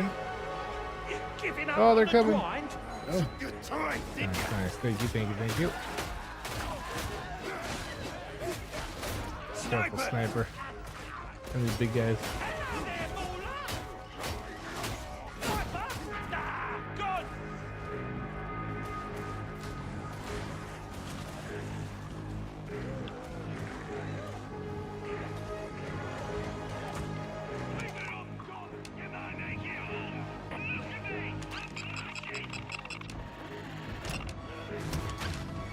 You should never leave a soldier behind.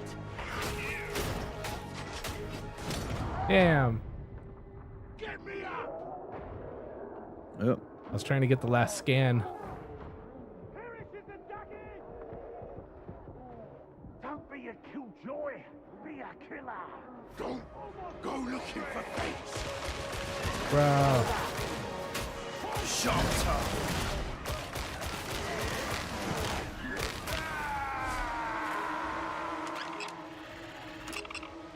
There it is. Varlets, cease lollygagging and upload your data to the Yeah, server buddy. skull. I like this. I'm basically just playing a bodyguard at this point. Here we are.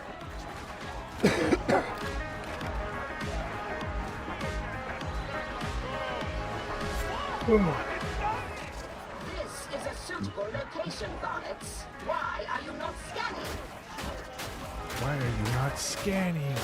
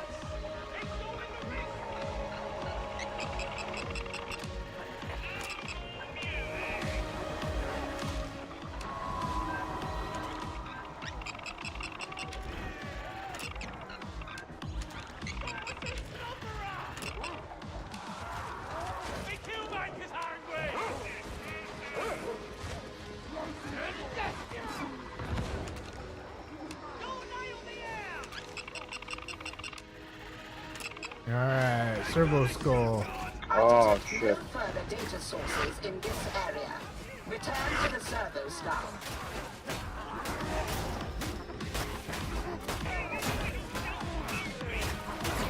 Thank you. Oh, look him.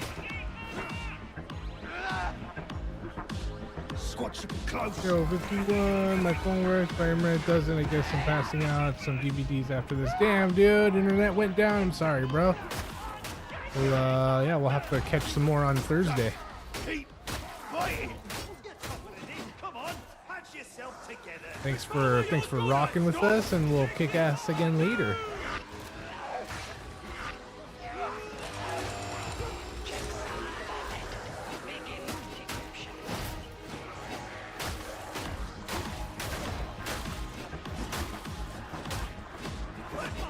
Power outage down. That's what, yeah, pop in a DVD and relax it.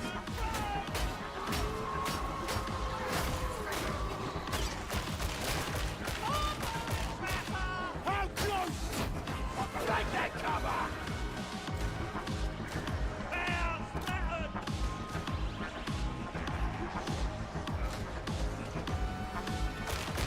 Just pull this back here. Need it. Scrapper is good fighter. What? I didn't notice.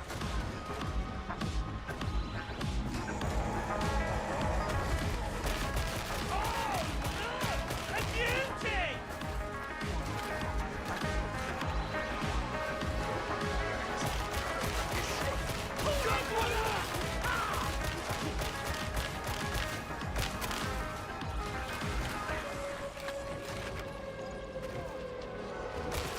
Keep down, scum! You might prove that you're worth something! Look at me! I'm blushing!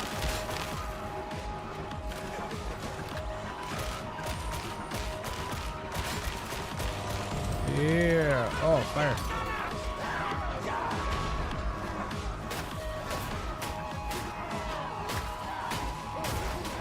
Oh, I'm down. Trapper, trapper, trapper, careful. Time to come up.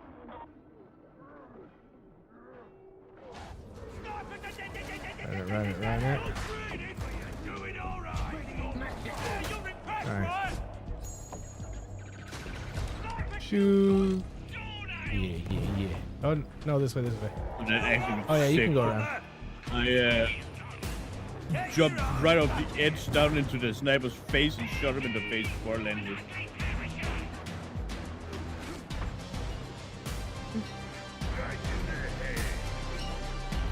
Escape. Get to the escape. Yeah.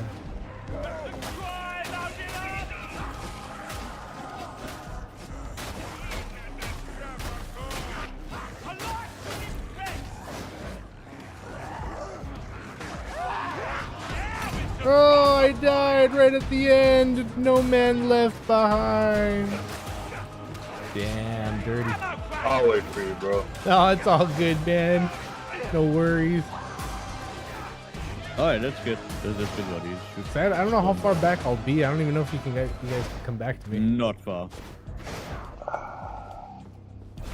2, 1, and I'm ready to be back. Oh, I'm right with you. Good looking out. There we go. No man left to the escape. I'm right behind you. Can't stop me! Needs no ammo.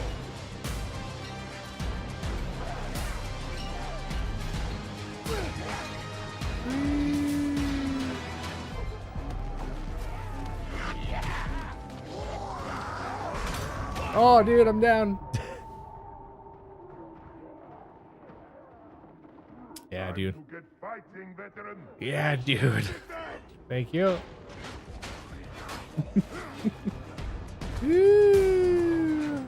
Watch out. How? Yeah, good looking out, you guys. No man left behind. Let's go.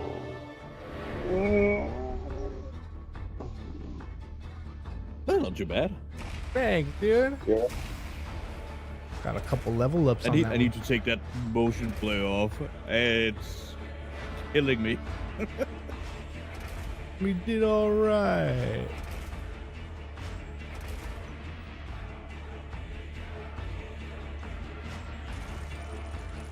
Oh, nice. Yeah, dude. See if you can jump back on 51.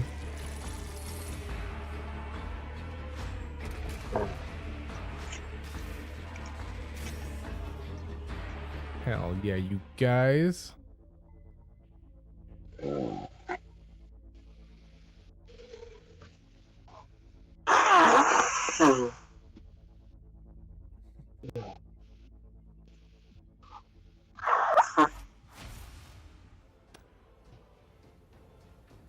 Hell yeah.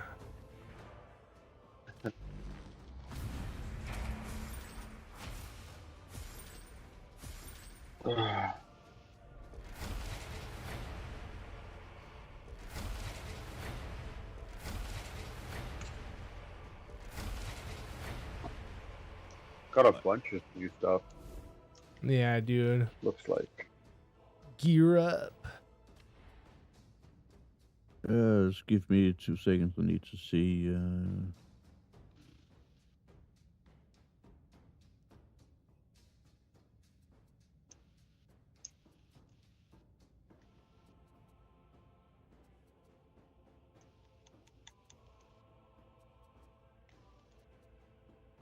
Motion blur, you can go right the heck off.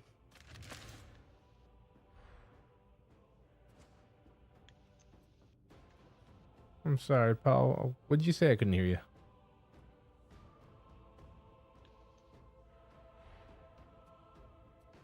Huh? Me? I think so. Did you say something? Were you talking to me? No, I just said motion blur could. Oh, the go motion away. blur. Yeah. Yeah. Yeah, stupid motion blur.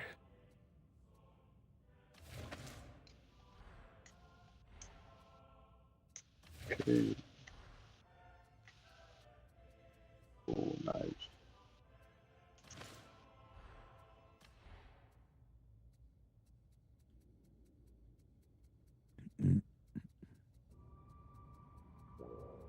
Motion blur basically makes the game like borderline unplayable.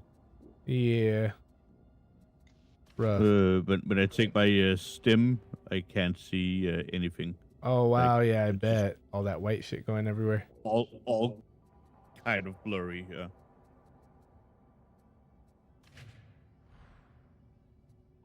There we go. Back to a clean-looking Darktide. Yeah, hell yeah. Sharp edges and shit shadows. That's when you know it's good. Speaking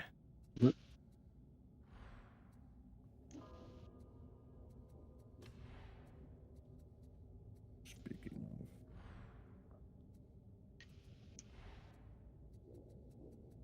yeah, I'm one of those guys who prefers performance over over looks, especially in games like this. Yeah. Yeah, Frog's back.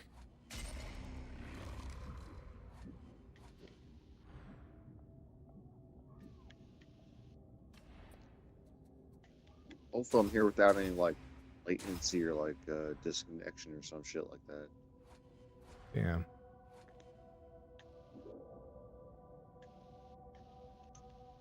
I mean, yeah, now we can hear Frog, I think. Was it Frog who spoke before, or no? Maybe not. Oh, my internet cut out. There's a fucking windstorm outside. Ah, okay.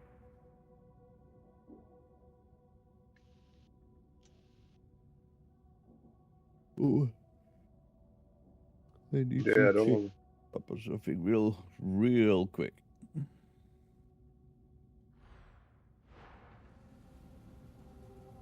Yeah, my fucking... Lieutenant Masozi, please desist on performing your own maintenance. The Omnissiah forbids it. Alright. If the Omnissiah gets Stormweb to flagging, I wouldn't do it too, would I? No, my darlings. Don't start anything until I can take bets.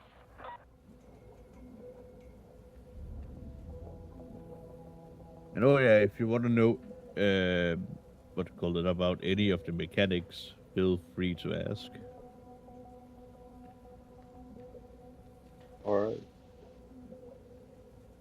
Whenever you guys are ready, when you're all ready, I'm ready. One sec. No worries. How far along are you guys with the event, even? What's the which one? Not at all. Not at all. You have 5 days to complete it. Oh, yeah. Mine's done. Bruh. I got like 2 left. Hoping to start 2 days ago.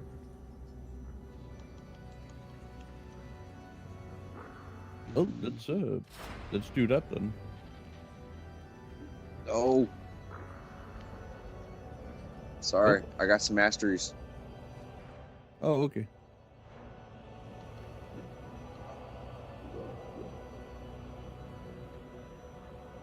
I've literally from level 0 or level 1 to level 20 mastered the fucking grenade launcher and not spend a single mastery on the shit.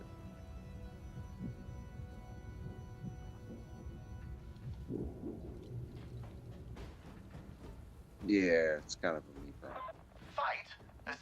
Yeah, that's how I've mastered most of my weapons. Play with them. And should that be so, make a death worthy of remembrance.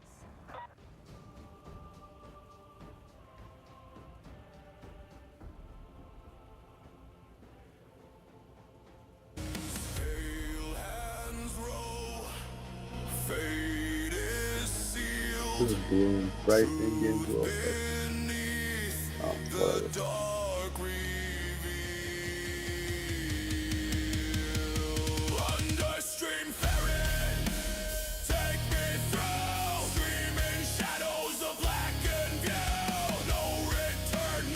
Alright.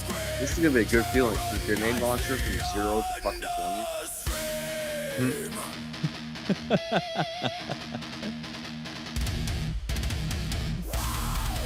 Yeah, using the grenade gauntlet or 0 masteries to max. yeah. But is it the grenade gauntlet you're using, or is it the Rumbler grenade launcher? Probably the Rumbler. I'm assuming that's the worst one. No, the Rumbler is really, really good. Super strong. Show me to get a new gun. It's the kickback. The kickback, that's more like a shotgun.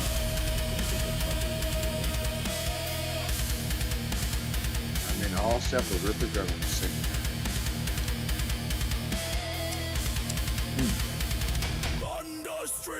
The kickback is still a really, really strong gun. It hits really hard.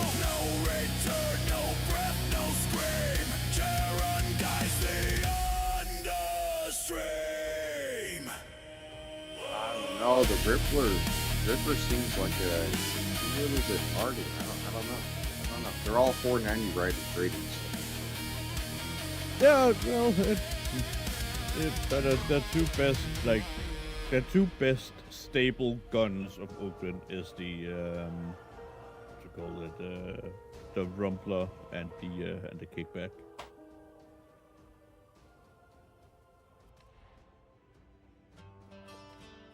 Yeah, just because they are consistent and they do a ton of damage. Shit, I really like the grenade launcher though. God damn it. I don't know. The Ripper is good though. I've had the Ripper Max for a while. Had the fucking kickback max. No, whoa, kickback's not maxed. Oh, okay, we'll run that. We'll run that.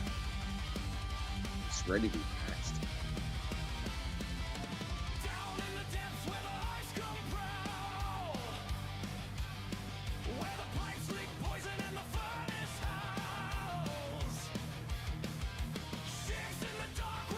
Oh, almost. Okay. You know, fuck it. We'll run the kickback.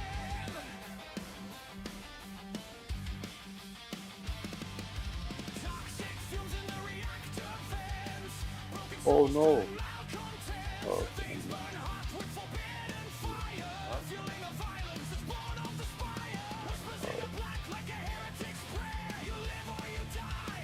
Alright, I'm good.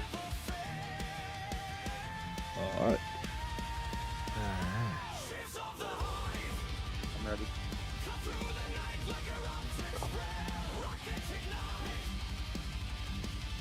Well, let's go do something. Let's get it. Let's get the event stuff all written and done, because it's quite nice. Just get it done.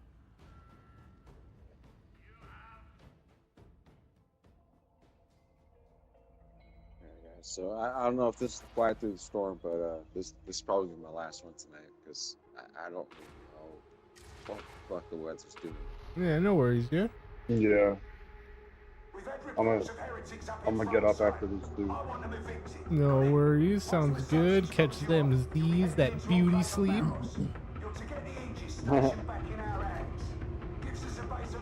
We got all staying up and watch.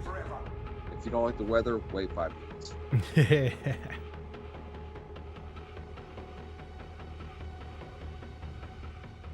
Kill. Oh, I'm gonna turn up the volume on chat 1 second. It's too quiet. Yeah, the voice chat thingy. So it helps if we keep talking, so we can adjust it so it doesn't blow his ears out. So, There we go. Now I can hear you. No, it's good.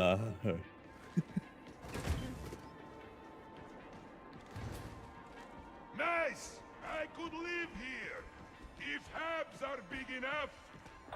Hell yeah! Feels so good to hear another ogre.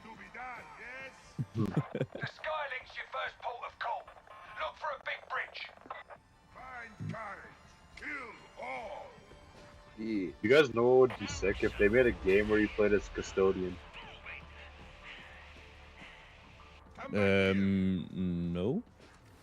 You don't think that'd be sick? Oh yeah.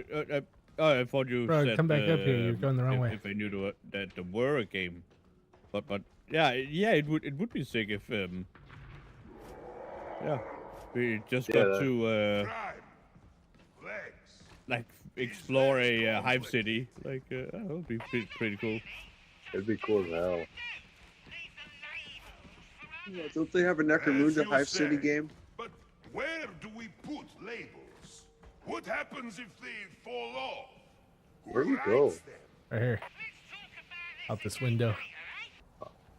Would expect We that. do not surrender. Nah, I mean, We do not I retreat. mean, like We do not give in to fear.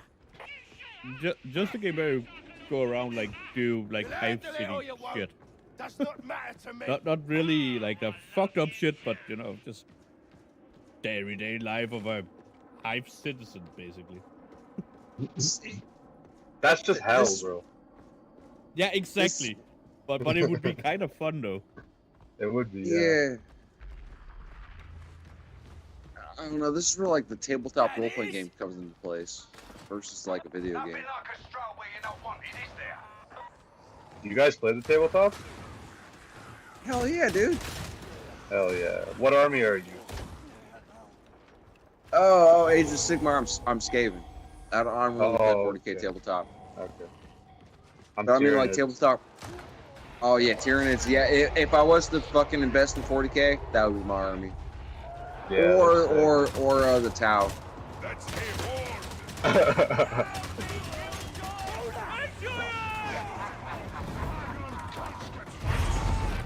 And they play a lot like Skaven. They do? Really? I mean, they use a lot of range shit. That's a lot of Skaven thing. Yeah. I'm down. I'm coming. Think about all the unpainted Skaven moves I got. Well, yeah. You probably have the same struggle when you like you get a new set and there's like, do they give you like they're called Ratmen, right? Clansmen or clan rats. Yeah, dude. Whenever I get a new Tyranid, like, and there's just a bunch of Hormigons, fuck, there's so many of them to paint. All right. Zonix can clutch this. You got this, Zonix. Get him, Zonix. As long as they can focus, it's not distracting. Oh, I died. Oh, we're all dead. Yeah, if you look at my stream, you can see Zonix playing. Or if you die, you can also see him playing. Oh. Fuck yeah, I'm just watching this master at work. Yeah!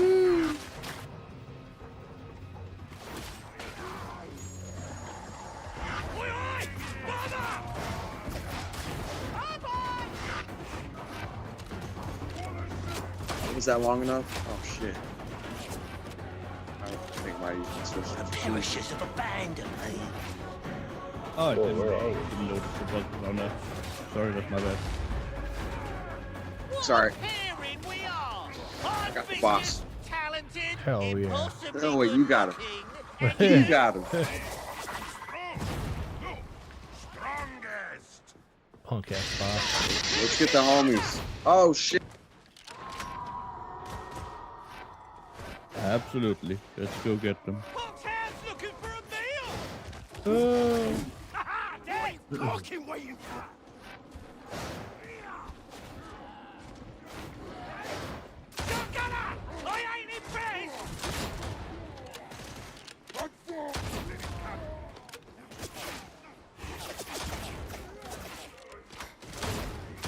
Bro. Don't be a killjoy.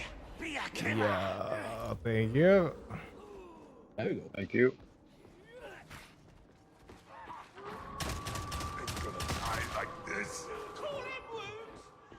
I hear dogs. There he is.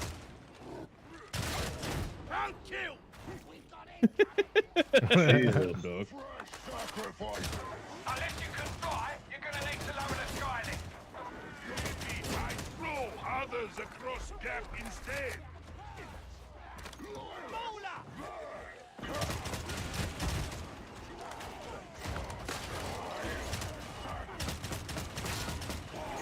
Chasing men! I am strongest! Frog.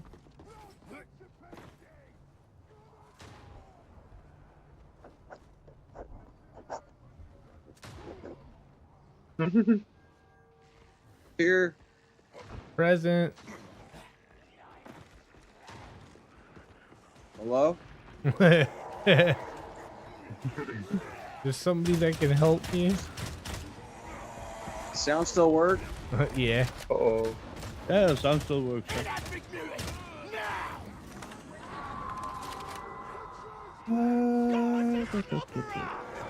Where's the hell station? Don't trap it. Up the stairs.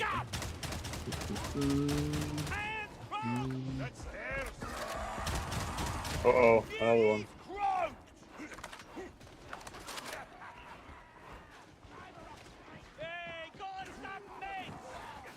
Yeah, this got to be my last game though. My internet's kind of fucking up. No worries, dude. And there's a health station right there.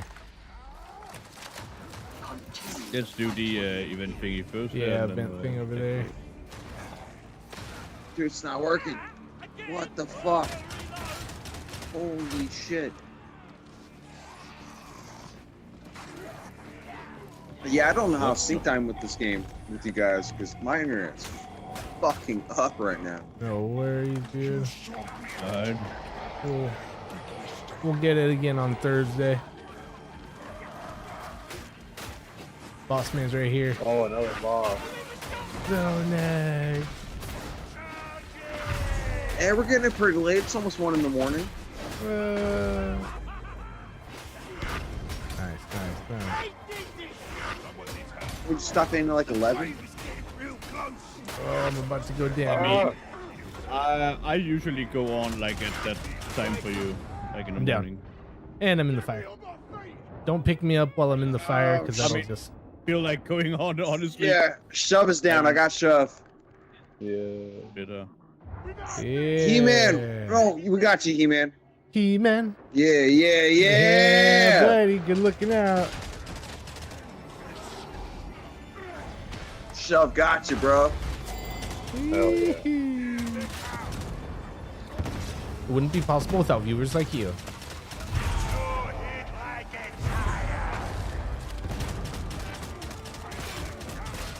Wait, is this over after this guy loses? No, it's not. No, almost though. Almost dead. Hell yeah, you guys. You dead? Yup. Oh, hell yeah. There we go. Let's do the object. Gotta be tough losing your home. It wasn't lost. Gotta get those batteries downstairs. Let's go get him. And of course the motor's out. See if you can find some power cells. This asshole can machine gun. Oh, I hit the barrel. Careful downstairs.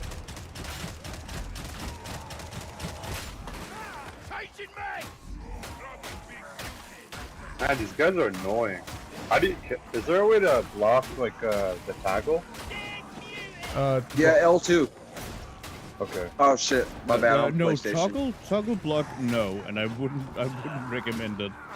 This keeps slipping. But yeah, you can just hold block. Okay. Power cell. I'm getting shot up and it ain't no fun. Cover fire. Good idea. Alright, the other one's over here. Station, if you're feeling shaky. I'm running. Oh yeah, run. Oh. Fuck. Thank you, sub. Got you. I have no idea how to pronounce the name. Shuv or Shove. Doesn't matter. It's all good. I was about to say Shove just sounds nicer. Oh, my barrel. Good work, big man. Power cell. Surely heretics. Crunch them all.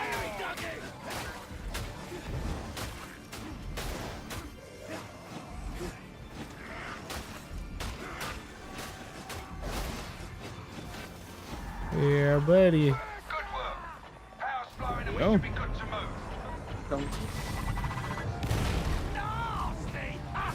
And with all my help to boot.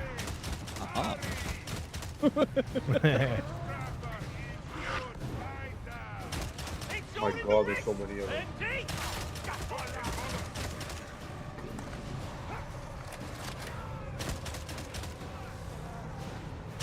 Oops. Ooh, getting late, man.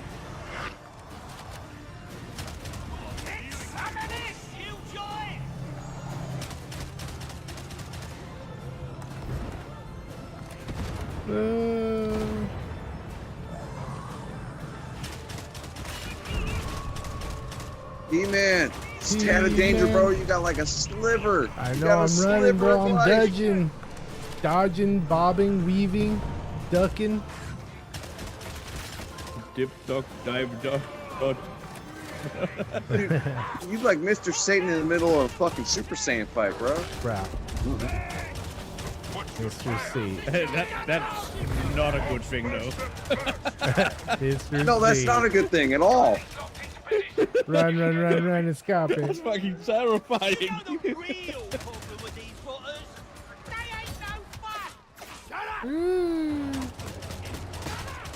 I'm down. There, that. I expected that. I was waiting for that, honestly. I was right there, what the bro. fuck are you pulling, bro? I was right Gotcha. there, thank you. Never happened. It never happened. It's fake news. Fake news. He was always at full health. Except for the, the corruption. Yeah. Oh.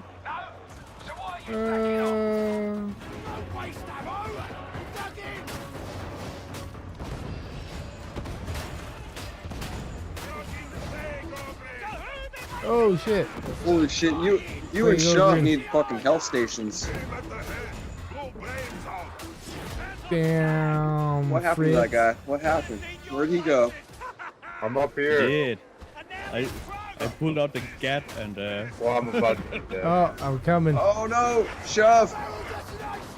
There's a lot of them up here. So We're coming. Oh, there's a lot of guys on you. Holy shit. Oh, Right you got here. you, Shove. Someone get him, someone get him, someone get him. I got the bodies. Okay, you got the bodies, I got him. Thank you. Yeah, buddy. Coordination, no man left behind. Let's Yeah, go. Right. I just turned You know around. how and we there were do? like 100 of them. It's all good, man. There's an event thing down here.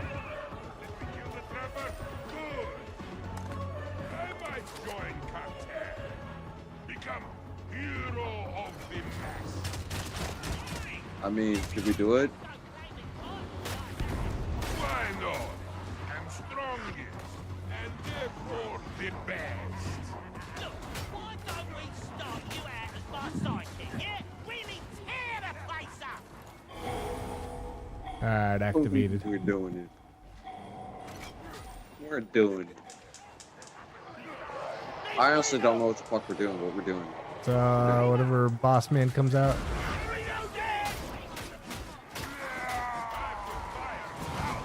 Instantly calling upon my special. Oh, is this that thing when like you pull up the menu and it's like atone for your sins or whatever? Oh, I'm dead. I'm not sure. Oh, you're dead. Dead, bro. Down for the count. You're dead. Smoke that dead. You gotta find your body. They're all hiding. Let's do this, broken. Oh my goodness. And here comes Lieutenant Harold Greentooth. Oh my goodness. This was a bad idea. I'm just gonna go out on a limb here and say this was a bad idea. No, bro, you got Zonex on the team. Sonex is good, but he can't just fucking carry the whole team like on a miracle, dude. He's not a fucking goddamn miracle worker. I mean, he is, but... Zonex, show him what's up. I didn't say anything. I said Saint Zonex. That's what I said. There we go. There we go. Or I'm watching you, Zone X. Millions of people are watching you right now.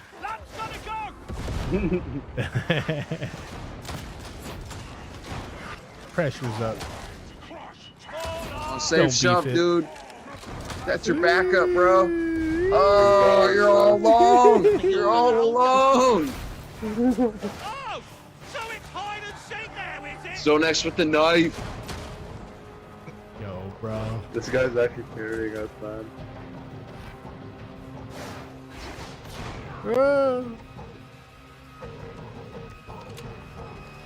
That's alright. Gives me a chance to pick my nose. Yeah, exactly.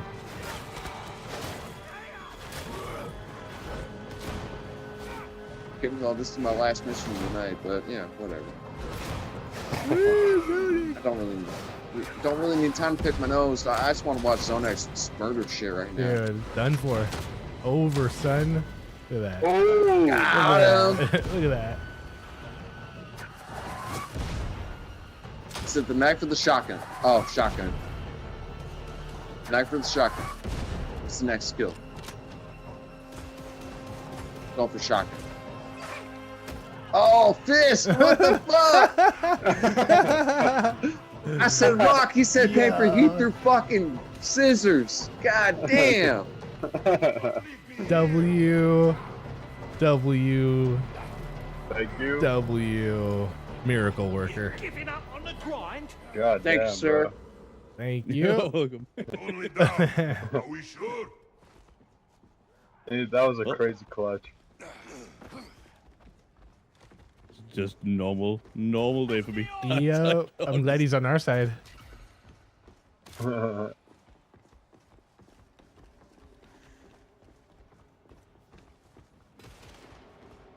No heretics safe when I'm here. Don't matter. That's right. Say the command. Is it Oh, good?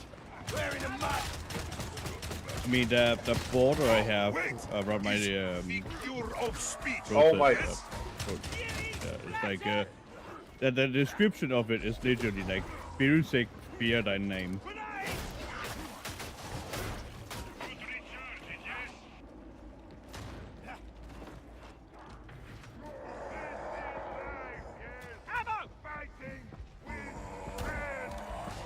No more mutiny. Get back! Exploding barrel! Head on past Archive and Sycorax.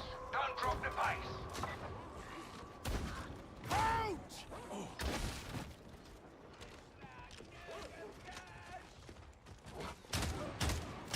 Nuts cooked. All right, let's move on. Yeah. After what the fuck you just pulled, dude, I don't think we have much to say other than yes. Yeah. Yes, sir.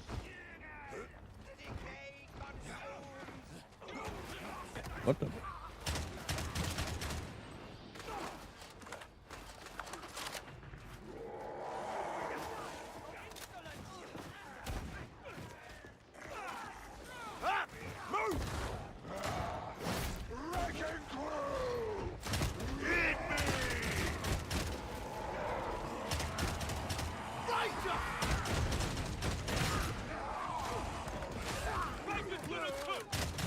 No more noise from that rager.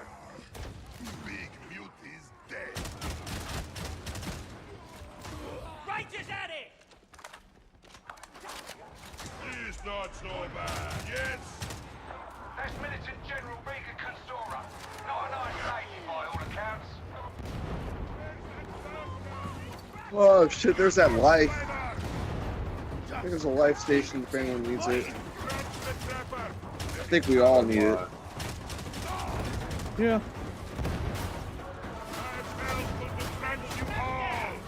Oh, they're coming behind too. Bastards. Alright, jump down. Go. D-Man! I'm coming, I'm right here. D-Man, shove! Get the health station! There's only one left. Get it. Oh, there's only one left? D-Man, you can take it. Yeah, somebody take it. No, shove, you need it, bro. Oh, I'm down. I'm dead. Get it. Oh, actually, I'm just down, but get it. Yeah, we'll get him. Yeah. No, Oh, I went frog. down. I didn't expect that. Dude. I thought I could hold out toughness. I thought if I smacked enough motherfuckers up, I did. thought the bust would add up. Woo, clutch. Oh my god. No, dude, you're good. You're good. Hell yeah, you guys. We'll all make it. None of us do.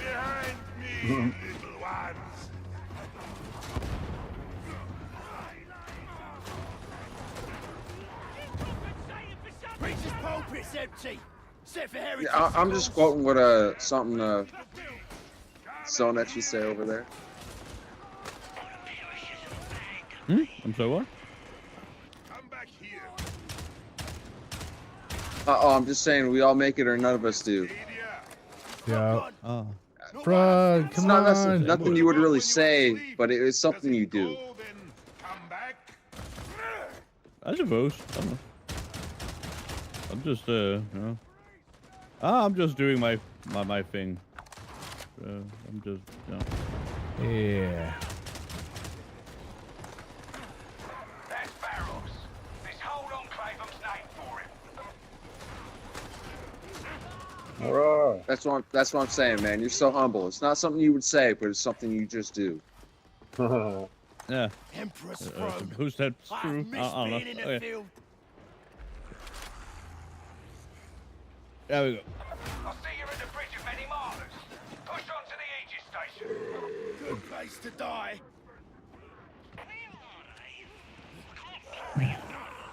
Get back here! You know, I say like it's something you just do, like it's no effort. Yeah. No, it's something you get accomplished. Just do it. I mean, I know I can make this look like low effort stuff sometimes. Like just do it. It comes with a lot of hours of practice, though. Yeah, that's what I'm saying.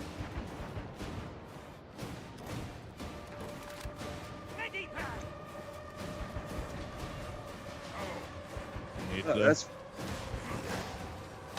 so I'm trying to get at, man. Like, yeah, you know the game. Yeah, I would like to say I do.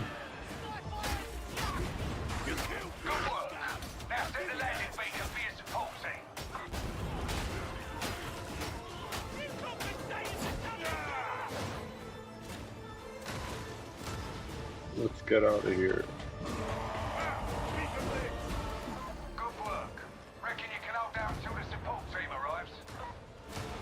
And I'm Jeez, what's up, honestly, my dude? This build I'm playing, We're doing great, bro. It might be a decently strong build, but it is kind of a meme build.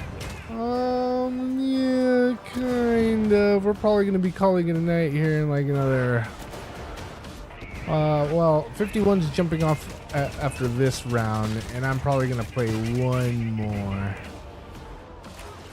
Hope you're doing well, man. How are you?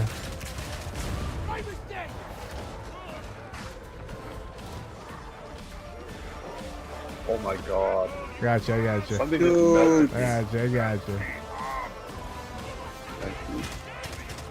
I wish I had my fucking.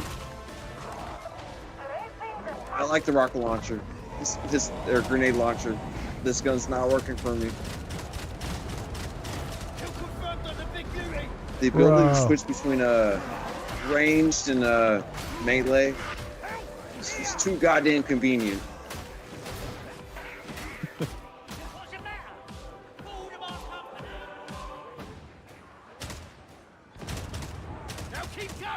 Get wrecked. Get wrecked. Fall in your lead zone, X. Yeah, I'm just down here to help Chuck. I'm definitely down. helping Shop Dead. too. Thank you. The fellow ogre. Oh, you down. Holy shit. Dead. Yeah, your body's not far from here, though, right? Oh my god, man. Hell yeah, I stopped. dude. W's for D's, Got bro. you. That's what I like to hear, man. That's definitely W. Family time is always the best. Oh, Suave, you're a bad spot, bro. You gotta get out of there. No. Help! All help! Get out of there! Move! Retrieval needed. All right, let's have for Buddy. Yeah, Hell yeah! You already got him, bro. I am. We're back. Thanks, dude. Thank you, guys. Let's get out of here. Purge the heretics and get the fudge out of there. Escape! Get to the escape. Damn, France was passed out the whole fucking time, huh? I guess, dude. Yeah. Francois, sorry. A lot of times since someone said Francis. Oh shit! Here they come. Oh no! How do we get up there? We gotta just fight them off for now. Okay. Whatever worth, my specialist worth. Not so tough.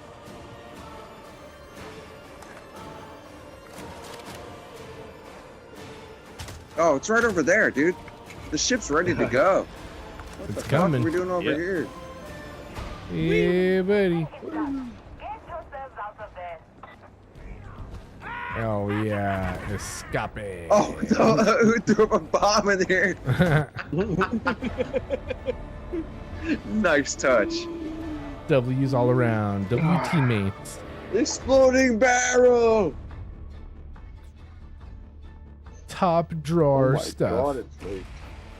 But yeah, but Buddy usually streams like late night for like Americans and what you call it, Canadians and stuff. I go on like what do you call it, midday kinda. What time is it for you? Yeah, when I go now it's 10 o'clock. Okay. 10 a.m. Yeah. Just after breakfast, right before lunch. Yeah. Just in time for second breakfast. And what?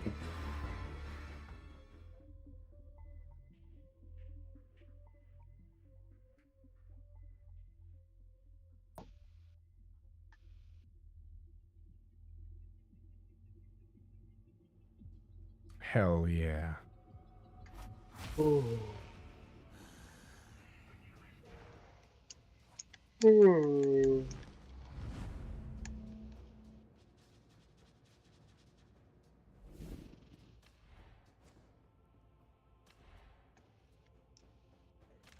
Well, yeah, Zone X be making some fire ass fucking heavy metal music too. Just thought I'd throw that one out there.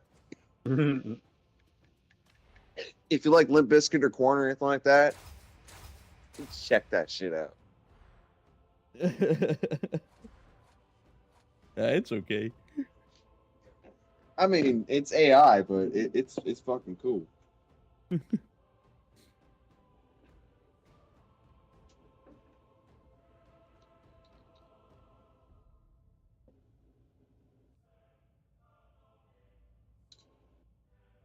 All right, guys. Okay, these you need to be specific with the time. I mean, oh, dude. Cheers, one for y'all. Fucking Zone X. The new guy. Fuck, I forgot his name already. That's fucked up. Shuv. Yeah, Shuv. Zone X, Fritz Harbor. My streaming buddy. Be cool, on 51. YouTube and other platforms at He-Man. Peace, dude. We'll catch you on the next one Thursday. Yes, sir. I'll catch you tomorrow at Stargate. So. Yeah, buddy. The Stargate watch party. Yeah, I never miss it. But yeah, what you call it, Shuv. If you want to catch a stream or two of mine, but where I play Darktide on the higher difficulties and stuff like that, right? Yeah, he does like real hard difficulties. Yeah, I was about to say I lurk, and I don't want to join that shit because it looks intense.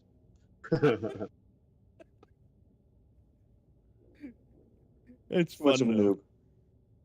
noob.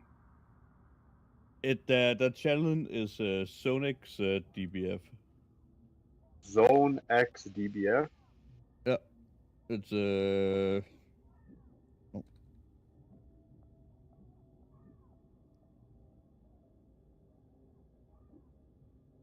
Okay. Oh wow, you're only an hour away from D's. There we go. I got it in the chat there. Oh, there we go. How do I open chat? Enter. That should just went Keyboard. Bruh. Zone X. Okay, so you guys normally play around this time? Yeah, every Tuesday we play around this time. Before this stream, I usually do some painting of some miniatures. Today we'd worked on some inquisitorial agents. Next week we'll be painting them, and then around this time next week on Tuesday we'll be playing some more Darktide. And we play Thursdays also around this time also. Sick, okay. No. Well, if I'm on, we'll play. Yeah, dude. Yeah, we'll be chilling. We'll be hanging. Yeah, appreciate you kicking ass with us. Nice. Hell yeah, nice to meet you guys. Yeah, dude, you too, man. Yeah. See you. Good night. Cheers, bro. Or Have good a good morning, one, man. dude. We'll catch you soon. By the way, that challenge you found, did it have a Pikachu picture on it? No. Then you have found the wrong one. Yeah, there's a Pikachu picture like that looks drunk or something. Yeah. It's on. Did you say YouTube? Yeah, YouTube. Yeah. 1 sec. So.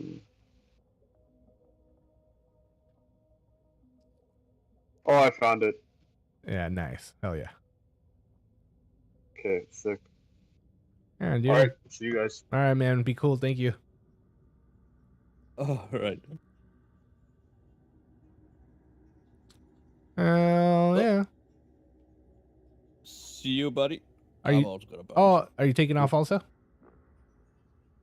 Do you want to do more? Or, I'm down for one more if you want to squeeze in one more. I'm sure. All right. Let's go. Yeah. Let me just put in two more of these guys in. We'll go with that.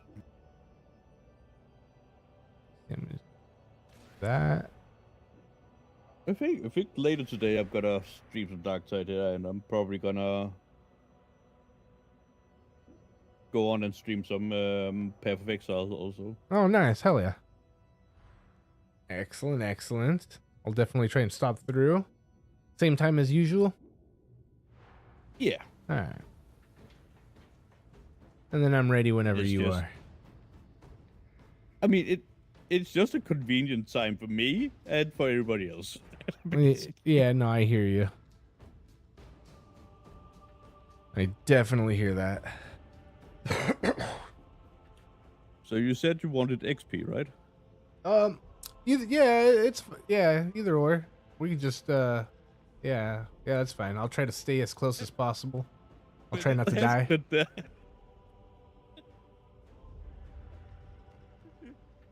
Get another level in. I feel a little hesitation.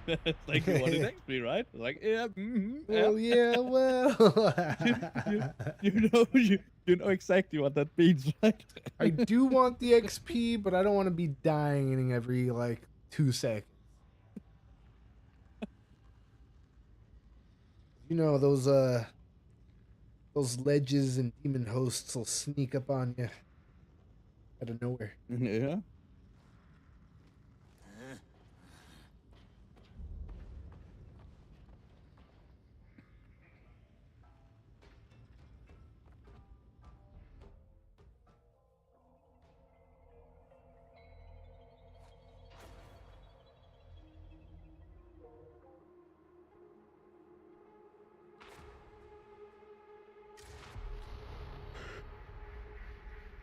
Oh, buddy, you can totally skin to win. You got a crap load of money. You can just buy the outfits for the guys, you know. For which one? Yeah, from the what do you call it? The shop where you can use in-game money. You can just you can buy some cosmetic stuff in for like the limited time acquisitions. No. For ducats, you know, the money currency system in game, not the acquisitions. Oh. I can show you afterwards. That's fine. Oh yeah, I don't think I've. I mean, I might have done. That's a whole like store, but only for the 4 originals. Oh, okay. Hmm.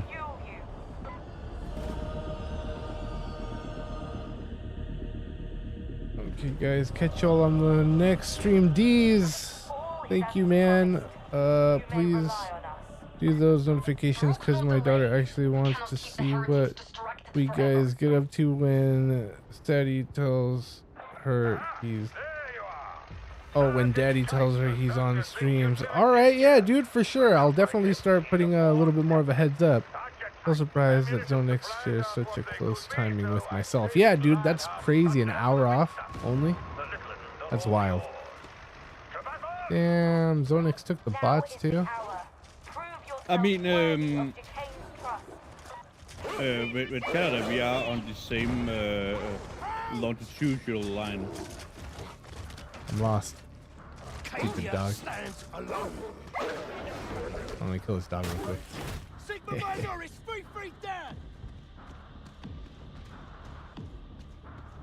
This is a new mission, right? New map.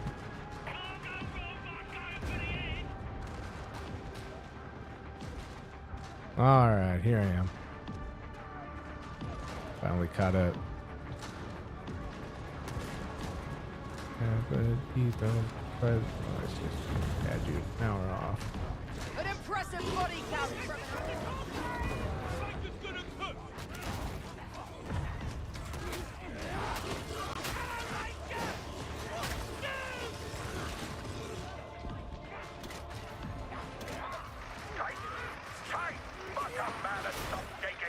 Anyone would think you were afraid.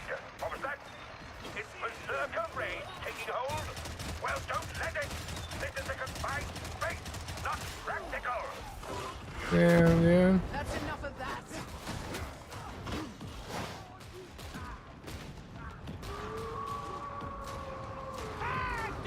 Taking him down. Sorry for being so late again. Yeah, no worries. There's no need for sorries around here. The better late than never, right?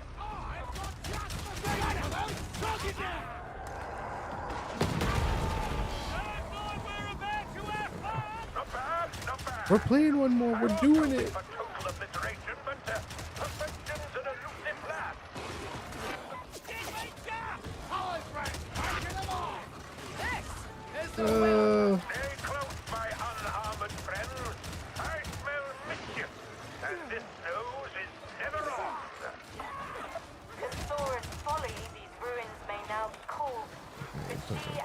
Yeah, I know, right?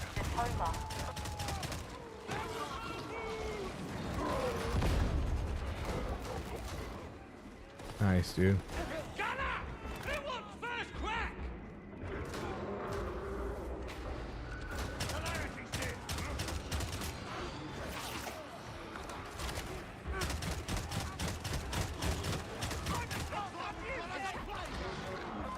Oh, way over.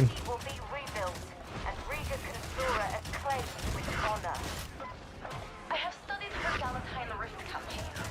They were impressive. Impressive enough that Napiers betrayed and murdered her out of jealousy. I'm down. Politics are distasteful. I prefer to fight my battles eye to eye. No, you're not. Nice, thank you, thank you. Stand well back! Hold incoming! Courage is dead! Use the terminal and get back in the fight! Nice. You compensated for something, Connor? Damn, dude.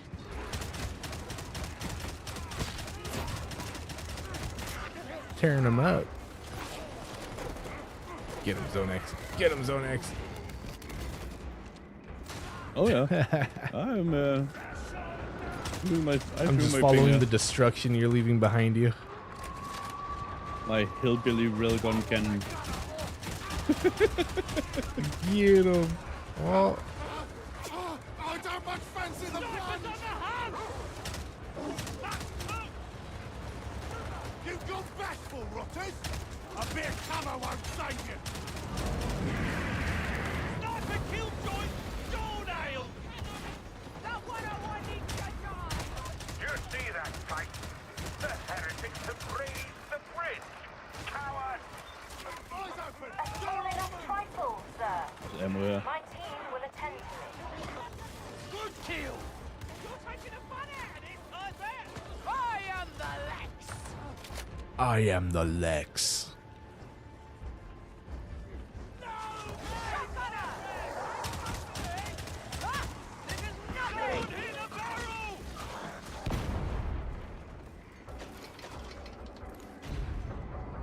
The great Maximilian Gregor thanks you for your service. Tight! Come on, man, get us moving!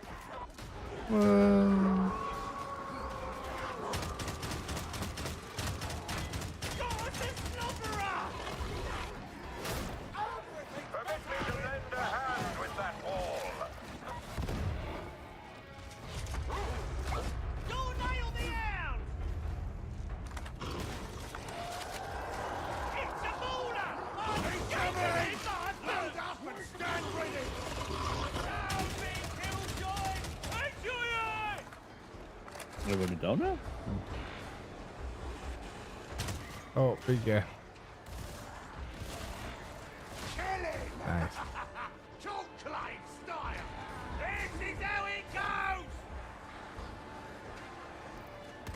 Now where do we go? Should we wait for that guy to blow this wall up? I don't know. Oh.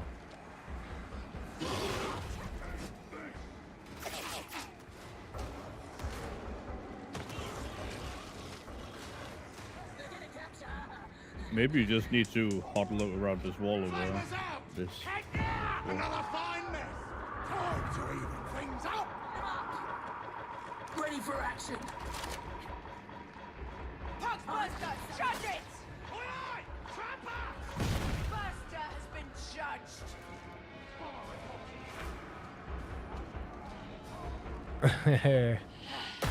Oh. There we go. Something like a good explosion in...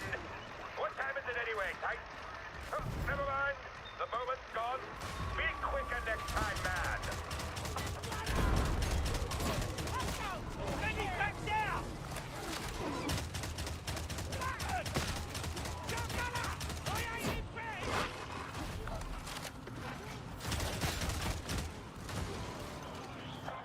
Don't dally, whatever you do. There's barely a scrap of cover.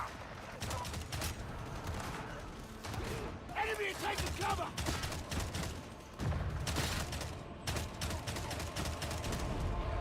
Roll with a shotgun! Out of ammo! Nice.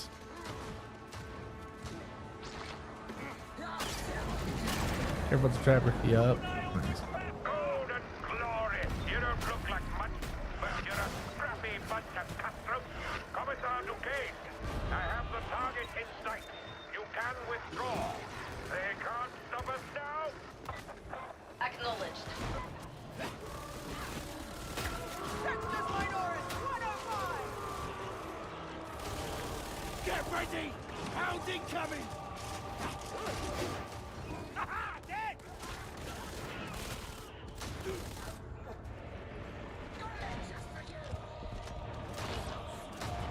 If we breach that wall, we'll be sweeping you up with the rubble. Deploy a jetpack. Stay in charge! Gunner! He's mine! Move or die. Yup. That's all already! The criminal killed well! Don't stay out of our way! That's one dead hound! Gotta reload! Oi, oi! Shot gunner! Auto cannons. We can't have that. They'll scratch the paint. Sergeant Tight, would you kindly do the honors? Meditate! I need meditate! Bullets for everyone!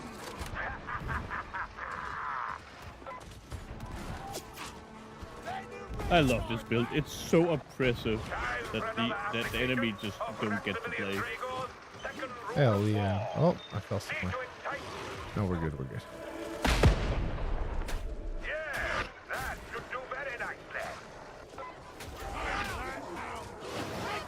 Drive the heretics from shelter and sanctuary.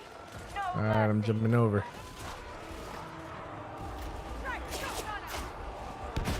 Oh, my games get so laggy, dude. I get major frame drops. We have bought you all the time we can. The rest is on you. Oh, I'm down also. In the middle of my super? Clutch it out, bro. You got this. What do you mean we can't fit through that gap? Oh, very well. We'll hold here. Magic Cat, don't worry about me, bro. You run it. Dun, dun, dun, dun. It's all good. It's all good. Bag it up, bag it up, bag it up. Get him, get him, get him.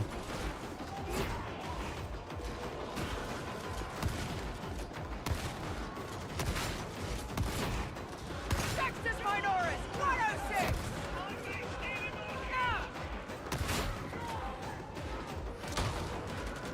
Hell yeah. You cannot die here. Thank you. Oh. Oh, damn. Oh, yeah, thank you.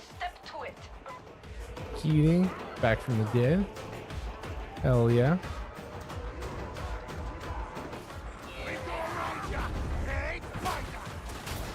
You killed good, scum! I'll give you that! Enemy are dug in!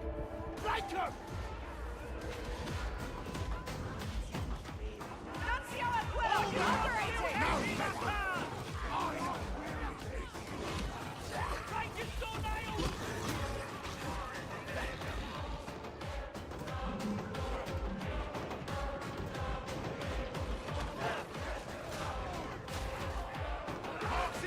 Thanks, dude.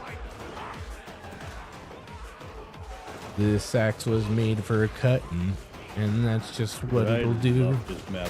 It's such a good map. They need to make more of this. You are cleared to signal for reinforcements. Yeah, this is a fun level. They did a good one.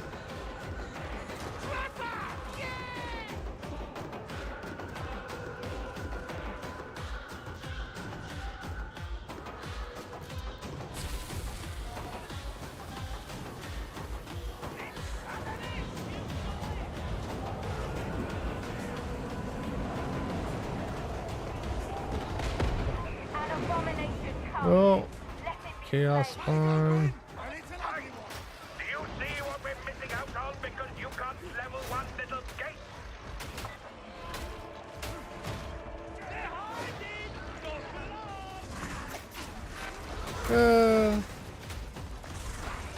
Oh, it got me as I was jumping down. Keep down, scum! You might prove me your work something! Oh.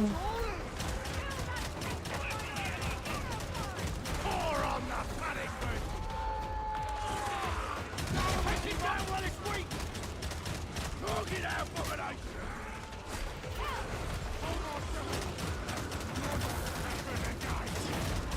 There it is. Buckled by the legs, as it should. Hell yeah, dude. Good looking out, you guys. Messing with the other one. Are you playing with your food over there? Yep.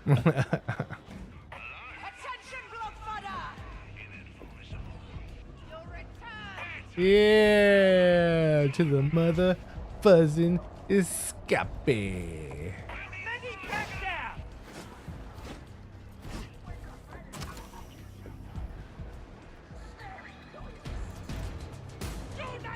I wish I could Keating. rap, but I can't. Hurry. I actually don't have any.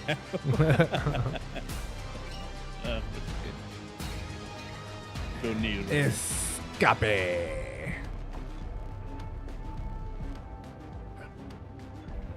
Yeah, hell yeah, you guys. Good looking out.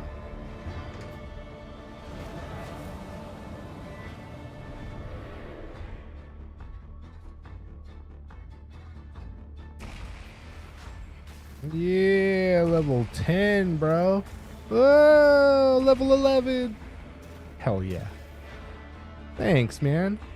Got a couple levels in there. Yeah. I mean, it's a fun map.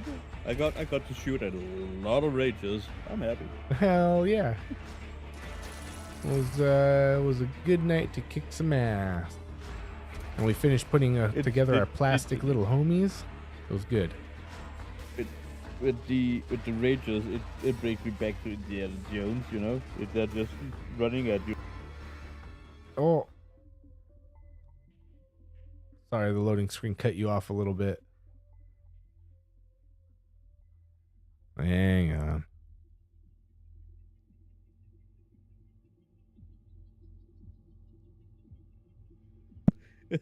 I'm sorry, what was that last thing you said? I got cut off.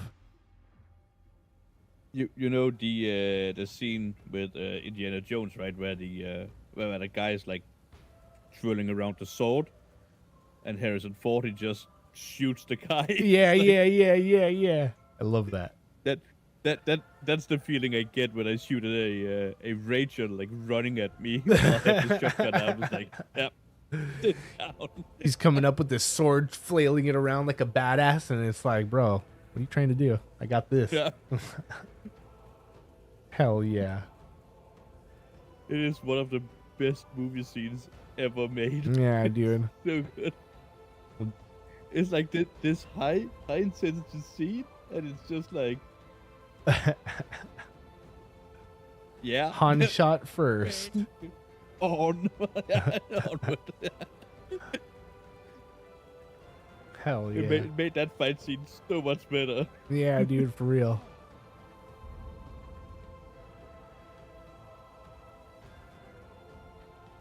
Thanks to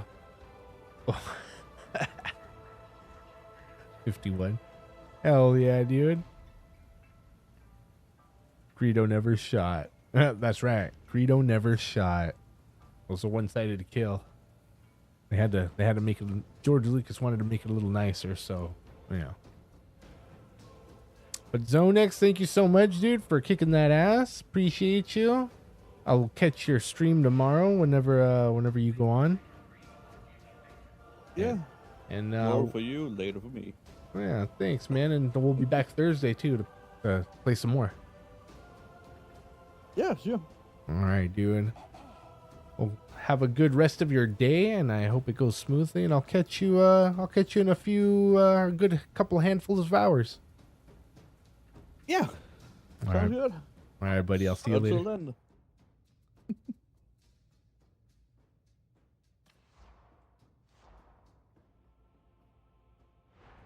All right, you guys.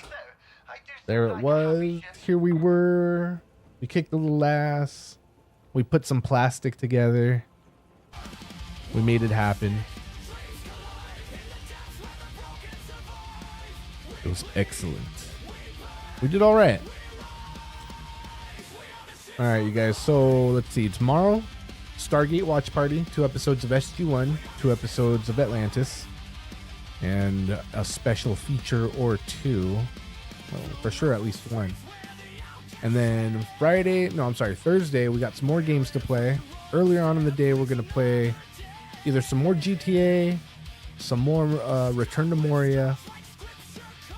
One of those two, most likely. I don't think we'll do anything else. And then later on Thursday, we'll play some more Darktide with the fellas. Area 51 says, Zonex, thumbs up, peace. Honda's an OG, sure is.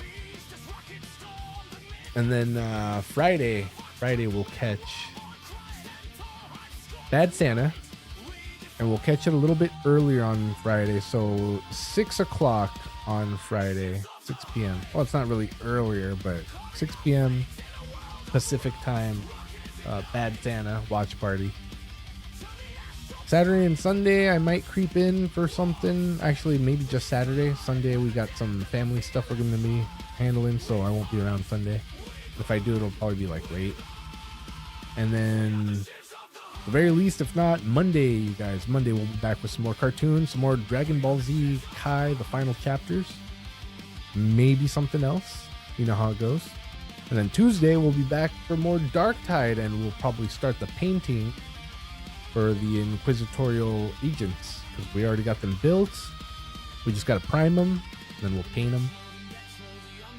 Oh, and also, you guys, next week we have the new episode of Fallout, episode 2. And we'll do that also.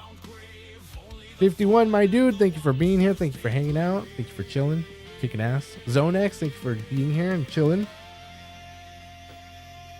carrying me through the level.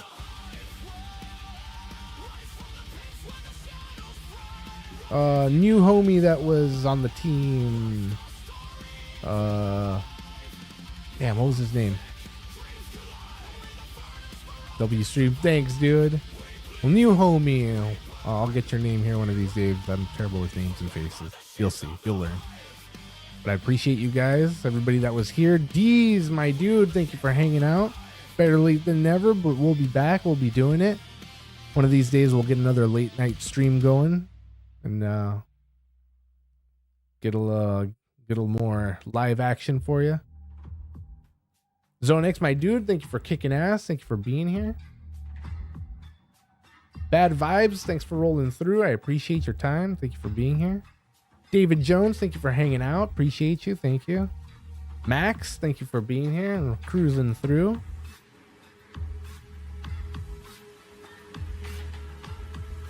Francois, the first chatter before the stream started. Thanks for rolling through. Hope you caught those Z's and you're getting that rest.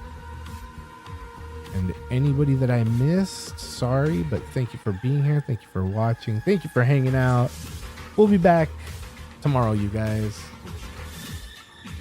Remember, life's a vapor. It goes quick. Enjoy every minute of it. And the goal is to do a little bit better tomorrow than we did today. Peace.